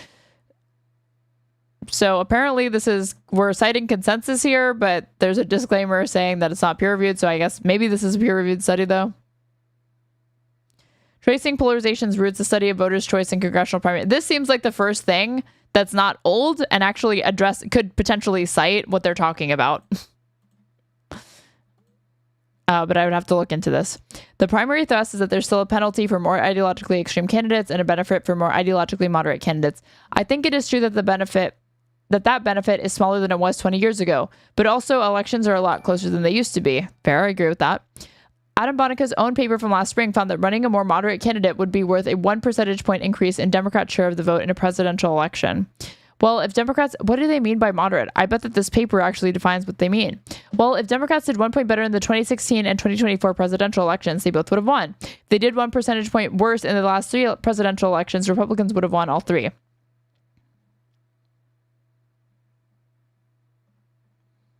Let's see. One surprising thing, a higher percentage of voters say the Democratic Party is too liberal than they say the GOP is too conservative. What? You're telling me that Republicans have a really well-oiled media apparatus that's dedicated to lying to the general public as well as to their own MAGA base that distorts what Democrats actually stand for, what they believe in, what they actually vote on, and paints them as extreme and too liberal. Meanwhile, they don't even recognize that they are part of a fucking cult that is really fucking extreme and is currently bringing this country down, like making this country a fascist fucking shithole. Yeah, no way. That's not, why would that be surprising? That shouldn't even be fucking surprising. Even if I'm granting the methodology of this, no fucking shits. Clearly people don't realize how fucking conservative the GOP is. The big beautiful bill is one of the most unpopular pieces of legislation that has ever made it through Congress. And yet you would never fucking know that because it's not even talked about. Let's see. Okay, I think many progressives would say that your theory of the case was already tried and found wanting. Kamala Harris ran to the center in 2024, advertising herself as a border hawk and tough prosecutor. She campaigned with Liz Cheney and eschewed both progressive promises, and she lost. Meanwhile, in 2020, Joe Biden actually ran on the most progressive platform in the party's history and won. So what's his answer to this? I want to fucking know. I think both Biden in 2020 and Kamala Harris in 2024 shows us that voters are evaluating candidates in large part on their record over a period of several years, not just in the 3 months before the election. That is definitely not fucking true. Kamala Harris was they grade them on like the most recent shit. That's why Trump couldn't win because of fucking COVID, even if they had been satisfied with his performance, which Americans weren't. And Joe Biden, even though he had a really fucking good record, it can't overcome the fact that he was just too fucking old. Also can't overcome the fact that he was complicit in a fucking genocide. And that contributes to this atmosphere of chaos, even if people are not saying that that's an important issue to them. Because when you ask and poll voters, yeah, they consistently say that they don't care about foreign policy. But those same people that say they don't care about foreign policy will also complain and bitch about Russia, Ukraine, and Israel, Palestine. Right, so just ignoring the point, just dismissing it, literally. Kamala Harris was a senator between 2016 and 2020. I believe she was the second most left-wing senator in the country based on her voting record. When she ran for president, she endorsed a whole slew of left-wing policies, from banning fracking to banning plastic straws. Left-wing policies is when banning plastic straws. Left-wing policy is when banning plastic straws. Then she became vice, again, like they're phrasing it in this granular way to make it sound like frivolous and stupid, but one, that's not an extreme policy. All that's talking about is getting rid of, that's environmental regulation broadly. Yeah, we should be reducing our dependency and use of plastics. Then she became vice president for a president that the overwhelming majority of Americans thought was too liberal. Citation needed, please? Citation needed? Is that somewhere in your study? Who the fuck thought that Joe Biden was too liberal? Especially in 2020 when he won. That was when he was the most popular. Every single time a president enters office, that's the most popular. That's the highest their favorability and approval ratings are going to be. And then they drop from that point on. That's consistent with Democrats and Republicans and anybody who enters the president's office. Who the fuck thought Joe Biden was too liberal? What are they talking about? Certainly not Democrats. He literally told Trump on stage, I beat the socialist, which he did.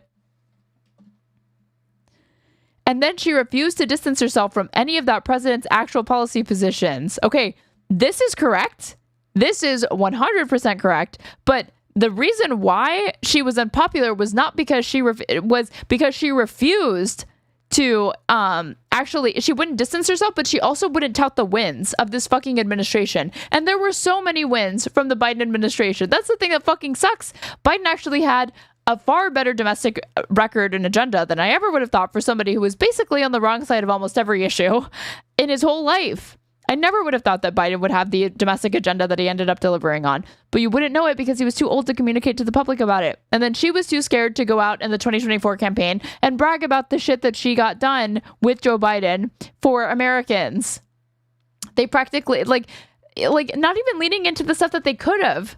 Like stuff on fentanyl reduction and the measures that the Biden administration took to reduce the amount of fentanyl overdoses in this country to unprecedented levels, or the fact that Biden basically, even though for all of his foreign policy blunders with respect to Israel-Palestine.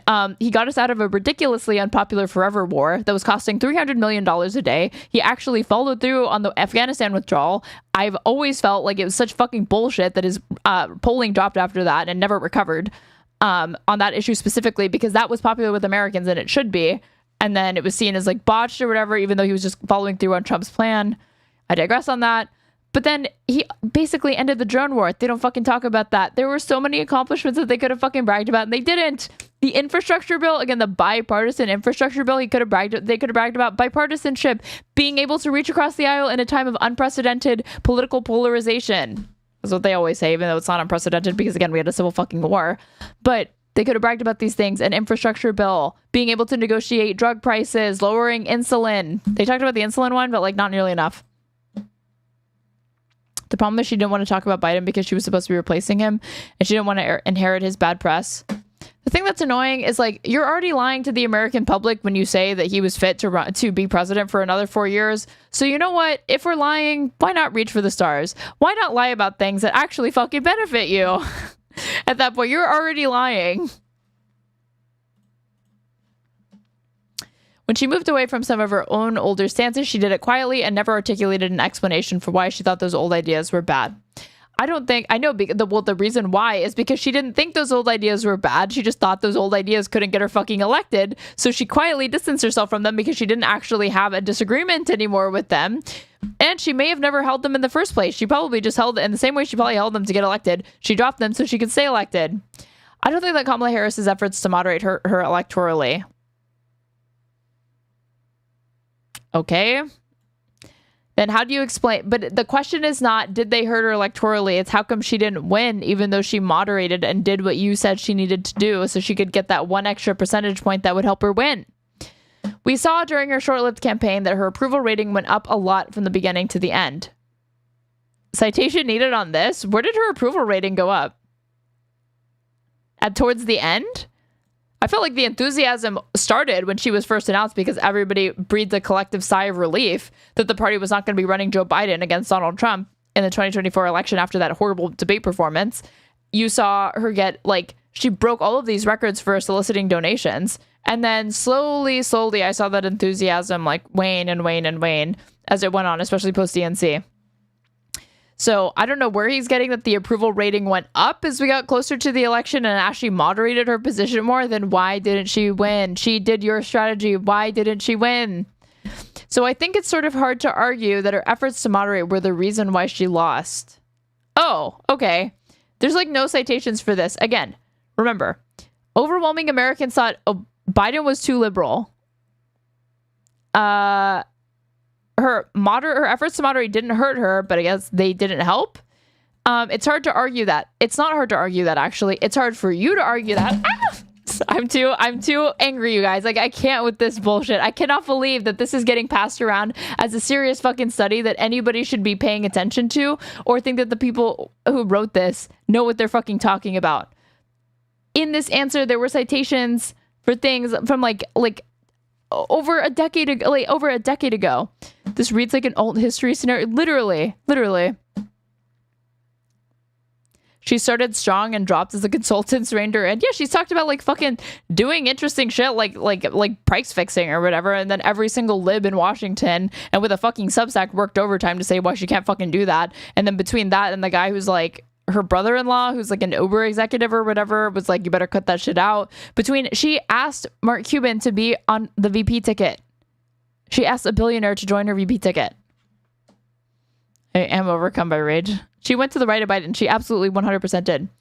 So again, it's sort of hard to argue that they're the reason why she lost. Okay, but you're arguing that they're why she won. It's not hard to argue that at all. You just are paid to not understand that. You're paid to argue that that couldn't be the reason, that also it's why she could win, but she didn't win. But at the same time, I think it really just shows you can't expect to talk a big game on border policy in the 3 months before the election if your actual border policy when you're in office allows millions of unauthorized immigrants to come into the country. Okay, so this is correct. This is the first thing that they've said that is correct, but not for the reason that he thinks. The reason why it's correct is because you are never going to out-Republican the Republicans on immigration. You're never going to out Hitler. So if you're just offering a watered down version, a half-assed version of what Republicans are offering, their issue that that Donald Trump has been talking about and fear-mongering for about 10 fucking years now. This is the guy who did the Muslim travel ban, remember? How are you supposed to outflank that dude on immigration? You would literally have to do something even bigger than mass deportation programs, aka like what? Concentration camps? We have those. They're doing those too. Death camps, maybe? Oh, okay. So if you don't want to do that, the only way you're going to get voters to trust you is to provide an alternative, not a watered down version of what they're offering. You're never going to be trusted on that issue because that wasn't your position. You're seen as disingenuous. You're seen as a snake. You're seen as somebody who was some bleeding heart, weak liberal that was just too caring about immigrants and non-Americans, not putting the safety of Americans first. And then when you've tried to get, what is it? Like do the great replacement or get all of these, people into the country so they can become Democratic voters, right? That's what they tell these fucking voters that are skeptical of Democrats' immigration policies, right? Oh, after you've done all of that, now you try to become tough on the border because you've already gotten all the illegals in. That's what they think. So no shit. It's not because she wouldn't moderate. It's because she flip-flopped. It's because you're seen as untrustworthy because you had a position that you took a position in the last 3 months. That's why moderation doesn't work. So he's basically saying she needed to be moderate in the first place when no. Actually, and again, how does he explain things like polling and support for immigration going up and down, up and down, up and down? Voters are fucking fickle. They're not consistent on that issue. And then with Biden in 2020, he was coasting off his longstanding reputation of being a moderate Democrat. You literally just said that he's understood his voters by too liberal, even though he was a moderate Democrat. He was a moderate Democrat. What? This is like double speak. I don't get it. And being to the right of other Democrats. When he actually took office, he governed as progressive. Okay, that's what he's saying. Progressive acknowledged this at the time. Who are we citing here for this? Mehdi Hassan, maybe? Yes, Biden is governing as a progressive, but that shouldn't surprise you. We're acknowledged by many progressives. We're citing a columnist from the LA Times. Okay. I agree, that's true. And a lot of Democrats still give him his props, but... And then during his administration, the data shows that the share of voters who thought that Joe Biden was too liberal increased dramatically. And so I think it's just a good example of, again, your substantive positions really matter for how voters perceive you. Honestly, the thing is that even if the policies are popular, it's still perceived as flip-flopping, I bet, because Joe Biden ran as a moderate and then he did govern more progressively. But what voters are rejecting at that point, again, like he pointed out with the immigration thing, it's not the policy itself. What they're rejecting is the inconsistency. What they're rejecting is that you didn't actually follow through on what you promised. She could have just promised to nuke all countries outside the U.S. that'll give voters. I don't know why she didn't think of that.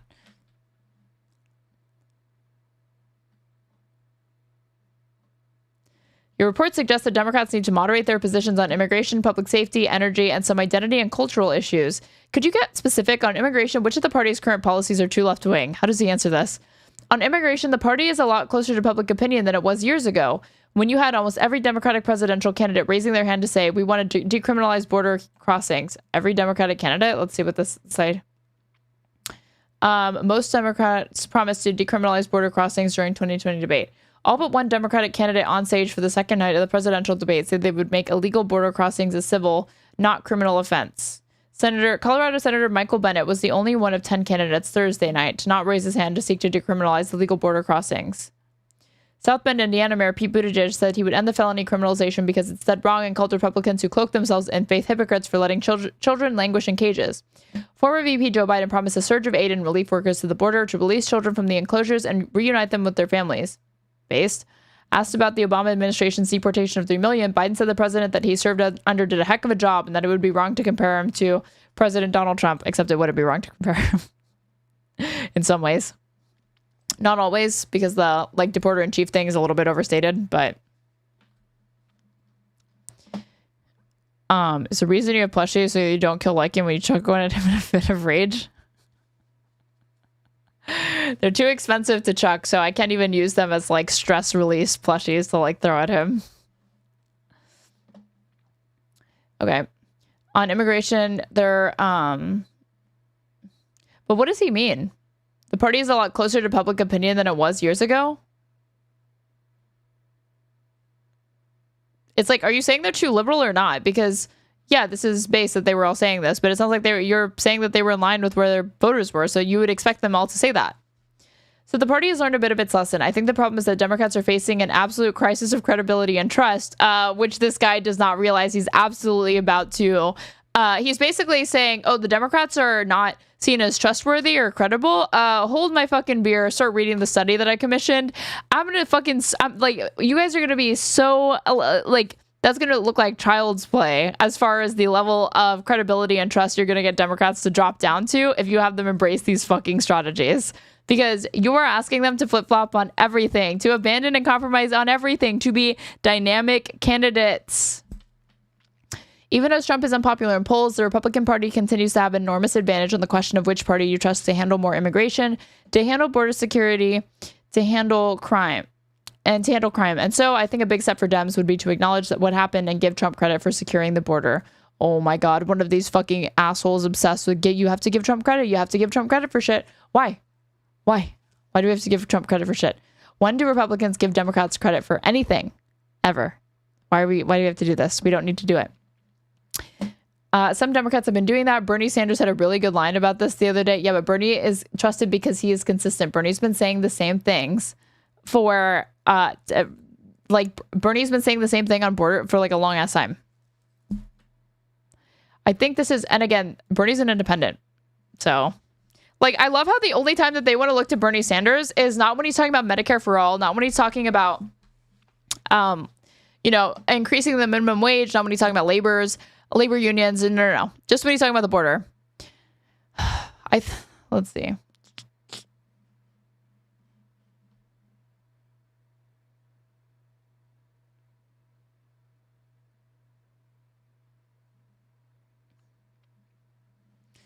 Do you think that the Democratic Party should retain any policy positions that are unpopular with the electorate merely because they are right on the merits?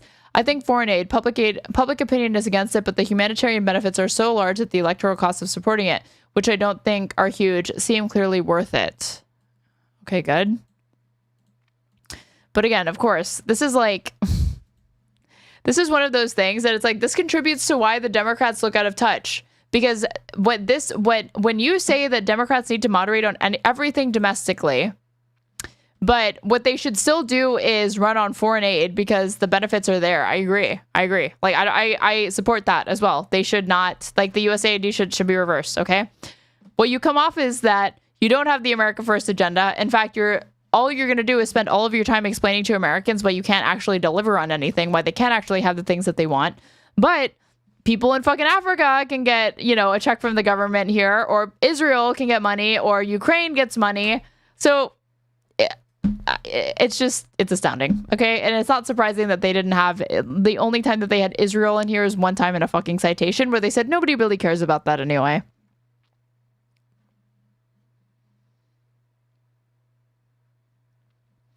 Isn't there a tension between delivering the electorate's preferred outcome? These are really good questions that they ask them. And appealing to its policy instincts. For example, tariffs often pulled well before Donald Trump actually implemented them. Yet when his tariffs raised prices, voters turned against them. So what should Democrats do when the imperatives of good governance and electoral expedience come into conflict? It's much harder to figure out how to govern a country, than it is to figure out how to win an election. Yeah, no shit. You don't give a fuck about how to govern the country because there's no policy platform anywhere on this fucking Welcome PAC website. You don't care about that. You just care about winning, TM. That's it. You care about meeting your what they want is to get a bunch of corporate Dems in office, and then from there, the private sector takes over and they buy off all these fucking politicians. No shit. You don't have any sort of goals. You don't even care about that part. It's just about winning. It's about winning for the sake of winning. Clearwatch, thank you so much for the bits. My small part to contribute to the expense of Labubu Empire. I really, really appreciate it. This is how you know this thing is trash. They totally left out Israel is how you know this is just trash. It's insane. That's only mentioned once.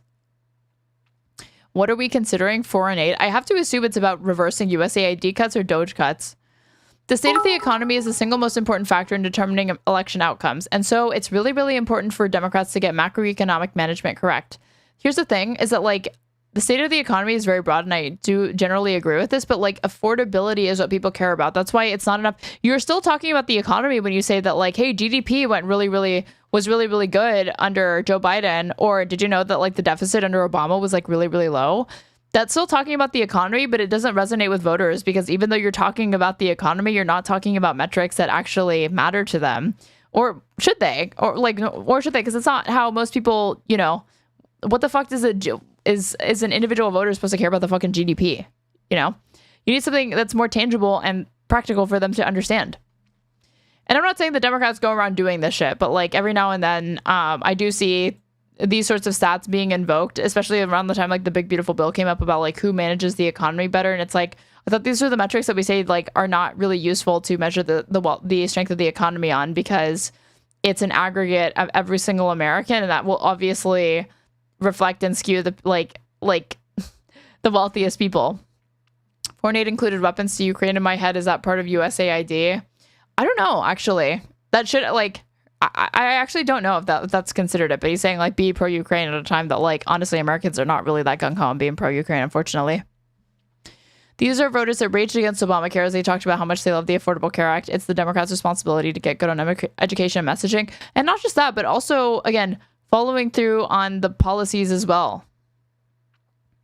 Hang on, don't we all have the GDP app on our phones to check hourly? That's just me. Disposable thumb, I guess that is just you. Or maybe I just need to update mine. Macroeconomic management is really hard. The Biden admin messed up on inflation, but the Federal Reserve didn't predict that inflation. Markets didn't predict that inflation. And under the Obama admin, Democrats undershot on stimulus. So it wasn't irrational for the party to do a lot of stimulus under Biden. It just didn't work out. But we should be focused on delivering stable prices, low unemployment, and growth. And that's not just always playing to public option per se. Okay, but Joe Biden delivered on the low unemployment thing. Trump is the one that's undoing all of that. Your report argues that moderation doesn't mean being feckless and weak. Rather, you say the party should stand firm against Trump and the Republican Party. Okay, do the thing that they're already doing. Do Trump bad more. Do Trump bad but harder. That same strategy that they tried and lost in 2016. The same strategy they tried and lost in 2024. Cool. But be disciplined and strategic in which fights we pick and how we pick them by focusing our opposition on issues where public support is most on our side, like protecting Social Security, Medicare, Medicaid, opposing tax cuts for the wealthy, and opposing Trump's tariffs. I don't even disagree with this. This is fine with me. Reading that, some liberals may think, okay, but Democrats can't always pick the fights they want to have. When the president sends an immigrant to a foreign prison without due process, or revokes legal status from immigrants based on their activism, or throws trans people out of the military, Democrats can either stand firm against Trump on those pressing matters or keep their opposition focused on bread and butter issues. But they can't do both. So in practice, they'd argue the discipline you propose entails fecklessness on vital moral questions. Fantastic question. Let's see how they answer. I'm not saying the Democrat, it's a very, very short answer, which is telling already. I'm not saying that the Democratic Party needs to start endorsing the extreme policies of the Trump administration, but you're saying that they shouldn't do anything about them. But there are absolutely trade-offs in politics in your prioritization. Oh, okay. This is already telling me that he's like, yeah, fuck those people. Fuck them immigrants. Fuck them trans people. Just look the other way, basically. Don't pick the fight. Every tweet you send, every speech you give, every ad you run about one topic is a forfeited opportunity to speak on another topic. This I agree with. This is just definitionally true. It's a kind of a zero-sum game as far as like you only have so much time in the day. You only have so much time to capture people's attention. So what are you going to spend it on? Every time the Democratic Party engages in political... But like, can't they just do the thing and not talk about it? Can't they just do the thing and not talk about it? Why not? Or they need to frame their opposition, their reason for supporting these things. Like, again... When president sends an immigrant to foreign prison without due process, like, stop right there. We can get rid of all of so much of this on how you market this to the public. When the president sends, stop. Without due process. So the president did a thing in violation of due process. The president did a thing in violation of the Constitution. Americans broadly care about the Constitution. Americans like due process. That's what matters. So forget about the immigration, forget about the fact that they're an immigrant, forget about the fact that they may or may not be part of MS-13. There's no evidence for that, by the way. They're talking about Kilmar Rigo Garcia. Just focus on the violation of due process part. You can communicate this to the public and it doesn't get, in some ways, depending on who you ask, more conservative than just upholding constitutional duties. Every time and the reality is, yes, there are trade-offs, and if we want to win elections, and we need to show voters that we feel like issues like healthcare and the cost of living are the most important issues. Okay, but like, so he does think it's a zero-sum game and that they should drop these things. But how are they going to fight for healthcare, but they're going to let due process go? I don't want that. Why are we assuming that, like, that's going to be perceived as extremism? You just said voters reject extremism. You just said if voters reject extremism, they should be able to, on the terms that the president has said, not even going into what I just like got rid of to say, here's how you message it, and just like a bare bones way to communicate to the public why they should care about these things. Shouldn't it be fine with standing in firm opposition to Trump? Because he is the extremist that's unpopular. So opposing him should be popular.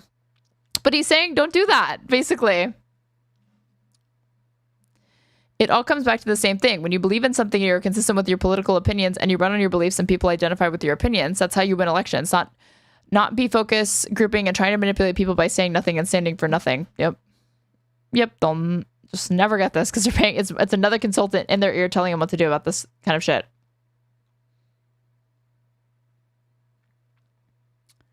Let's see.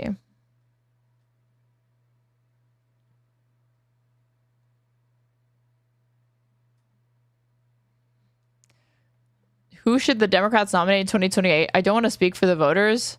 Oh my God. Yes, you do. But when looking at candidates, it's really important to evaluate how they did in the past. And so we did an analysis of how every Democratic candidate did in their most recent election relative to expectations. And what we found is that Democrats have a wide number of strong options.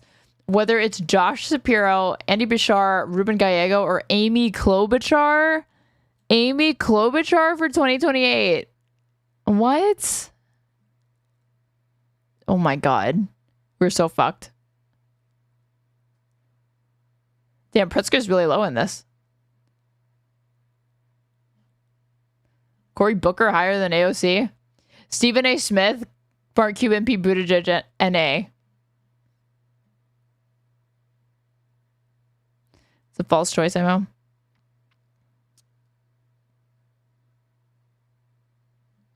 Holy shit, I just looked at PopMart's website for plushie prices. Damn girl, the queen is sitting in front of Fortune. It's ridiculous how fucking expensive that shit is. More reasons why you know this is straight trash. Yup. Amy fucking Klobuchar, give me a fucking break. Okay, we needed all of that. Thank you for staying with me on this journey, you guys. Because now we're moving on to Ezra Klein. This is quiet.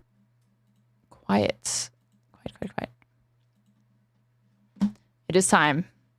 We need, because he talks about that study. It's the thesis. It's the thing that undergirds his whole argument for all of this.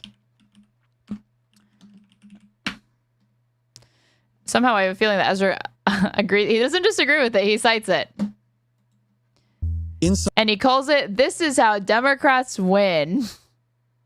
So it was a day ago. 224,000 people have watched this. Ezra Klein, "This is how Democrats win." It's basically, he's reading out his op-ed that he penned for the Times.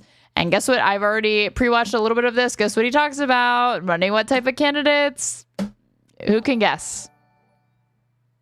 Inside the Democratic Party, in its back rooms and its group chats and its conferences and its online flame wars, an increasingly bitter debate has taken hold. Wait, really? Inside the Democratic Party. Right-wing Dems, not just any right-wing Dems, anti-choice Dems, even though 98% of there is practically unanimous consensus on that right now with Democratic lawmakers, even though that's where the base is at, that's where moderates are at, that's where Republicans are at, even they see it as a states' rights issue, even with the overturning of Roe v. Wade. Even right-wing states like Missouri have opted to make abortion, to protect reproductive rights in their state constitutions. This genius over here is saying we need to fuck that shit and get rid of it. Back rooms and its group chats and its conferences and its online. Didn't Ezra Klein write a book about why we're polarized? Ezra Klein literally wrote a book in defense, or an article.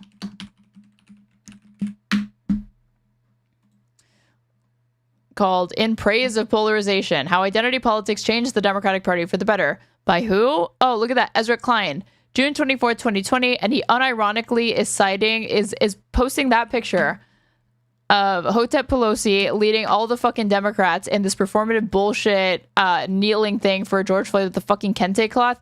He sees that as a good thing. Democratic lawmakers take a knee to observe a moment of silence on Capitol Hill for George Floyd and other victims of police brutality. This was seen as a good thing to him. flame wars. This is the same person.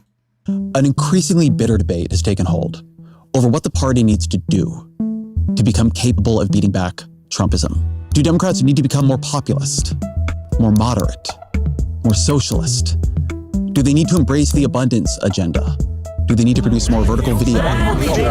Nice, just little plug there for him. Do they need to embrace my book that I co-wrote with Derek Thompson that you should buy? The answer is yes, they do.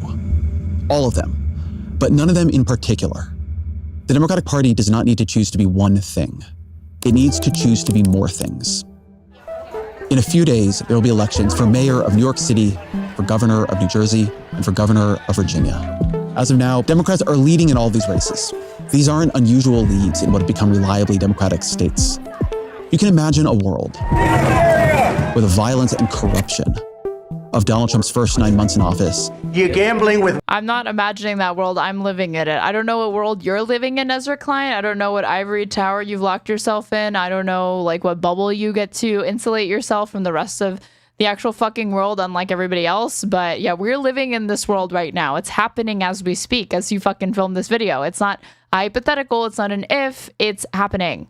World War III had led to and I am far from being the most vulnerable minority or anything like that right now, even if I'm a fucking woman. Collapse in support for him and his party. We'll see what election day actually brings, but we do not look to be in that world. That's all the more true. And the thing that's offensive about the White House thing is not that they're changing the White House and like not just that. It's like symbolic of everything that he's doing, but it's the fact that he's undertaking this ridiculously fucking expensive expansion of the White House. Meanwhile, there's people that are about to go be fucking starving and their SNAP benefits have been cut off. That's why it's fucking repugnant that he's doing that shit. If you look a year out to the midterms, Democrats are leading by about 2.5 points. At about this time in 2017. Wait, what is it though? Generic congressional. Okay, but actually put names, because when you name these people, they always end up look. A generic Democrat does well, and then you name the Democrat and they start doing badly. The New York Times generic Democrat poll.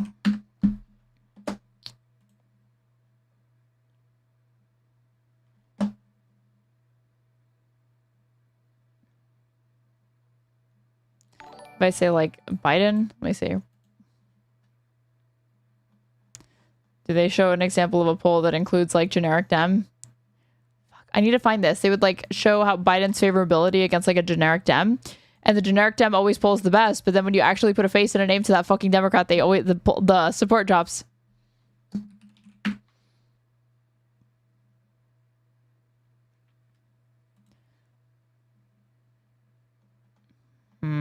I can't find it. But that poll tells us nothing, is my point. Democrats are leading by about 2.5 points. At about this time in 2017, Democrats were up by about 10 points. Democrats have another problem. They're going to need to overcome the chain of redistricting Republicans are setting off across the country. There may be more of a pad here for Republicans. And the Senate is even harder for Democrats. They will need to flip 4 seats in the 2026 midterms to win back the Senate. That means winning in Maine and North Carolina, no easy task, and then winning at least 2 seats in states that Donald Trump won by 10 points or more. The map for Democrats wasn't always this daunting. Go back to 2010, and 10 of those states had Democratic senators. Today, none of them do. Most of those states seem barely in reach for Democrats. There's no arguing with this fact. Okay, but they also, Democrats stopped and like ceded so much ground that like, the reason why is not just that they didn't moderate or whatever, like Democrats just ceded all of that territory because they were like, we can't win them anymore, and they just stopped trying to. That's why they've become deeply red. The number of places in which Democratic Party is competitive has shrunk. In American politics, power is not decided by a popular vote. In the Electoral College, in the House of Representatives, and particularly in the Senate, it is apportioned by place. This is the problem for Democrats. They don't just need to win more people. They need to win more places. And that requires a different kind of thinking. When was the first midterm after Obama got elected? Wouldn't it be 2010? If Zohran Mamdani wins the New York City mayor's race, and Rob Sand wins the Iowa governor's race next year, the Democratic and Republican... What's a Rob Sand?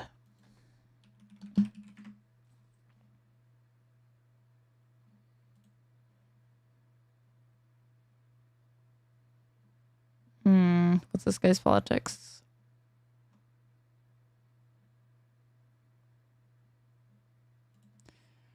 Let me see. Rob Sands platform.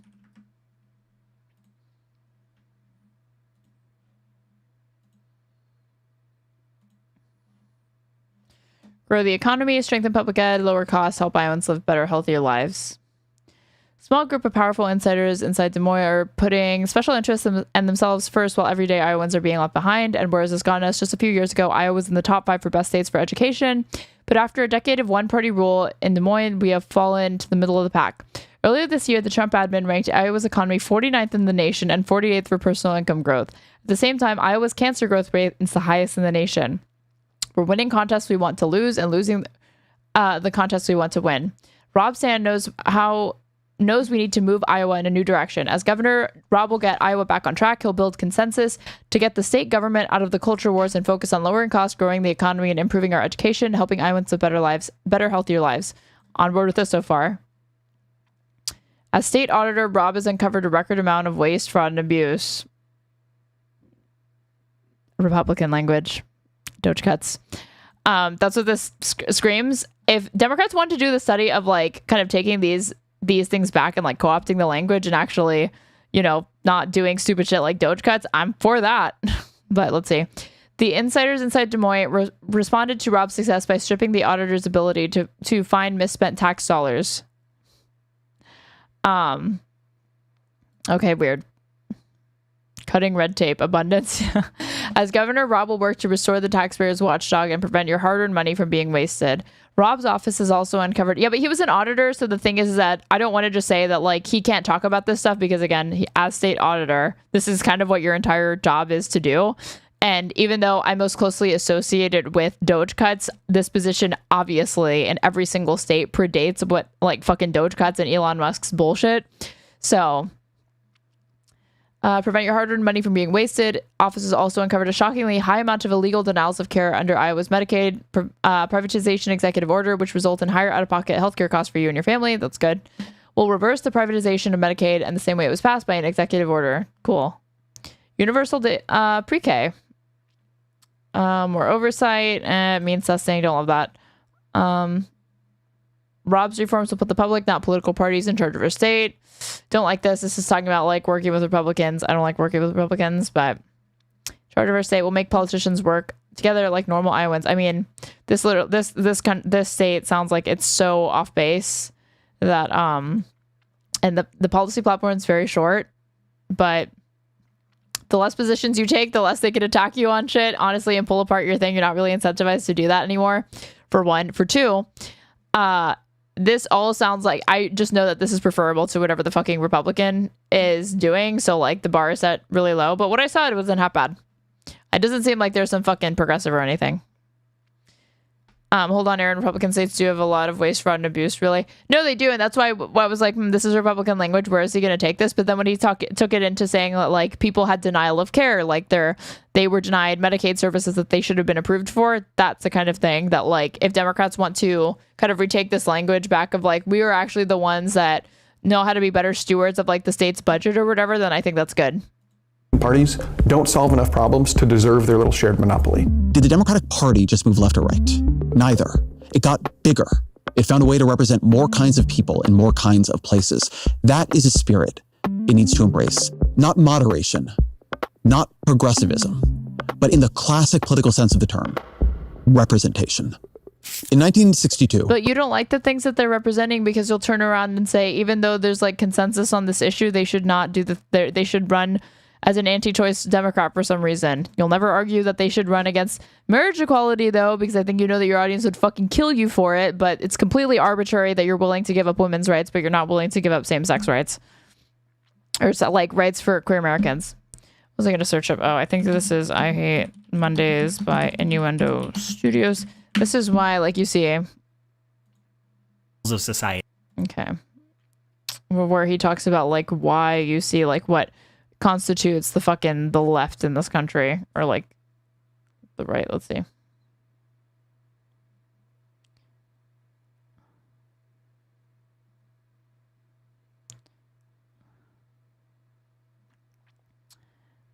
I think it's this one. I could be thinking of the wrong one, though. Oh, no. I think it's actually... No, it's you go high, we go low. Innuendo Studios.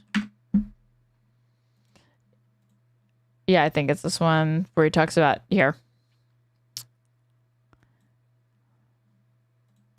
This guy, even though I don't like how he treated his audience, if there's a VOD somewhere where I go into, I did a little deep dive into how I feel like he scammed his audience out of money. That aside, I really value the series and it will always be good. And he talks about like what Democrats and the left in America is going up against as far as keeping a coalition together versus what Republicans are, and how it's far easier for Republicans to maintain hierarchy than it is for the left, which is in a general sense, usually at least trying to undermine or abolish some current hierarchies, and how keeping that faction together is a lot harder. What's wrong with liberals? The modern American Democrat is in an unenviable position. You need two things to win an election: votes and funding. And there are a number of things that voters care passionately about and that they have no hope of ever getting from Republicans. But unfortunately for Democrats, they are the exact things big-ticket donors despise, which is why Democrats in very secure districts who tend to run unopposed are the ones most willing to talk about them. The left is, in fact, a very heterogeneous group with a mountain of conflicting interests and decades of infighting. And this says it's like a map that's all split up that says liberals, anti-racist, anarchists, socialists, gay community, trans community, eco-activists.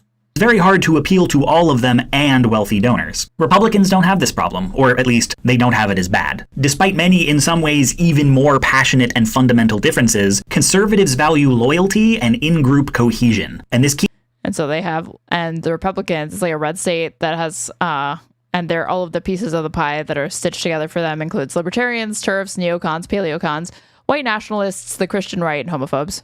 Keeps them coming together every 4 years in a surprisingly unified voting bloc. Since you're the newest cutting-edge conservative streamer, did you join the other conservative girlies in the Blackface Halloween?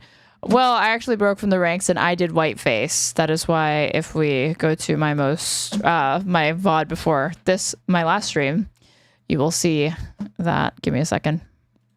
Cenk Uygur. This is me doing disgusting whiteface. As you can see, very disrespectful, isn't it? It's a really huge problem with our culture that I was able to get away with this on Twitch, but if I had just done another color, can you believe I would have been banned? Wow. So much for the tolerant left. Also helps that they fucking hate us, and most would sooner vote for a Republican they despise than any kind of Democrat. And lucky for them, the things conservative voters want are much more aligned with corporate interests. And it says supply side economics, deregulation, and military spending. So building a coalition on the left is a lot of work, and faced with Were you doing the Teen Titans, Raven? Yeah, I was actually. Challenge, I was apparently not the only political streamer that did, and I promise you I did not coordinate with a Snark subreddit or a Reddit mod to do that with them. Just kind of happened. There is a liberal tendency to turn away from policy and focus instead on process. Generally uncontroversial things like bipartisanship, compromise, decorum. And fair enough, the absence of these things in Washington over the years is certainly something everyone left of center is sick of, but they're not things Democrats can make happen all by themselves. And more to the point, none of them are results.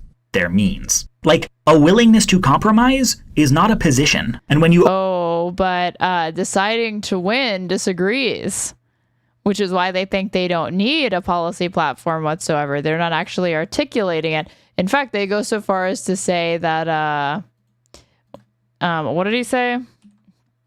Governing is hard. It's much harder to figure out how to govern a country well than it is to figure out how to win an election. And they don't even care about the former. They only care about the latter, which is why, as pointed out in this fucking video, all they give a fuck about is process, compromise, be moderate, reach across the aisle, blah, blah, blah, blah, blah. But means to an ends are not a fucking position. It's not anything that you can actually deliver to people. It's not really a promise of anything.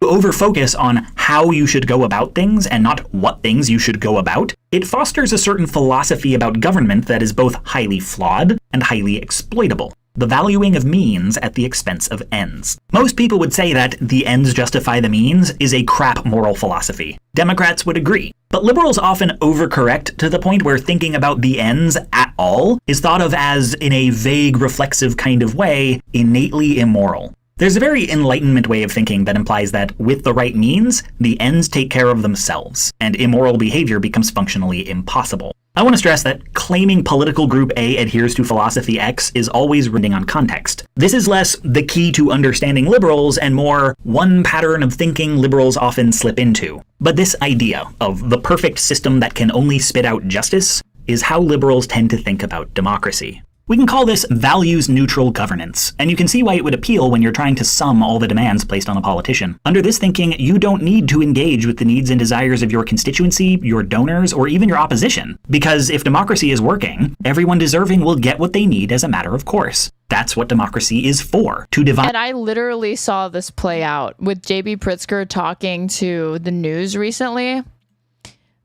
and refusing to take any strong position on it. Give me a second. If I could see J.B. Pritzker.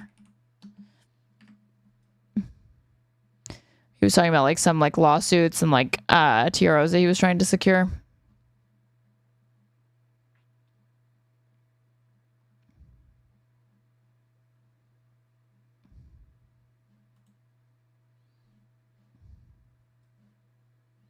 I go to his fucking... Oh, okay. I thought this was on his thing. I was like, why did he upload this? But it's like on some meme page.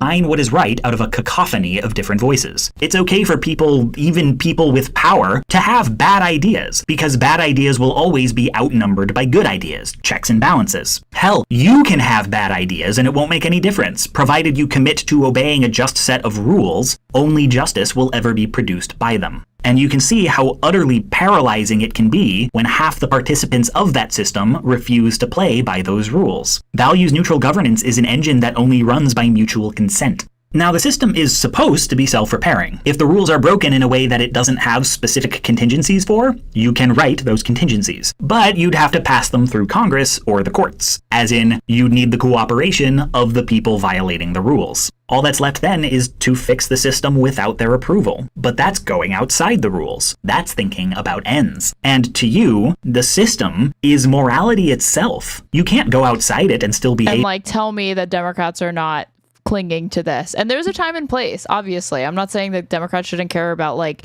you know, due process. I was literally saying that like due process, which is literally a process and not actually a result. But there's ways that you can present it and argue that it functionally is a result when it's the difference between determining whether or not you're actually going to be given a day in court. You're going to be able, that the state actually has to prove the things that they accuse you of. In some ways that like maintaining that is a fucking result.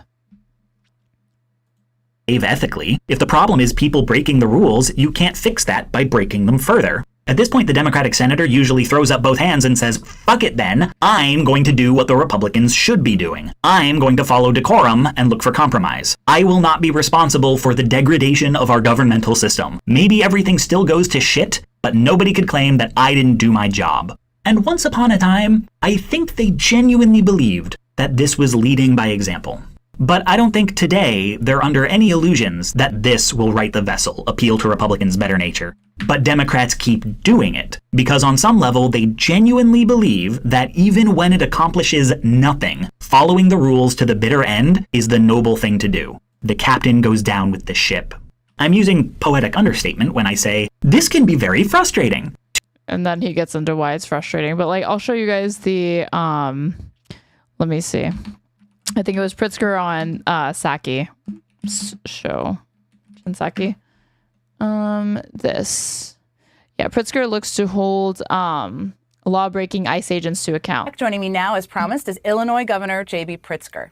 There was a positive development today, as you... So he just said, the reason why this is notable, and I'm thinking about this even after showing you that little clip from that video, is because Democrats start to focus on, like, again, it's wrong to think about the ends. It's wrong to think about the results. You can only think about the means. And if you have the right means, you will basically always get the right results. And you see that thinking so perfectly distilled in just a few minutes of this. Well, no, a Seventh Circuit panel affirmed a temporary restraining order that is keeping the National Guard from actually deploying in Chicago. And they said political opposition is not rebellion, which is very true and very powerful.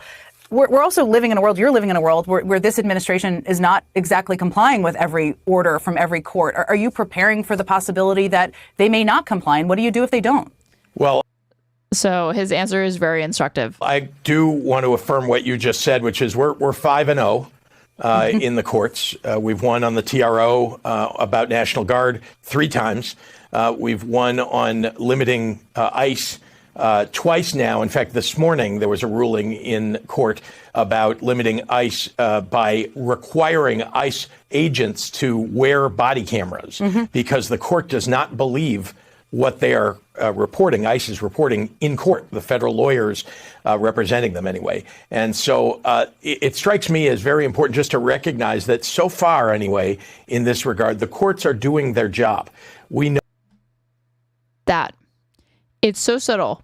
But when he says the courts are doing their job, the courts are not you should be so much more firm on that. So you're telling me that if the courts were upholding all of this bullshit and saying that, yeah, it's totally fine for these masked fucking thugs to be brought in by the federal government with no approval from the state government and going around getting people off the street, that if the court said that's all legal, that's actually fine. Some of these courts could have Trump appointees that argue this, or older appointees that are from Republicans that argue this. You're telling me you dropped the fight? Why? Why would you drop the fight? They should be so much more firm in this, that we know the law's on our side. And if a court here says thinks that they can argue that the law is not on the side of the people here or not on the side of the state and they're on the side of fucking ICE, we are going to keep pushing it until it goes to a fucking court that affirms this. We're going to make it happen. That's what they need to fight. But that would be, I think he would see that as wrong. I think a lot of Democrats would see that as wrong. Like, you can't you mean you would disagree with the opinion of a court? Yeah, I would. Know that the administration is operating unlawfully and the courts are in fact finding it unlawful. So what do we do if the administration decides not to follow these court orders? Frankly, I don't think we've seen that in U.S. history where the president of the United States doesn't listen to the courts. You saw that he tried this with Abreu Garcia a little while ago, but finally came around and did. Because then what it seems like he's saying is that he's mad that Trump broke rules. He's not offended about the results. Like, he's mad that he broke rules. And then, of course, they rearrested him. But I think it's important to recognize that so far, anyway, the administration has not been willing to essentially go against the court rulings that have come about. You said on Sunday that you were looking at prosecuting ICE agents who violate the law. What can you It's just so annoying. It's like all of this is just like, we're going to wait for the courts, and then the courts are going to hear us out, and then we're definitely going to how are you going to even make the Trump administration and comply with the courts, because they keep ignoring everything, because again, they're thugs that don't actually care about the rule of law when it doesn't suit them, which is to say they don't actually care about the rule of law, period, because they pick and choose what laws they actually enforce. So they should be just so much more aggressive and making prescriptive statements. Talk about what you think is right, not what the courts are doing or what you hope you're crossing your fingers that the courts are going to do.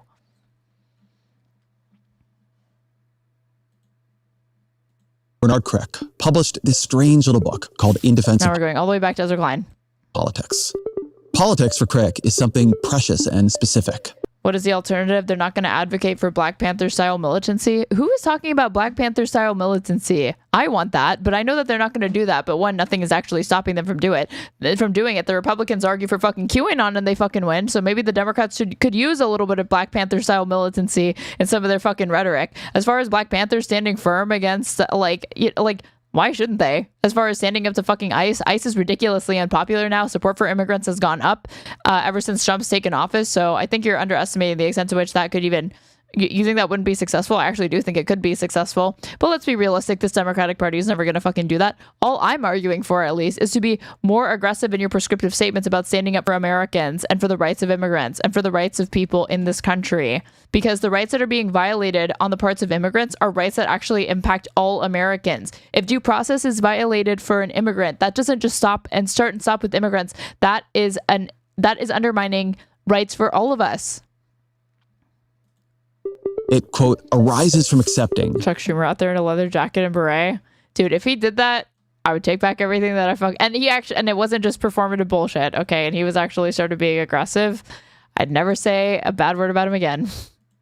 the fact of the simultaneous existence of different groups, hence different interests and different traditions, within a territorial unit under common rule. I know that's a mouthful, but that fact of difference he is pointing out, the reality of difference, is not always accepted. There are other forms of social order, like tyranny or oligarchy, that actively suppress it. But to practice politics, as Crick defines it, is to accept the reality of difference. That is to say, it is to accept the reality of other people, of how different other people are from you. Politics involves genuine relationships with people who are genuinely... Okay, but what differences are we talking about accepting? Because right now MAGA's winning and they don't accept any difference from anybody who is not Christian, who is non-white, who is not born, who didn't happen to be born in this country. They don't even like people that try to come into this country legally. They're not okay with that. They don't like people that are not straight. They don't like people that are transgender, not cisgender. So it seems to me like the Republicans are the ones with the issues with the fucking tolerance, and it's not Democrats that struggle with this. If we're talking about ideological diversity, that is a little bit different because we don't need to be tolerant of intolerance. You ever heard of the paradox of tolerance, Ezra? You should be probably cracking open that poli-sci book that explains to you what that is instead of this one. Other people, not tasks set for our redemption or objects for our philanthropy. Genuine relationships. Ezra sounds like he's thinking from a playbook of the past. I don't even have an issue with them going back to the ideological roots of even like Enlightenment philosophy, like these sorts of principles of liberalism. I actually think they could be instructive, you know, but you're talking to somebody who's a Marxist, so I clearly see some value in people appealing to intellectual traditions that are resilient. But I don't know that like I don't necessarily trust, one, I'm not a liberal, but two, I don't trust that he's going to highlight the best aspects of these, of the literature that exists on these ideologies. Relationships with people who are genuinely other people.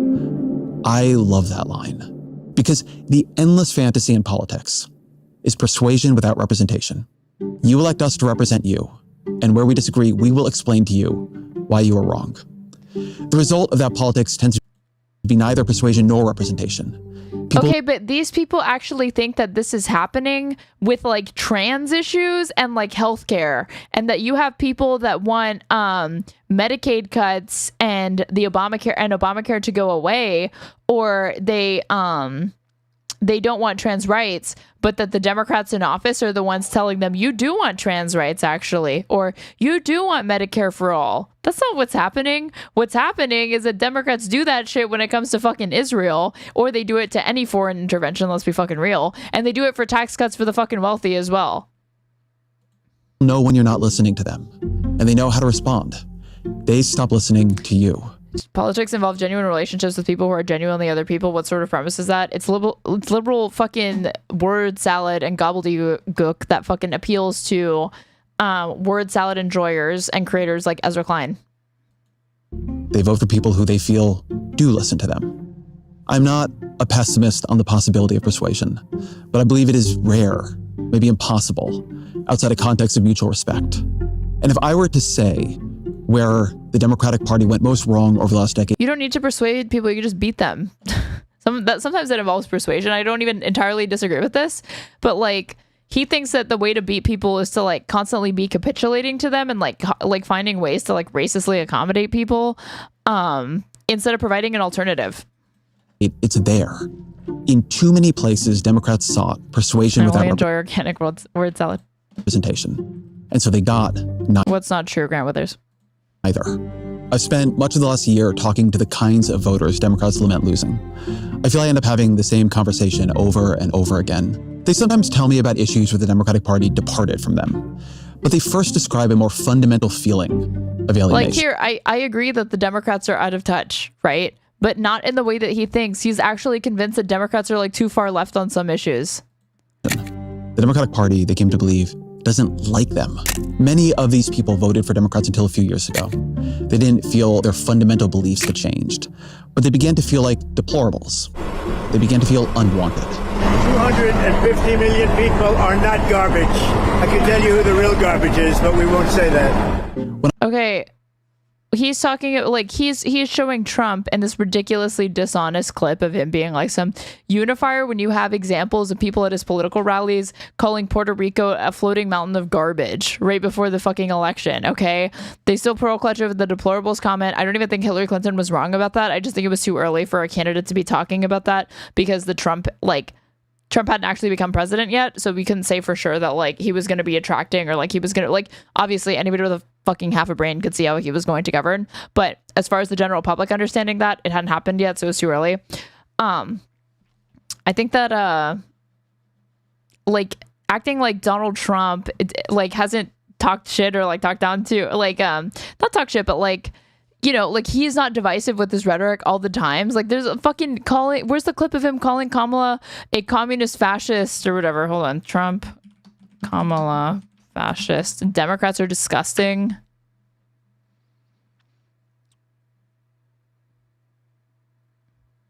Fascists. Okay, here.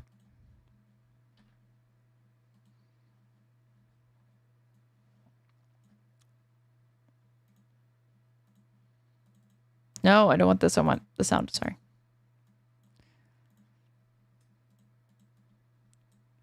The divide in American politics today is between these far-left fascists led by Harris and her group. We have a fascist person running who's incompetent. She's a Marxist, communist, fascist, socialist. She's not actually a socialist. She's gone past that. Somebody's got to explain this woman. There's a radical left Marxist, communist, fascist. Like he shows that clip to suggest that like what Trump never vilifies people. He doesn't say like people are basket of deplorables, and I don't think that he does the mistake of Democrats, which is that they expect and have disdain for people that don't vote for them.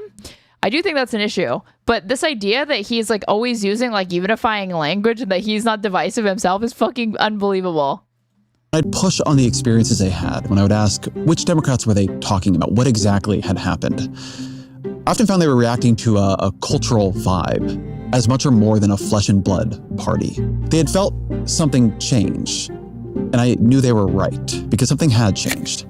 It had changed on the left, it had changed on the right, but it was diffuse. It wasn't any one person or any one moment or any one policy. The structure of American life changed in a way that has made the genuine relationships of politics much harder to maintain. I believe the first party that figures out its way out of this trap will be the one able to build a majority in this era. When I grew up in a Republican county an hour south of Los Angeles, my family Wait, really quick. in relationships of politics much harder to maintain. It's so easy for my eyes to glaze over on Ezra Klein because I just feel like he takes so long to say so little sometimes. I believe the first party that figures out its way out of this trap will be the one able to build a majority in this era. Like a statement that he acts like is profound, but it's trivially obvious that the person who gets more votes and builds a majority will win. That was not a profound statement. That's fucking common sense. When I grew up in a Republican county an hour south of Los Angeles, my family subscribed to the Los Angeles Times, and to the extent I heard political commentary, it was on local radio. 2005 was a tough year for public. California state and local taxes are. Good afternoon, Senator McClintock. Good afternoon, Senator Steinberg. Now, the New York Times is the largest. Time passed. Things change. The most votes mean you win. Mind blown? Yeah, exactly. People eat this shit up, man. They love him. Newspaper by subscribers in California. And a young, politically inclined kid like I was will listen to podcasts like Welcome to Pod Save America. I'm John Favreau. I'm John Lovett. I'm Tommy Vitor. On today's show, we'll talk about Donald Trump's latest musings about doing away with the Constitution to become president for life. President Trump. Trump. Talk me through your evolution on Trump. Sure. That kid's political sensibility will be less It's not that I dislike Pod Save America, because when I listen to it, I'm like, it's mostly unoffensive. But if I listen to it enough, I do think it would go crazy because they're constantly... I think sometimes they are just like constantly trying to be like caveating shit they don't need to be caveating, and it's like called throat clearing, which is funny because they'd make fun of Obama for doing that, even though they do a lot of it on their show. And I also think it's so clear that they have tunnel vision. Like they seem so uninspired and they really can't imagine anything outside the current paradigm that we have today. It's very boring. Distinctly Californian and more relentlessly national. For decades, we have been losing local media. Too much inside baseball, Loop Central. It is. And migrating to national media. And that has meant politics everywhere is losing its local character and reflecting national divisions. Then there is the astonishing amount of money politicians need and the places they go to find it. In the 1970s, the Supreme Court decided money was speech. The expenditure limitations are violative of First Amendment guarantees, and they are unconstitutional. And I mean, even if you it's so insane, right? Because give me a second. Citizens United. I say like decision, opinion of the court. I want like the actual legal brief. Maybe this. Maybe this. No, I don't want to see elements. Okay. Where can I find?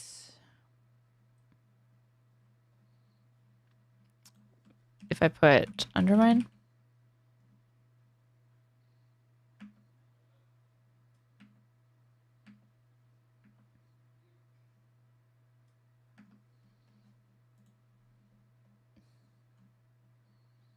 Let's see, maybe decided. They have the full thing because there's like a critical point here. It should be.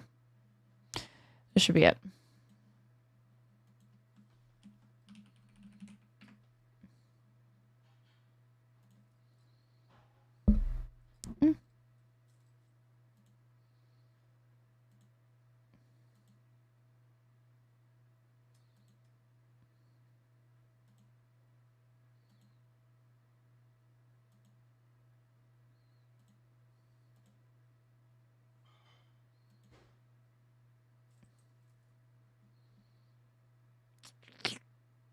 Where is it? No, maybe undermine's not the word. I'm trying to think back to like the most critical part of this that is insane that this is the opinion. If I put voter, maybe.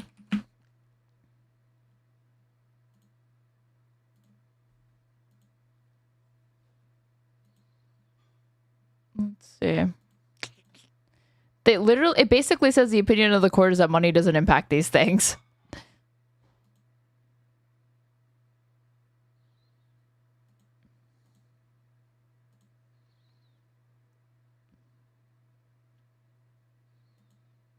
Let's see.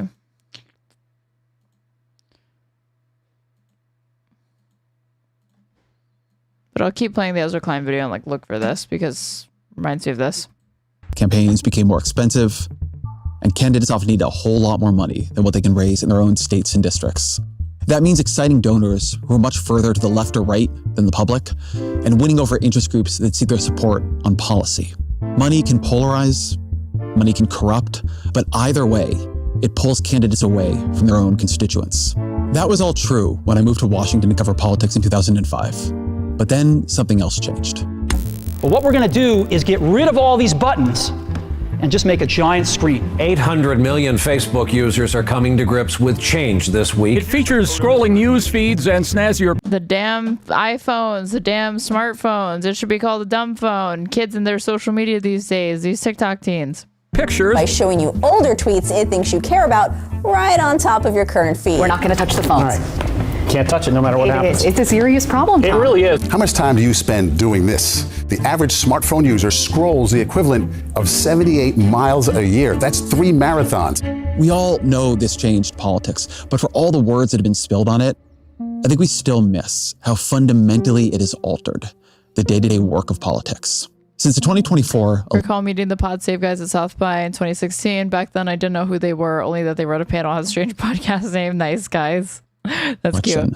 There's been a lot of talk on the Democratic side about the power of the so-called groups. There are interest groups. There are a lot of advocacy groups, a lot of parts of the Democratic Party that really thought things were fine. They're more extreme than many of their constituents. The progressive advocacy organizations and nonprofits that have arguably pushed Democrats to the left. I've used that term before. I've talked about the groups, but I think it is imprecise. The real thing we're talking about here is what might be called the professional political classes. The people in the groups are the same people who staff or drive all the other parts of progressive politics. One year you're with a nonprofit, then you're on a campaign, then you're in the... Okay, I found it. It was corruption. That's what it was. It was corruption. Give me a second.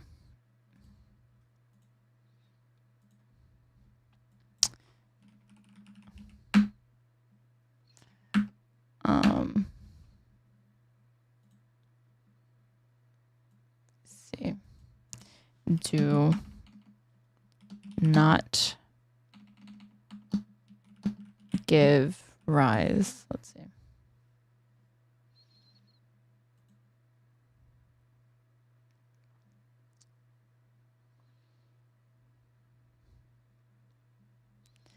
Yeah, this part. Okay. This is the opinion of the court. This is not a summary of it. This is actually in the decision. Citizens United versus Federal Election Communications. Opinion of the court. A single footnote in Belotti purported to leave open the possibility that corporate independent expenditures could be shown to cause corruption. Legal codes.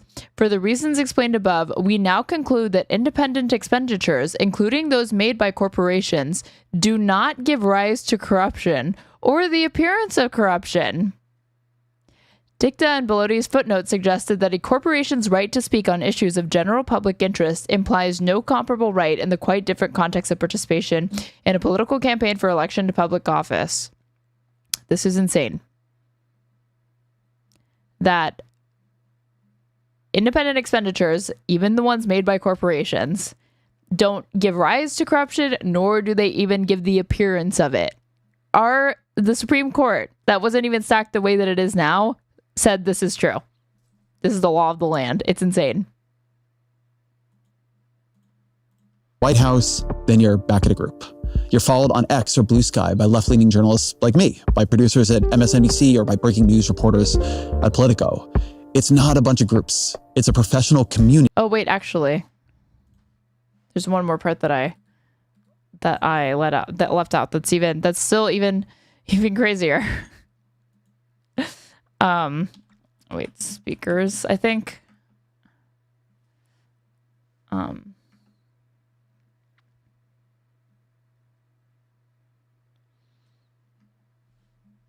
Yes, speakers may influence.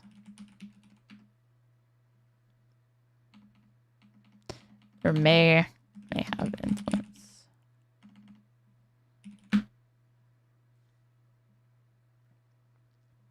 Yeah, here. It reasons that corporate political speech can be banned to prevent corruption or its appearance. The Buckley Court found this rationale sufficiently important to allow contribution limits, but refused to extend that reasoning to expenditure limits. And the court does not do so here. While a single footnote purported to leave the question open, this court now concludes that independent expenditures, including those made by corporations, do not give rise to corruption or the appearance of corruption. That speakers may have influence over or access to elected officials does not mean that those officials are corrupt. And that the appearance of influence or access will not cause the electorate to lose faith in this democracy. That is a direct quote written by Anthony Kennedy. It's insane. It doesn't make any sense. And that's the system that we're in now. That exists largely online. And so that professional community's culture and its attention is governed not by its own values or goals, but by the decisions of the corporations and oligarchs who own the social media platforms, who design them to further their own profits or their own politics. The conversations pulsing across these platforms are shaped not by civic values, but by the hacks that keep people scrolling. The rules will defend Citizens United BTW. Oh yeah. I have episodes of Just Press Play on my YouTube channel where Pisco did that and other liberals did it. It started to become a norm that like people wanted to overturn Citizens United, and I feel like it's fallen off the map again, unfortunately. Nuanced opinions get compressed into viral slogans. Attention collects around the loudest and most controversial voices. And the algorithms, they love conflict and inspiration and outrage and anger. Everything's always turned up to 11. Social media has thrown everyone involved at every level of politics, in every place, into the same algorithmic thunder. Oh, did I say overturned? I meant it can be overturned via constitutional amendment, not by another court. There's no higher court than the Supreme Court. But Thunderdome. It collapsed distance and profession and time because no matter where we are or when we are, we can always be online together. We always know what our most online peers are thinking. They come to set the culture of their respective political classes, and there's nothing that most of us fear, like being out of step with our peers. This has affected the Democratic and Republican parties in different ways. Let me start with the Democrats. From 2012 to 2024, Democrats moved sharply left on virtually every issue. They often did so believing they were finally representing communities. And again, they are basing this off of support for the Equality Act, for reparations study bill. I've looked at, study bill, assault weapons ban. That's not good. But I don't know that I would call that like further left. It's like just more liberal or whatever. Ox motherfucking Box, thank you so much for the resub. You're on a 2-month streak. Please continue to enjoy your access to cute emotes and an ad-free experience. Really, really appreciate it. Democracy Restoration Act. This is seen as like too liberal, I guess. Family Act, National 12 paid family and medical leave program. Oh no. Women's Health Protection, College for All Act, Medicare for All is only plus 23%, but that had long suffered from too little representation. This was what they were told by the online voices and by the professional groups that claimed to represent those communities. But it went wrong. Democrats became more uncompromising on immigration and lost support among Hispanic voters. They moved left on guns and student loans. You're presupposing that Hispanic voters, that them getting tougher on immigration, or them getting more lax on immigration was going to lead to an increase in support for Hispanic voters. You're presupposing that they even care about that much at all. Like, it's a huge self-report on his part to think that, like, oh, Hispanic voters, they probably care about immigration more than other voters, right?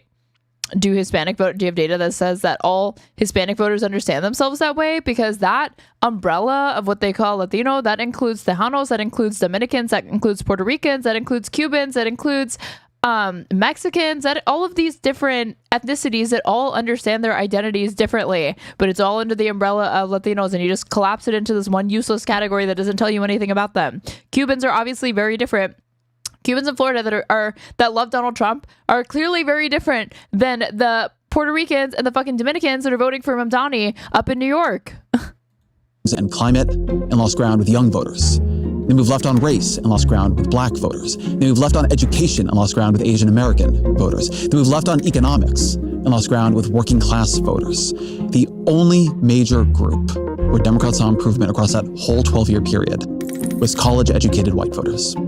If you judged Democratic politics expressively by what it was saying, it stood in solidarity with the struggling and the marginalized as never before. If you judged it consequentially, it was breaking faith with those it had vowed to represent and protect. Online politics is expressive. You need to say what will win favor with the highly online voices that dominate your side of the algorithm. Offline, you need to win elections. Where are they getting this? Who the fuck is saying this? That like you can winning a campaign starts and ends with whatever people online are saying. This is like a massive straw man.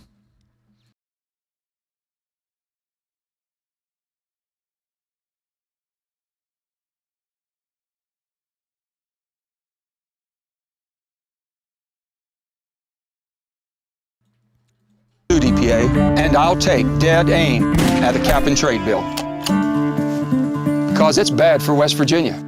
He looks really young there. Yes, that was Manchin shooting the cap and trade bill the Democrats have been trying to pass with a rifle. But Manchin, 12 years later, was the key vote to pass the Inflation Reduction Act, the single largest green energy investment in American history. This is a great day because this is a balanced bill. Expressively, to progressives, Manchin was just a constant irritant. Consequentially, he was the Democrats' most remarkable overperformer.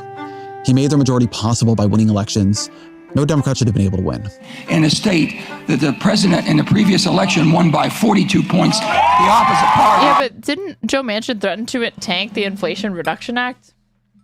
I listened to some of Ogreboy's coverage of this already last night, which is how I heard this video because I couldn't bring myself to watch it on my own. And he went back and forth on this. So Ogreboy, if you're in chat, I'm going to make him call in and tell me what the fuck he did. No, I think he's asleep already. Let's see. Never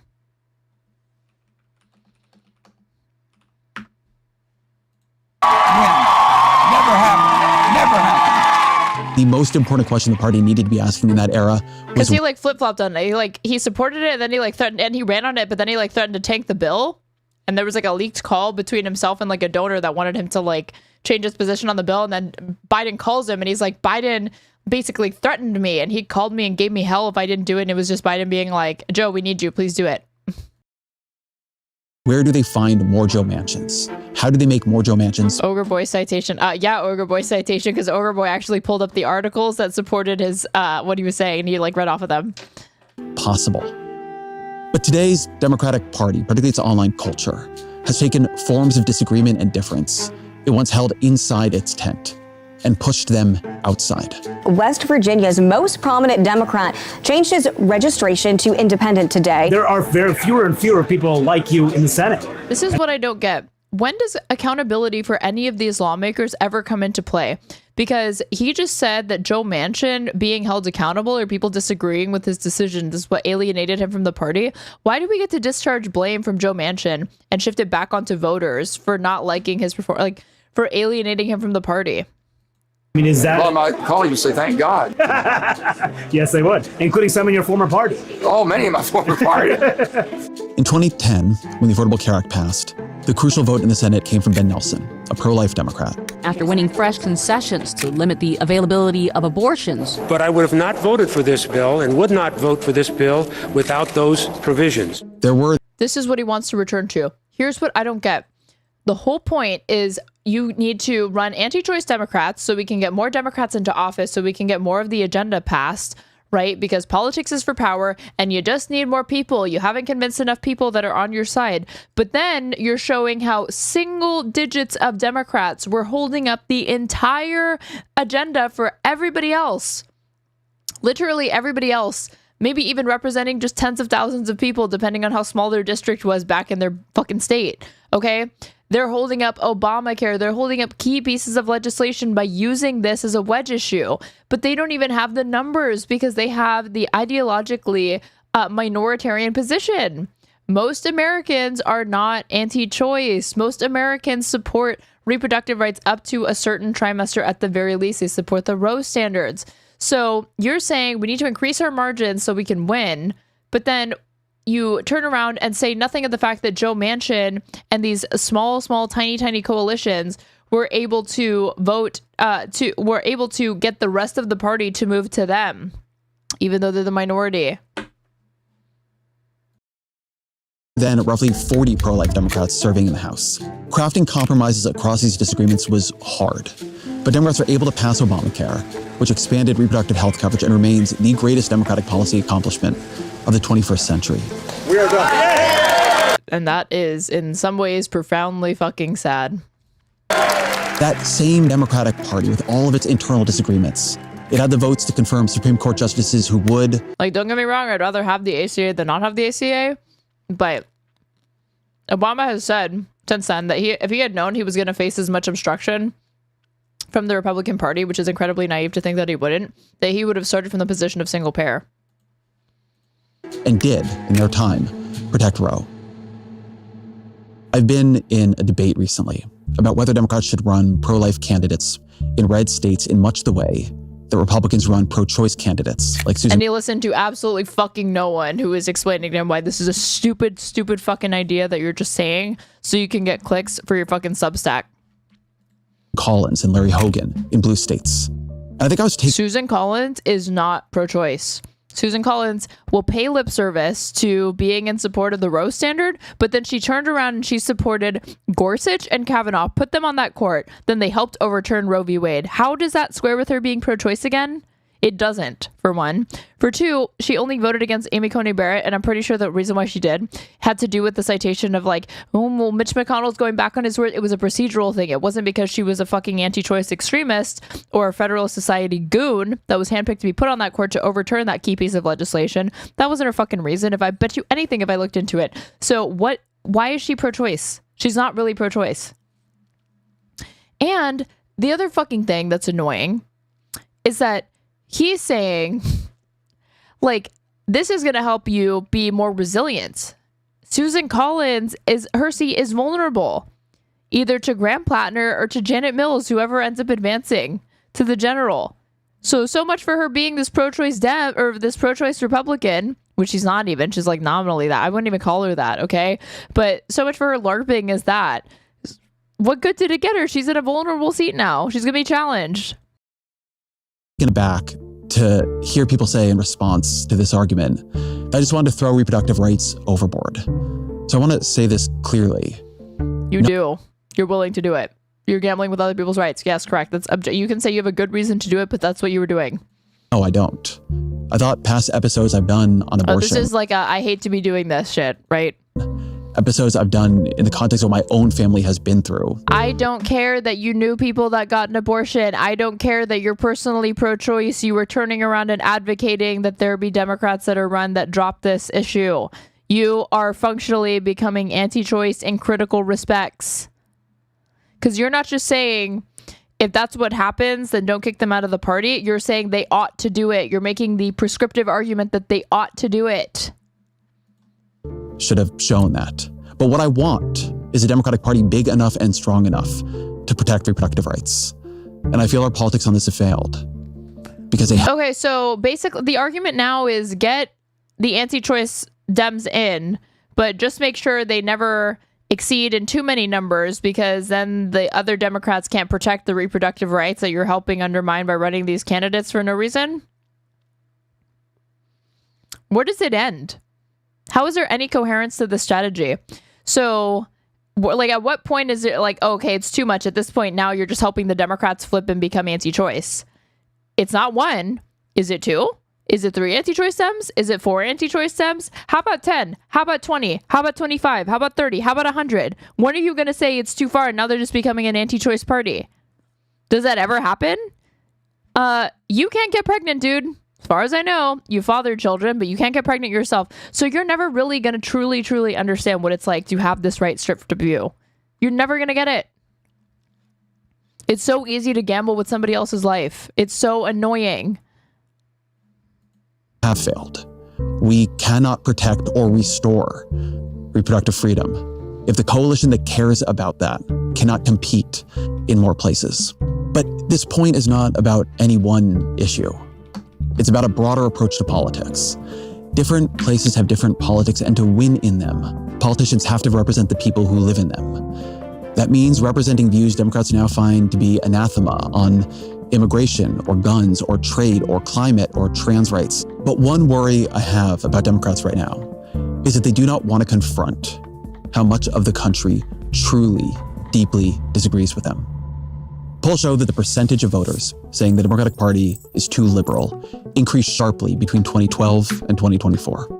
The percentage of voters saying the Republican Party is... Before we even get to this set, I have to find a particular story about a woman that had to suffer through these anti-choice policies and what this actually looks like. Okay, because we're having this lofty conversation about it. I'm about to give an actual example of what happens when you drop this right. What happens to people in this country? Not just to, it's obviously the first victim is the woman, but everybody around her, because this story the pain did not just stop with the woman. It also impacted her baby that was forced to be delivered. It impacted her husband. It impacted her entire family. Let me see. It's a very specific story of a woman whose fetus had Potter syndrome. It's like a thing where their kidneys can't develop.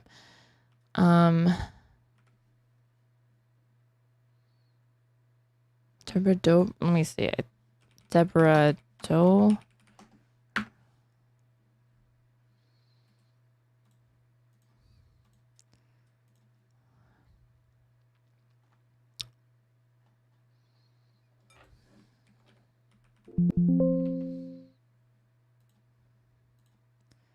Let's see. She was a woman in Florida. And it was a wanted child that they ended up needing to abort, but they couldn't get it.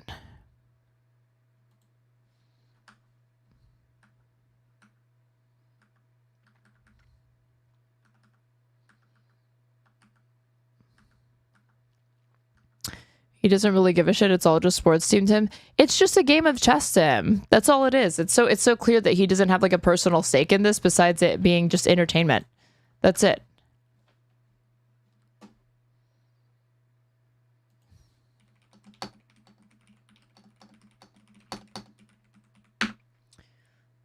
See.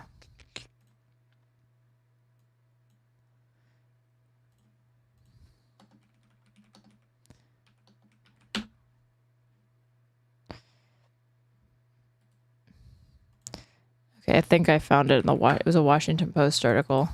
I saw CNN, but I was like, no, there's a quote missing from it that I know would be included.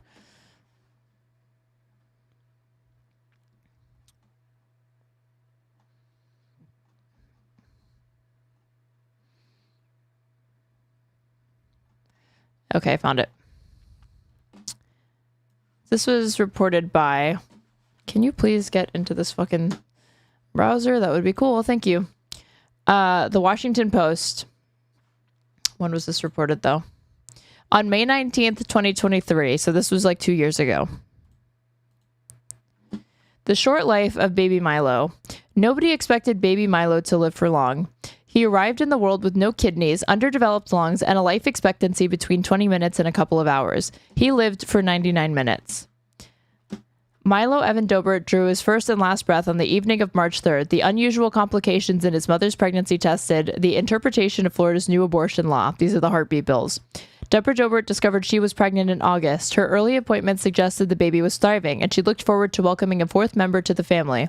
It didn't occur to her that fallout from the U.S. Supreme Court's decision to overturn a half-century constitutional right to abortion would affect them. A routine ultrasound halfway through her pregnancy changed all of that. Deborah and her husband Lee learned in late November that their baby had Potter syndrome, a rare and lethal condition that plunged them into an unsettled legal landscape. The state's ban on abortion after 15 weeks of gestation has an exception for fatal fetal abnormalities, but as long as their baby's heart kept beating, the Doberts say, doctors would not honor their request to terminate the pregnancy. The doctors would not say how they reached their decision, but the new law carries severe penalties, including prison time, for medical practitioners who run afoul of it. The hospital system declined to discuss the case. So she was denied an abortion because even though her fetus was not going to have kidneys, which are necessary to be able to support human life, all human life, there's no human on this earth that doesn't have functioning kidneys, or dialysis that is alive. But because they had a heartbeat, she would not be given an abortion. Instead, the Doberts would have to wait for labor to be induced at 37 weeks.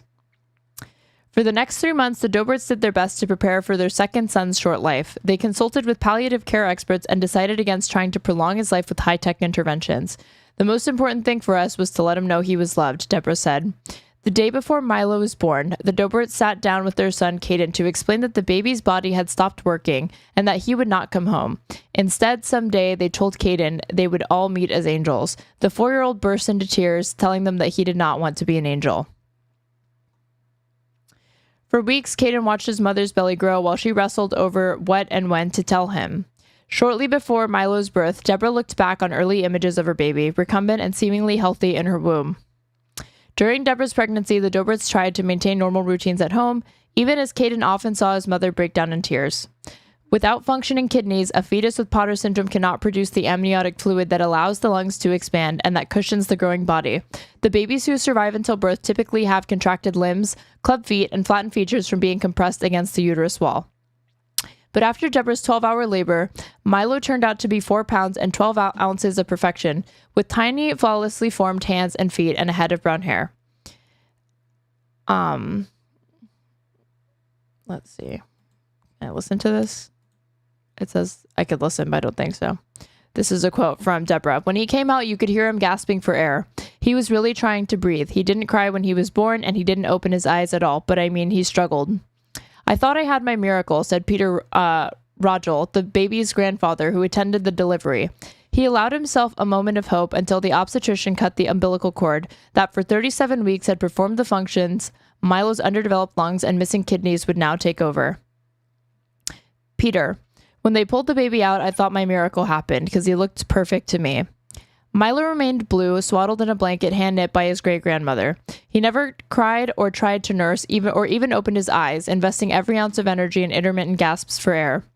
That was the beginning of the end, Rogel said, recalling the persistent gulps that he thought at first were hiccups but turned out to be his grandson's labored efforts to inhale. Lee read a book to his dying son, I'll Love You Forever, a family favorite that the Doberts had given Caden for Valentine's Day, and sang Bob Marley's 3 Little Birds. For 99 minutes that lasted a lifetime, they cuddled and comforted their newborn.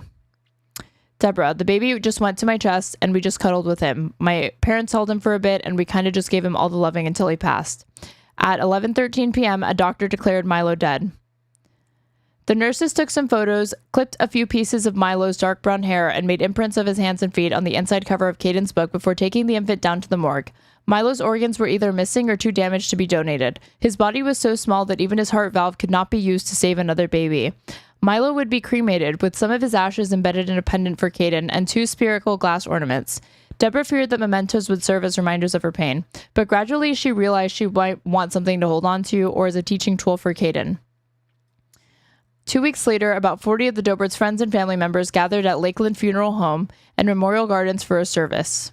A 3-inch tall silver urn, delivered by Amazon the previous day after other child-sized urns turned out to be too big, sat on a memorial table with 2 vases of flowers, carefully picked out at a nearby Publix supermarket, and a photo of Milo, wrapped in the hand-knit blanket and held by his parents in the hospital bed.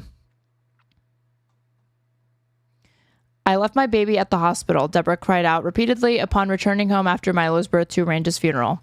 Deborah and her mother decorated the memorial table with symbols of the babyhood Milo never had. Peter Rajal has 7 children and 16 grandchildren. Until now, he never felt the pain of losing one of them.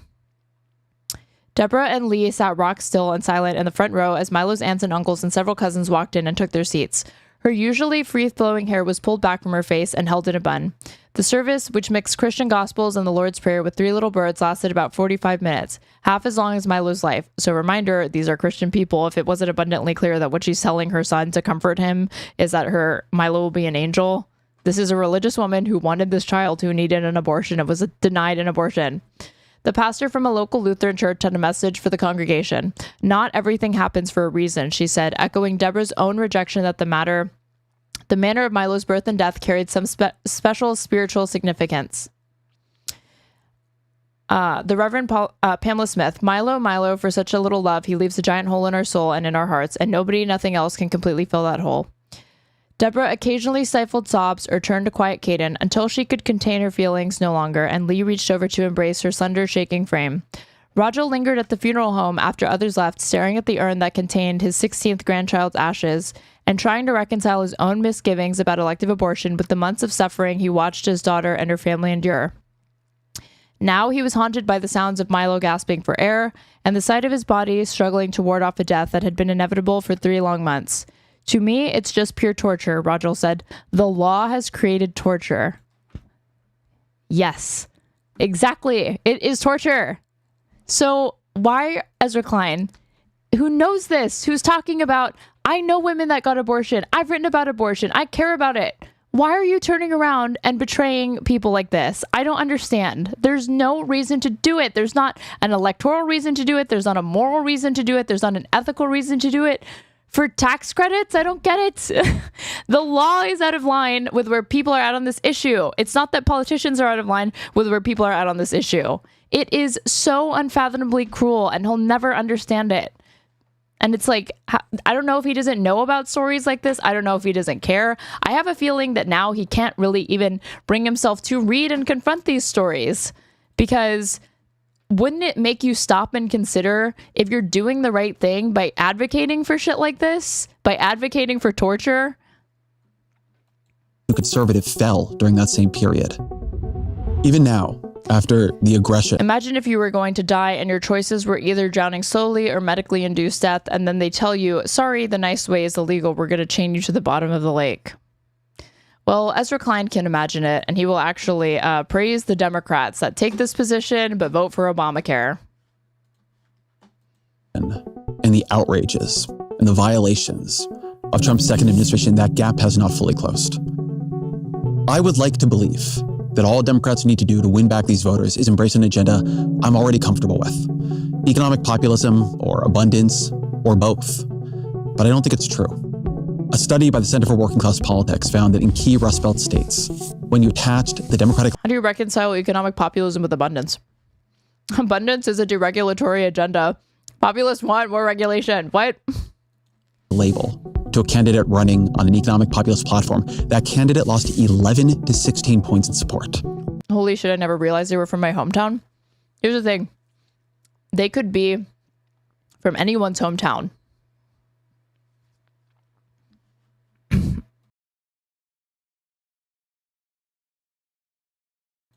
I'm dying. I'm choking on a popcorn kernel. But there's so many stories like that. That's the thing. There are literally so many horror stories post-Roe that talk about complications like this. That's how Sherrod Brown, once one of the strongest economic populists in the party, lost his Ohio Senate seat to a Republican car dealer who had to settle more than a dozen lawsuits for wage theft. Jared Golden is a Democrat from Maine. That argument might work if Ezra was an emotional woman, but he's too rational and logical. In 2024, he edged out a victory in a This is like liberal red pill. district Donald Trump won by nearly 10 points. He's taken, like, Ezra has taken the liberal red pill, and the red pill is that you need to give up reproductive rights and access to abortion so that he can tout that he was championed a strategy that increased the amount of Democrats in Congress by 3 people who won by 1% and voted for extending Obamacare subsidies. Working with Republicans to secure the border and standing with law enforcement against defunding the police. I'm Jared Golden, and I approve this message because you deserve a congressman as independent as you. No other Democrat in Congress, not one.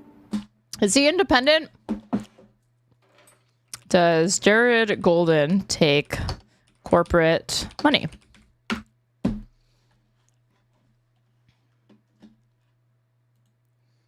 Banger News Daily. Jared Golden gets increasing special interest money despite no corporate PAC vow. Curious. This was reported July 22nd, 2024. When Jared Golden took a progressive group's no corporate PAC pledge in 2018, he distinguished himself from his wealthy Democratic primary opponent in Maine's working-class 2nd Congressional District. In his 3rd term, he has adhered to that pledge, yet benefited increasingly from the same type of corporate-tied money. For example, he has never taken money from the energy giant Chevron's Political Action Committee, but he took $2,500 in December from the one run by the American Petroleum Institute, which represents Chevron and other fossil fuel companies. During his first 2 campaigns, he got $28,000 from these kinds of PACs, run by trade associations that represent businesses or professions. That number has skyrocketed to a combined total of $116,000 in his 2022 and 2024 elections, although it remains a small share of Golden's $10.6 million in fundraising during that period. This was an independent candidate, BTW, definitely not one that was bought and paid for. It shows the many ways that special interest money moves through the campaign finance system. This practice has been spotlighted in other high-profile campaigns across the country. Golden's opponent in the swing 2nd District, State Representative Austin Theriault, a Republican from Fort Kent, has charged him with hypocrisy for taking this kind of money from other conduits. And you know what? I hate to say it, but that Republican candidate is not incorrect. He is a hypocrite. He is a liar as well. Has survived in such a pro-Trump district. Ezra Klein is like, have you considered being Republican? Being Republican and buying my book, Abundance. He is declaring victory, admitting it was his toughest election yet. Now, in what strikes me as an absolutely insane turn of events, Golden is facing a primary challenge. Golden even said he was okay with Donald Trump becoming president again. Instead of learning from Democrats like Golden, Democrats who are successfully representing voters who are otherwise moving towards Donald Trump, some progressives want to purge him. Because we can do better than bad. Yeah, because he lied. He ran on something and then he got into office and didn't deliver on what he ran on. No shit, dude. This is what I mean. He is so averse. He sees it as like fecklessness or like internal like circle firing squad. Those voters are mad that he lied to get into office and now he takes a bunch of money and he represents somebody else's interests and not theirs. No shit. He should be primaried. And worse. Or even if I don't make the prescriptive argument, you should not be surprised that some voters actually hold their fucking constituents accountable, which the outlet that you used to fucking own had data saying that, yeah, they do. That, where is it? That they actually, that there was a study in here that I want to look more into that says, yeah, constituents broadly actually hold their elected leaders accountable for the decisions. I don't think the Democratic Party should just move right. It is good, in my view, that AOC and Zohran Mamdani run as Democrats, and that Bernie Sanders has become a leader in the Democratic Party.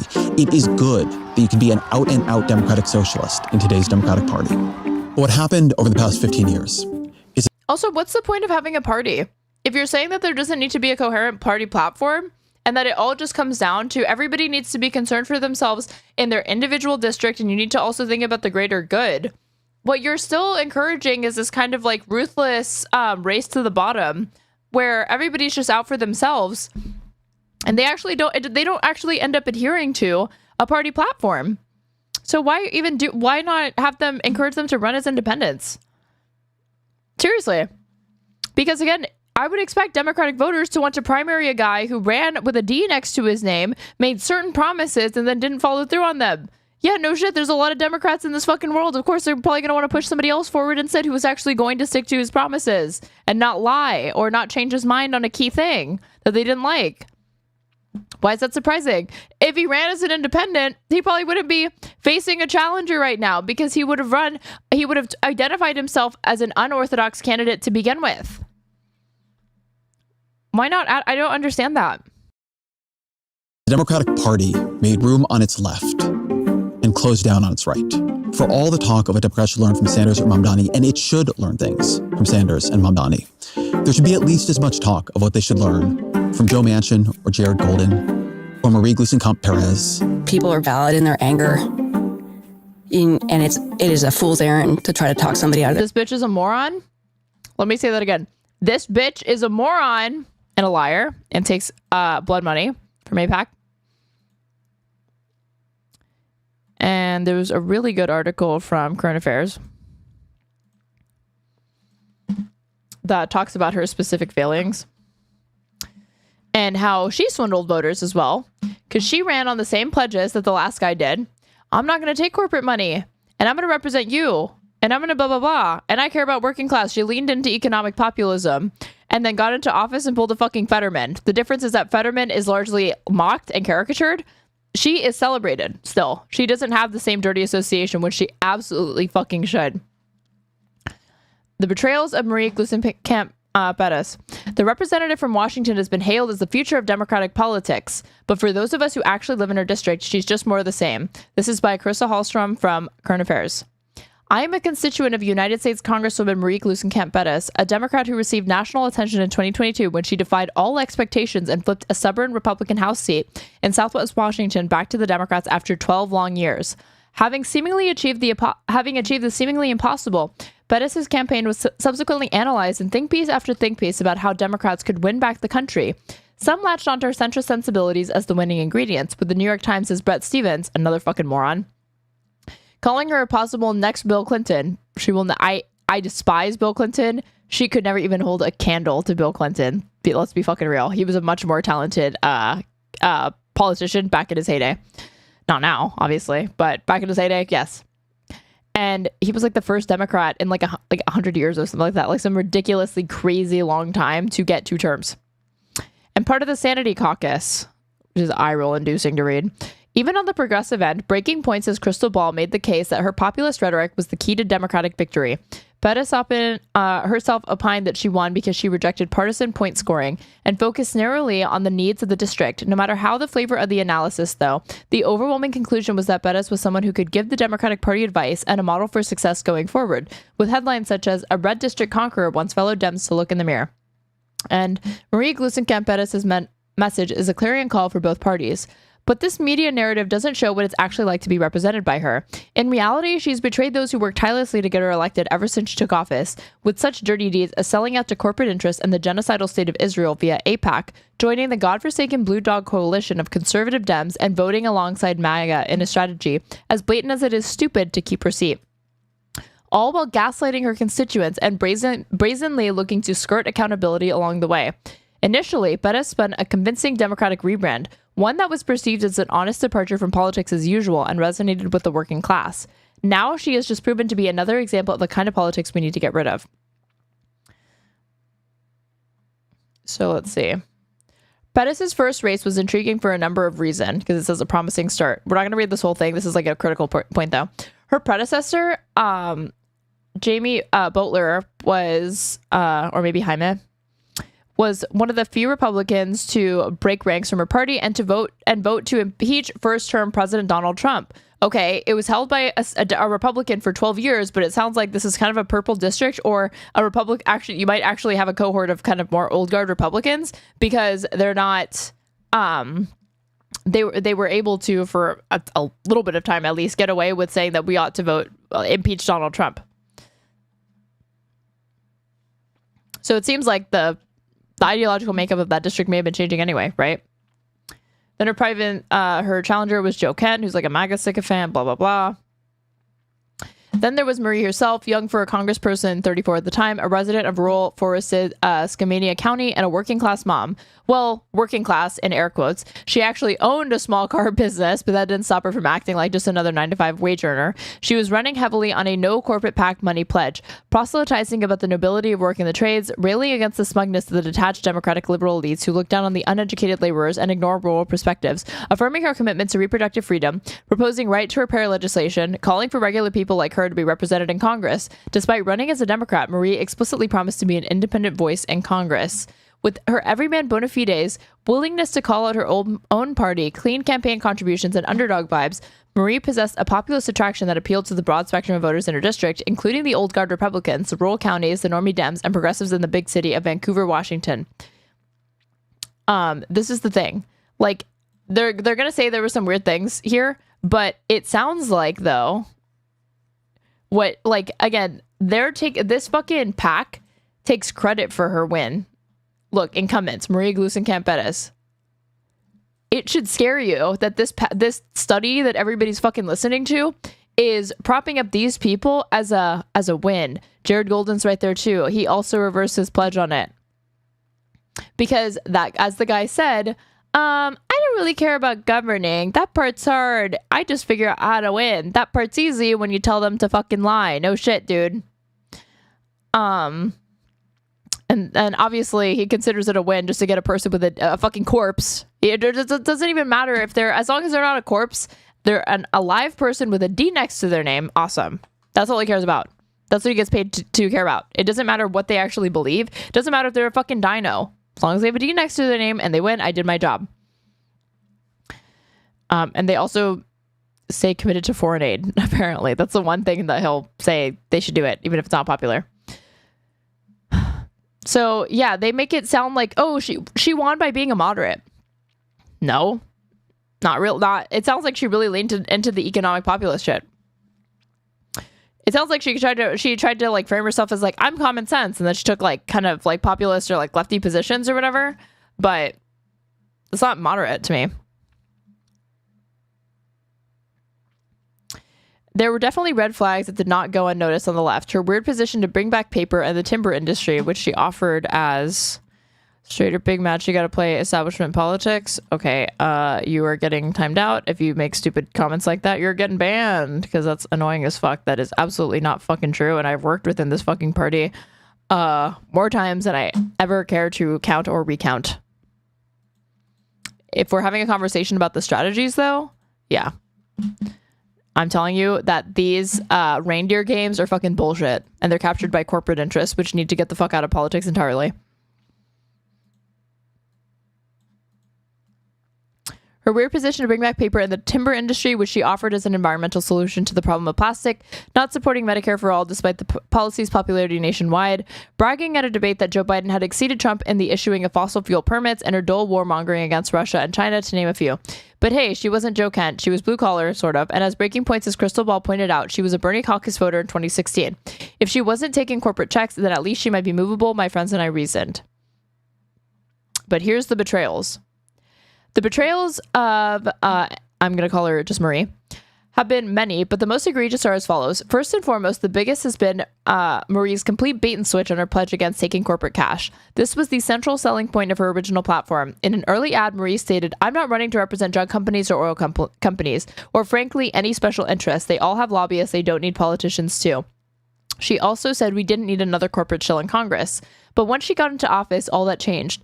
She now takes money from the very special interests she spoke out against in those early ads and more. For my local citizen journalism project covering MGP's recent campaign contributions, I broke down how her main PAC, the Marie for Congress PAC, directly accepted thousands from both the American Petroleum Institute PAC, which also funded Jared Golden's campaign, it sounds like, a qualified lobbyist registered PAC, and the American Israel Public Affairs Committee, or APAC.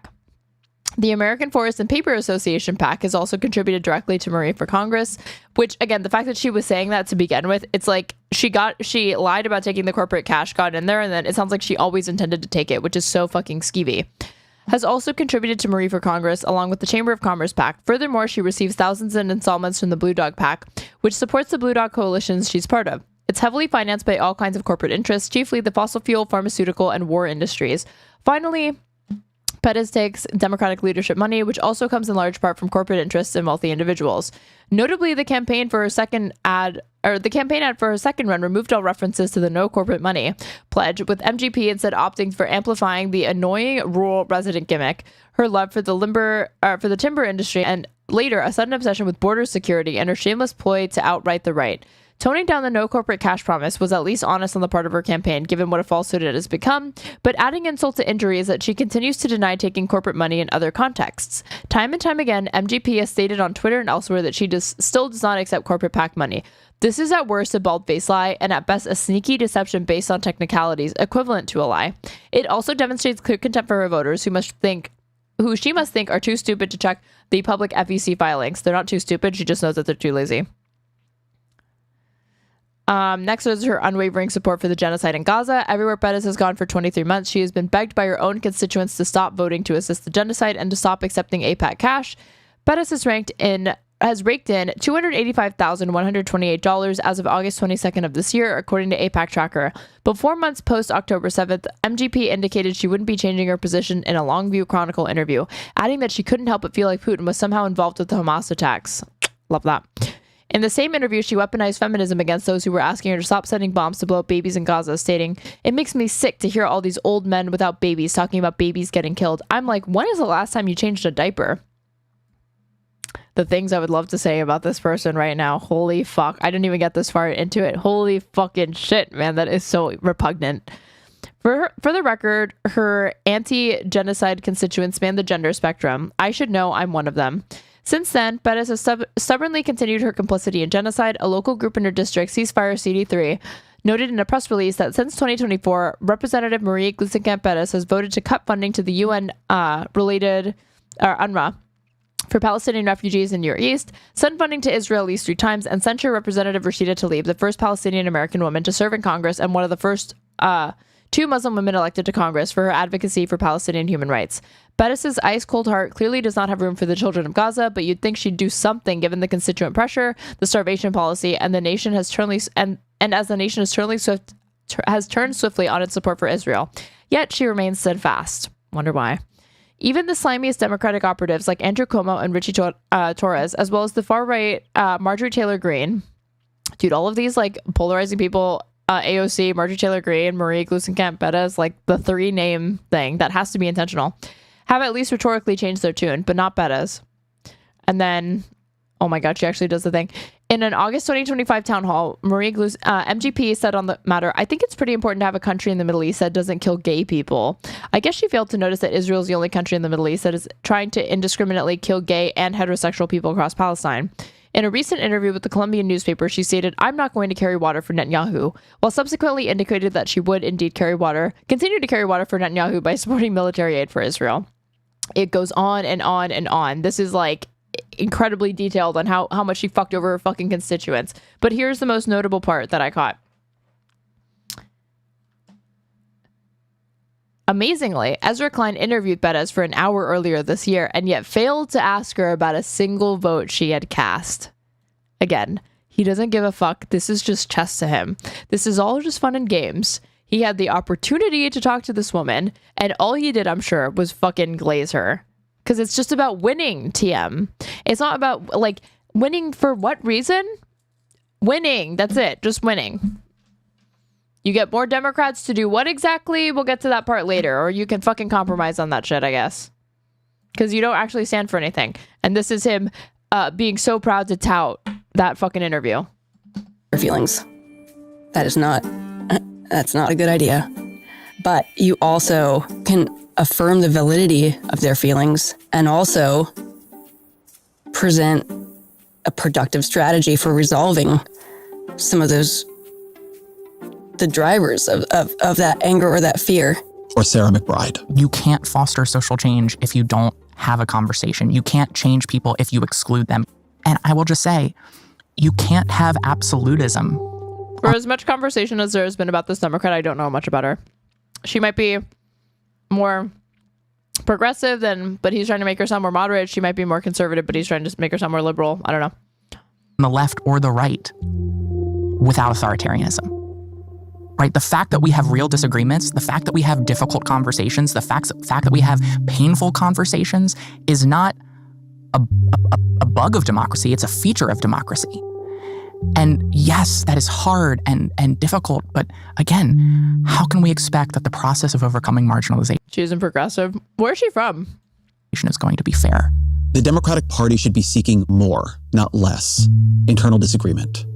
It should treat that disagreement as more welcome. It should be looking for a gut level affinity. So you can have it internally, but you can't actually direct it at the politicians that you voted in, and you can't hold them accountable. Because I don't know, Joe Manchin will become an independent and it'll be your fault. Ezra Klein will blame you in this video. I thought you said you want there to be less infighting. With more of this country. But maybe he would take issue with me equating like disagreement with infighting. But I mean, is that not a form of infighting? She's from Delaware. Moderating on this or that issue is more straightforward than finding ways to radiate respect and interest in people who disagree with you and people you've come to feel far away from. It is the building of genuine relationships in politics, not the taking of positions, that is truly hard. But that's also the part that is beautiful. It's a privilege. I hope Ezra calls into the Discord one day. Never going to happen, but I would love to debate him. Do that work, not a concession. We are more able to admit complexity and extend generosity when we see others as part of our community, working to widen that circle of empathy, to widen our circle of belonging. Widen the circle of empathy to MAGA voters, to accommodate, like, again, we're talking about empathy for things that people choose to believe in, their conservative politics or their religiosity, which kind of choose to believe in. But not for women, not for Palestinians, not for, if we're making ideological exceptions for people, not for anti-Zionists, I suppose, not for trans people who need to shut the fuck up. So this empathy only goes one way. It goes to a majority, like, white party that is full of extremists that want to vote for Donald Trump, and you're never going to get them anyway. Is both morally and politically good. Whatever the problems are on the left, there is something truly frightening brewing on the right. Putting aside the tribal interest for the corporate interest, that's absolutely the case. And that's the only way the country's going to stay together. Exactly. That's my concern. And I absolutely agree with you. I would say, though, that the main challenge to that, a big challenge to that, is organized Jewry in America. Paul Ingrassia, President Donald Trump's nominee to lead the Office of Special Counsel, not a small job, said on a text thread leaked to Politico that he had a, quote, Nazi streak. A separate text thread of young Republican leaders leaked to Politico had messages about sending enemies to the gas chambers, and one saying, quote, I love Hitler. And he looks at this and he's like, how could I do his cadence? We need to make sure. I can't even do it. I'm so annoyed with him right now. But like, yeah, we really need to make sure that we don't alienate the Hitler youth. You should really think twice about that, taking that position on abortion, because what if you lose the SS vote? Ingrassia had to withdraw his nomination, but Vice President J.D. Vance has dismissed coverage of the young Republicans' messages as pearl clutching. And I really don't want us to grow up in a country where a kid telling a stupid joke, telling a very offensive stupid joke, is cause to ruin their lives. Look, I don't want to ruin anybody's life either, but these were recent statements. I don't want to ruin anybody's life. I just want to run pro forced birth candidates. That is literally just a bold-faced lie. It's either you're lying about the fact that you do want to ruin some people's lives, or you're lying about the fact that you really, really hate to be doing this, but nonetheless, you must. So really, you're okay with that. By adults who are vying for leadership in political organizations with official ties to the Republican Party. There is no rule. Yeah, because in the 30s and 40s, as we discussed earlier.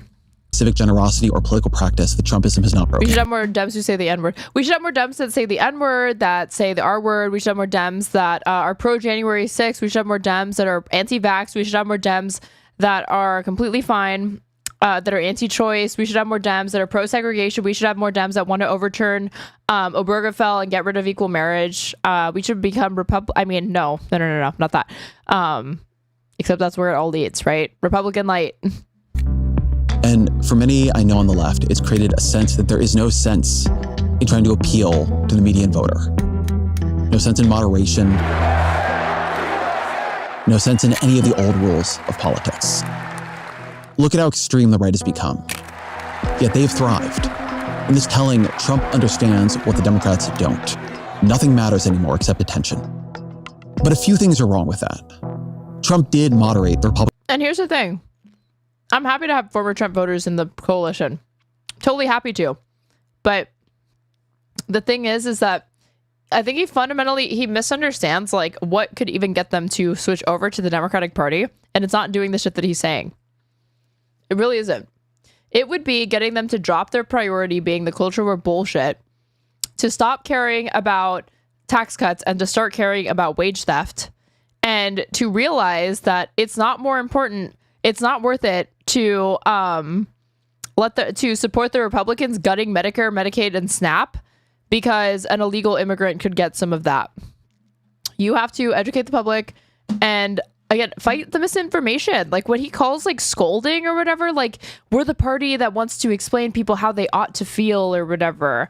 I mean, yeah, they do, but in favor of their fucking donor, getting people on board with their donors' interests. I'm talking about running candidates that don't take money from these fucking special interest groups and are actually free to talk to their constituents without being worried that they're going to have the rug pulled on them with respect to their campaign funding. Or whatever. People like AOC, people like Bernie Sanders, people like Ilhan Omar that can speak their fucking mind. These are some of the most popular representatives in Congress. Party in crucial areas, Medicare, Social Security, trade. And the simple truth is, Democrats can't win the way Trump and the Republicans do. Trump and the Republicans lead a coalition built on overwhelming strength in rural counties. America's place-based politics gives rural places... Also, you want to talk about fatalism? I feel like this is fatalist. Why can't they win here? Disproportionate political power. Trump and the Republicans can hold power with a smaller coalition than Democrats can. And then there's this. And like Dems used to win those areas. Democrats shouldn't want to win the way Republicans do. This country could break. The abyss is dark and it is deep, and America, like other countries, has fallen. So you can't actually mirror the rhetorical strategies or marketing strategies of MAGA, but for more righteous ends, more egalitarian ends. But you can use the same old kind of superficial means, only for Republican ends. This is literally prioritizing style over substance. Literally caring more about the window dressing and the aesthetics rather than the actual material outcomes. Willing to run Democrats that act more like Republicans. But as long as the campaign still comes off like they sound like a Democrat, they don't lean into like being vulgar, I guess, and demonizing people. That's where he draws the line. That's what really offends him. Into it before and can again. I see the simple fact of a free and fair politics as much more of an achievement, something much more precious and difficult to preserve. I no longer take it or the habits of citizenship or politics that preserve it for granted. We cannot trust that providence or some innate American exceptionalism protects us from calamity. It doesn't. Over the past year, I've found myself obsessively It's so weird because he says he doesn't want to replicate the politics of Trump. But if it sounds like if you're economically populist or fiscally conservative, how is that not liberal Hitler? How is that not just fascism? Am I wrong? That's not me trying to be uncharitable. I'm serious. If you're arguing for kind of like a right-wing populism, that is what that is. Like socially conservative, like anti-choice, like hostile to queer people. Is that not just liberal Hitler? Is that not just fascism? Histories of liberalism, looking for something, even though I didn't know exactly what. Illiberalism is winning right now. But there's nothing unusual about that. By modern standards, virtually every past society was illiberal. that we now call them illiberal, that exclusion and domination and state suppression have been made strange enough to demand a label. That is the unlikely achievement. But how did liberalism do it? For most of my life, when I called myself a liberal, I meant basically someone who believed in universal health care and the right to form a union and racial equality and social security. But in its oldest forms, liberalism was built on a virtue that we rarely talk about today. To the ancient Romans, being free required more than a republican constitution. It also required citizens who practiced liberalitas, which referred to a noble and generous way of thinking and acting towards one's fellow citizens. The word liberalitas became liberality. Liberality proposed, it demanded. He'll literally argue in this that Dems are out of touch. They don't know how to reach people, that they're constantly explaining to people how to get like their ideas that can't sell themselves, but you're supposed to trust them that work, and that this is still really alienating to people and that we shouldn't talk down to people. And he's ending this video by quoting like old liberal textbooks and talking about Latin, the Latin term, like it's the lack of self-awareness and it's like stunning. A different way of relating across disagreement and division. It flowered into religious tolerance when that idea was truly radical. It built... And not that I don't think that working class people are capable of wrapping their fucking minds around hearing Latin terms or something like that. I just don't understand what ground you have then to complain about people that want to use the term Latinx when you're resurrecting like a dead language to explain your supposedly novel ideas. Towards liberalism's great insight, liberalism's first idea. Conflict of interests and beliefs was, to the liberal mind, inescapable. If tamed and turned to competition in a stable political order, conflict could nevertheless bear fruit as argument, experiment, and exchange. Really reinventing liberalism by going back to the Romans and just ignoring the Enlightenment. We're bringing back Caesarism, boys. Caesarism's back on the menu in certain districts in this country because you could increase the margins by like 1%. Bonapartism is back in a huge way, folks. Jesus the answer all. Thank you for the 1 bit. Prage, come to Jesus and in his words in the Bible. Jesus is our savior. You did not pay me enough bits for me to read the Christian apologetics, but thank you for the bit. Today, finding ways to turn our disagreements into exchange, into something fruitful rather than something destructive, seems almost fanciful.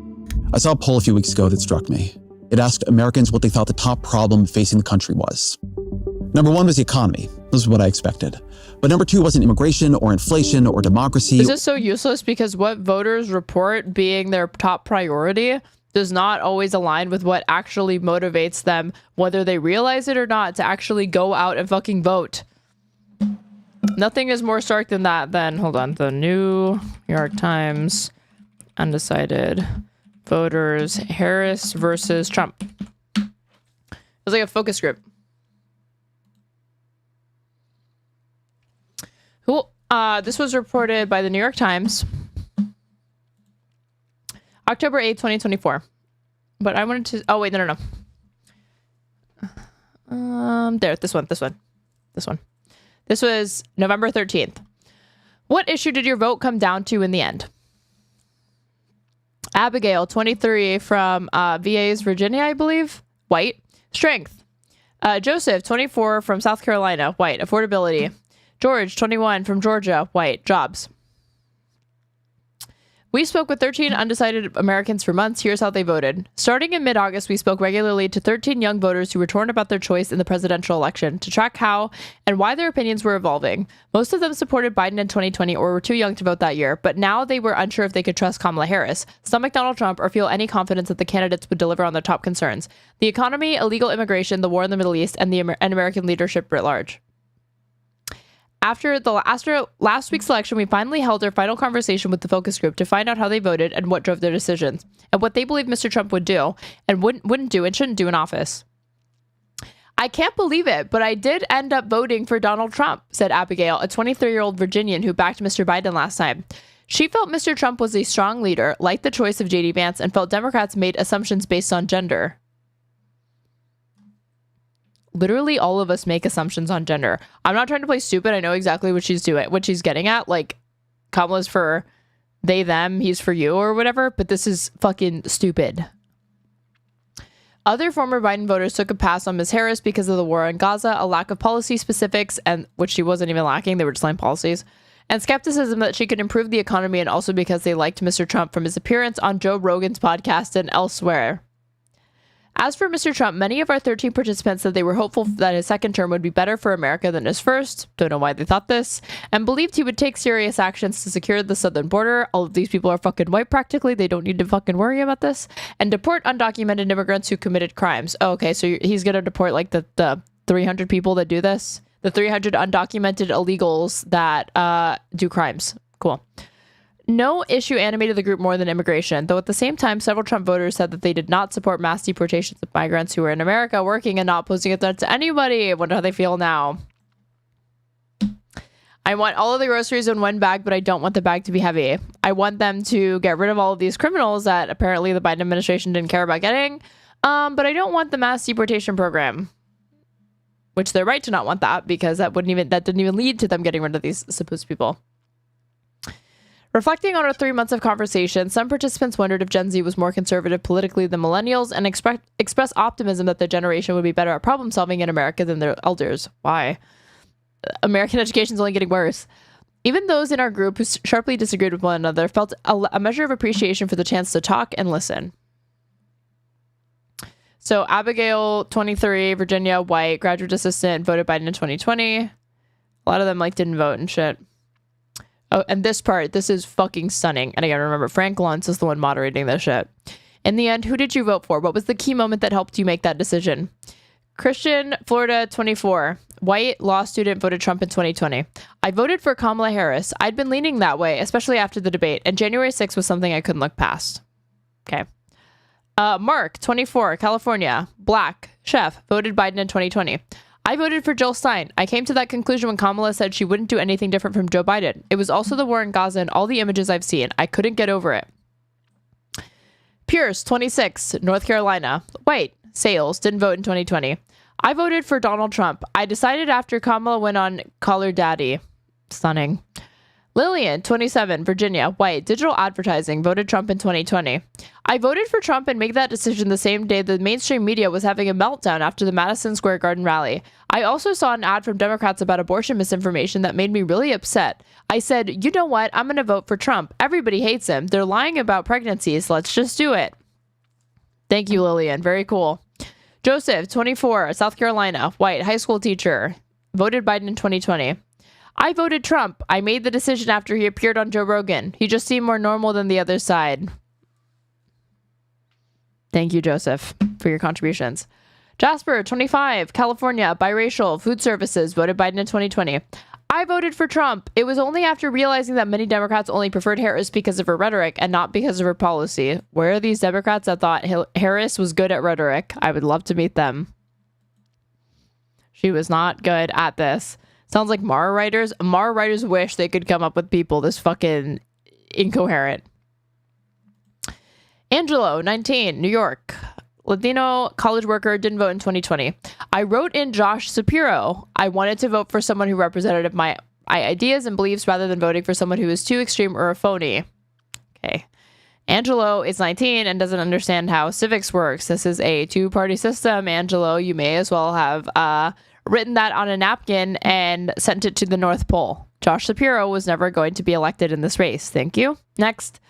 Aisha, 21, Iowa, South Asian student, didn't vote in 2020. I ended up voting for Kamala Harris. I did not want to vote for a convicted felon. Okay.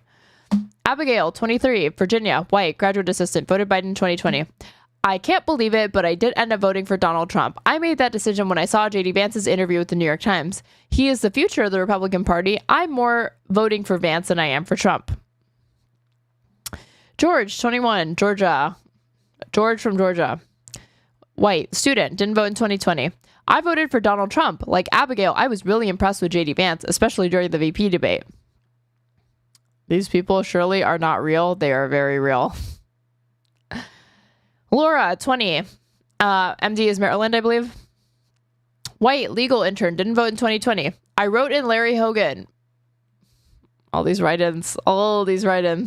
I made that decision after I saw Harris doing a lot of entertainment interviews and not focusing on actual interviews with CNN or Fox News or reputable news sources. As opposed to Donald Trump, who's going on Aiden Ross's stream to avoid any sort of interaction with the mainstream media that might confront him on his lies, his charges, anything related to January 6th. I couldn't in good faith vote for Trump knowing he was facing criminal charges. Okay, he was a criminal, that's why. Who is Larry Hogan? The former governor of Maryland. Oh yeah, this guy is like an anti-Trump Republican guy. Jack, 22, New York, white, underwriter, voted Biden in 2020. I wrote in Mike Bloomberg. I didn't like either top of the ticket. Another wasted vote. McLean, 25, DC, white, legal field, wrote in Romney in 2020. I shocked myself and voted for Trump. Wow, can't believe that a Romney voter, somebody who wrote in Romney in 2020 and wasted their vote then, would waste it on Trump now.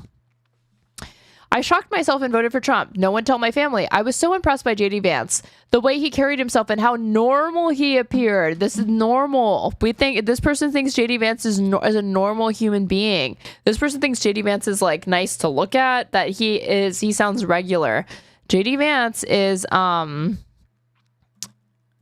where's the interaction at the donut shop? We're watching the interaction at the donut shop right now. This is normal.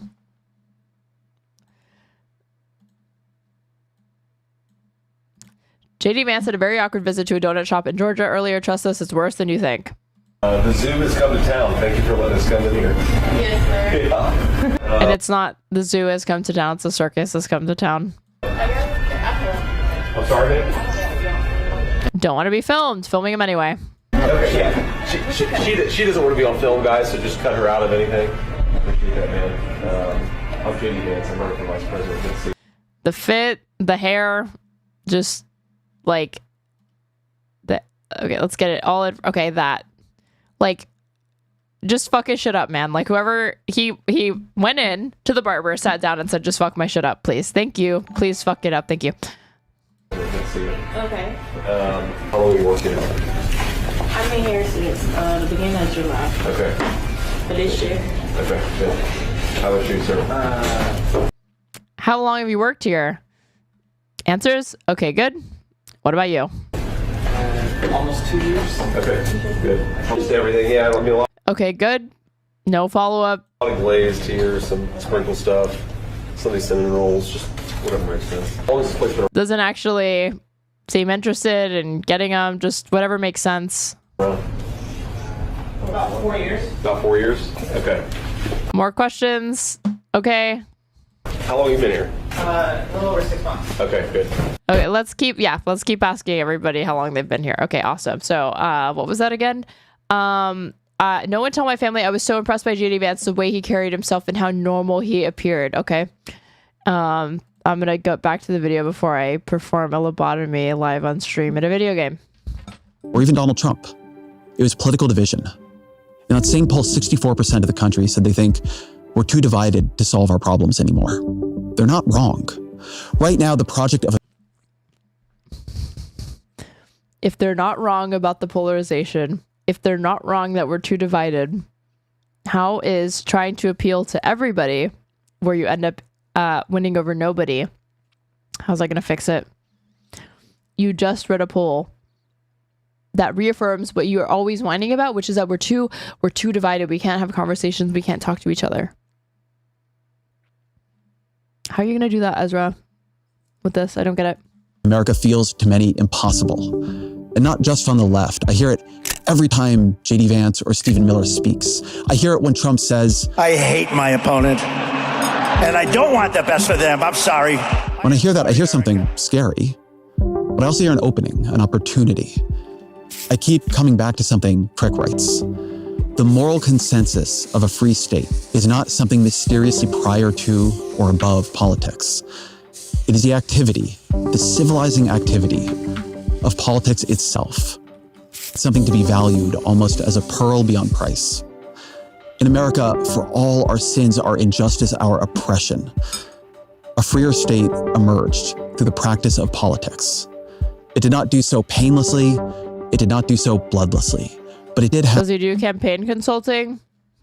He wants to be like a thought leader. I don't get the sense that he wants to do it like that. Actually, he would have to actually like run a campaign and shit and like help these people win. And he's not going to be able to help people win with this shit, so. And for a time, it gave us confidence in ourselves and in our system. It showed what could emerge from genuine relationships between people who are genuinely other people. And I think it still could again. He thinks this is like a JFK bar or something. He keeps repeating it like it's profound when it's not profound.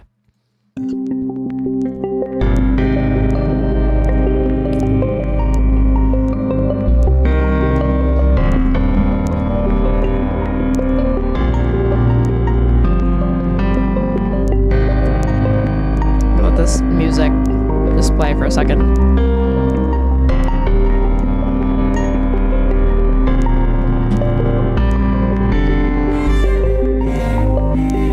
What do we think? Profound. Very deep. Well, that was rough.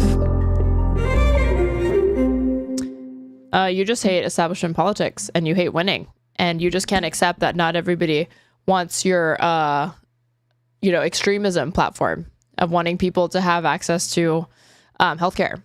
You know, some of us like Obamacare subsidies. Okay. Some of us like a market-based solution that intentionally obscures the role of the government so nobody understands how it fucking works. It's so funny how these people pretend like they're anything other than ideologically fanatical in the same way that extremists are, just in stupid ways. These are the most ideologically driven people on the fucking planet. And what's worse is that they pretend like they're not and act like they're being rational and reasonable when they are literally the enlightened centrist meme. They thinking they're above ideology when they're operating on so many different levels you can't even fathom it. The music has changed my mind. All right, if you're watching on Twitch, you should go ahead and follow me. If you want to see me suffer through liberal shit like that. If you're watching on YouTube, you should go ahead and subscribe to me and hit the bell. That way you can know when to go live. If you want to support me for putting myself through that for you guys, and because I had a lot to say on it.